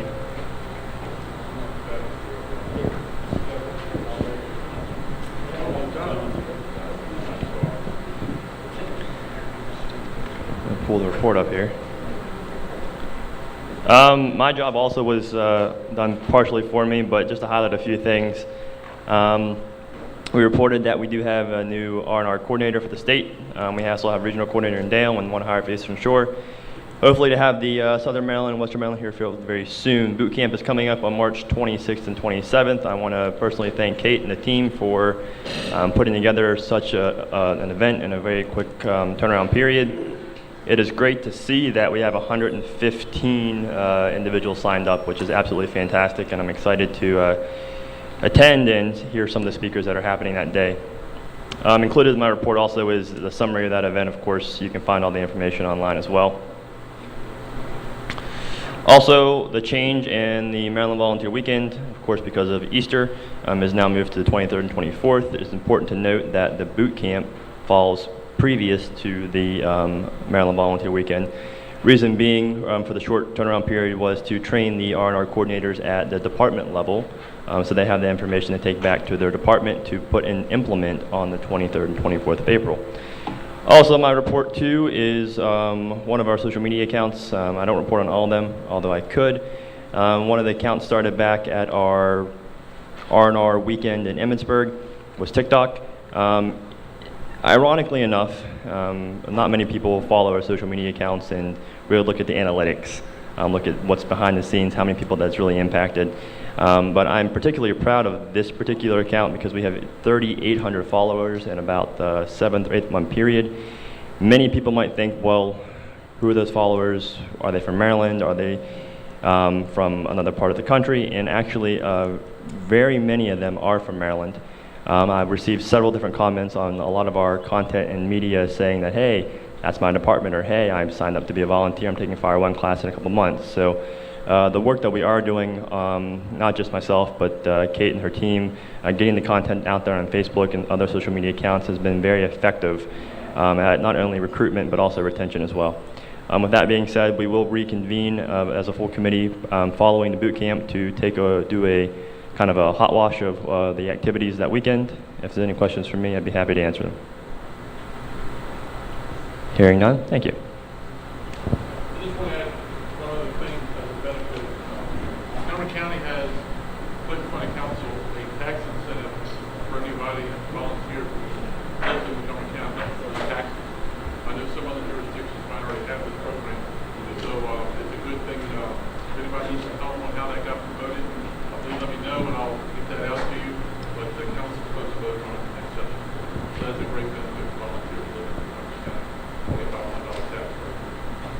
Good. I also have the Scholarship Committee's report was scheduled online.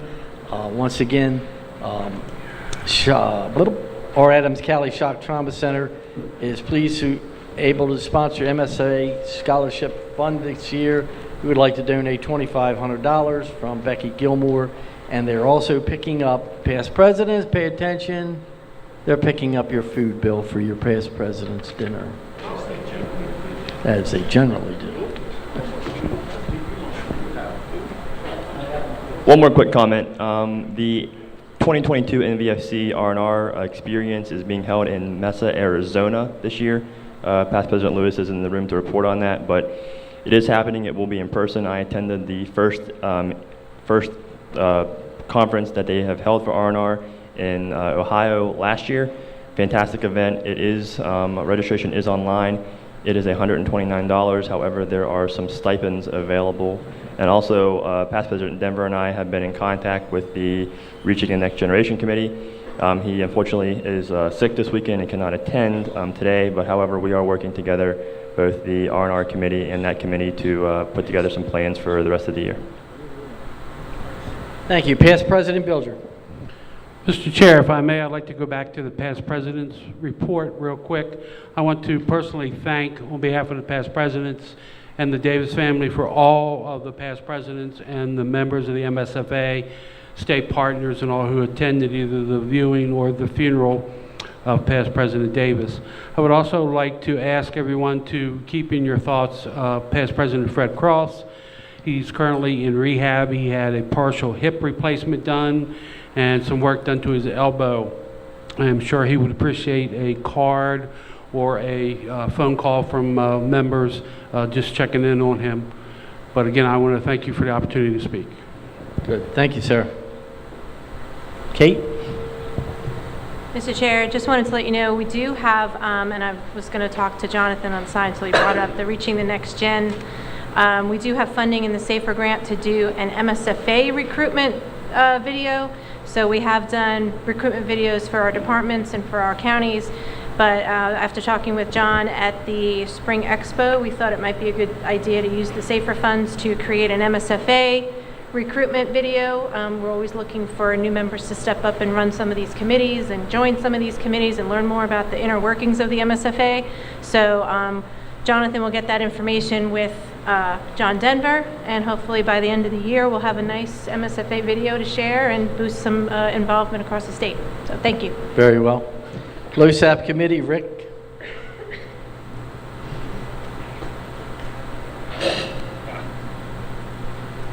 Just want to report on two things. First of all, obviously, we're collecting the data from all the different counties in order to put it together to submit to the comptroller. Deadlines are the same as last year. Anybody has any questions, they can contact me and I can work it out. Also, we are updating the LoSAP PDF that's on the website that hasn't been updated since 2017. Should have it done next week. That shows any changes to anybody's LoSAP processes since 2017. Very good. Okay. Buddy, I have Teresa to speak for cancer support. Is that on your? I had that. I just got the name from the president. Teresa, any comments for the Cancer Support Committee? She gone? She be gone. All right. All right. Cindy, run. Cindy. On behalf of Teresa, who had to go to a banquet, there will be a cancer walk. She is finalizing that. The Cancer Support Committee is in transition. Is that a fair statement, Kate? The Cancer Support Committee is in transition. There are a number of things that will happen over the next 4 months, and I think she can give you a better fill-in tomorrow.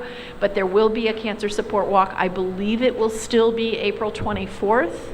There will not need to be pre-registration. It will be a donation on site. And those are all the details she shared with me. More tomorrow. Thank you, ma'am. At this time, is there any other partners to the MSFA who cannot make tomorrow's meeting would like to speak now? Any other speakers wish to come forward? All right, folks, I will declare this session over and ask for the benediction, and we'll see you tomorrow morning at 10 a.m. Gentlemen, coat and tie. I will have to check with management. Go ahead, John. Ladies and gentlemen, we're about to pray.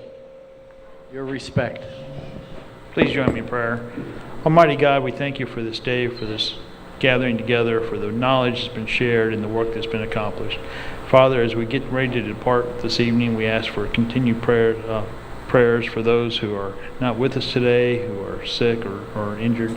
And Father, we ask continued prayers for those who are serving their communities, answering the calls, protect and guide them. And give those who are not coming back safe travels.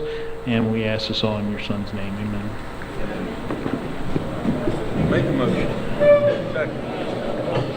All in favor? Don't get your jacket back here. Yes, You sir. might need it tomorrow. Yeah. Well, I had it.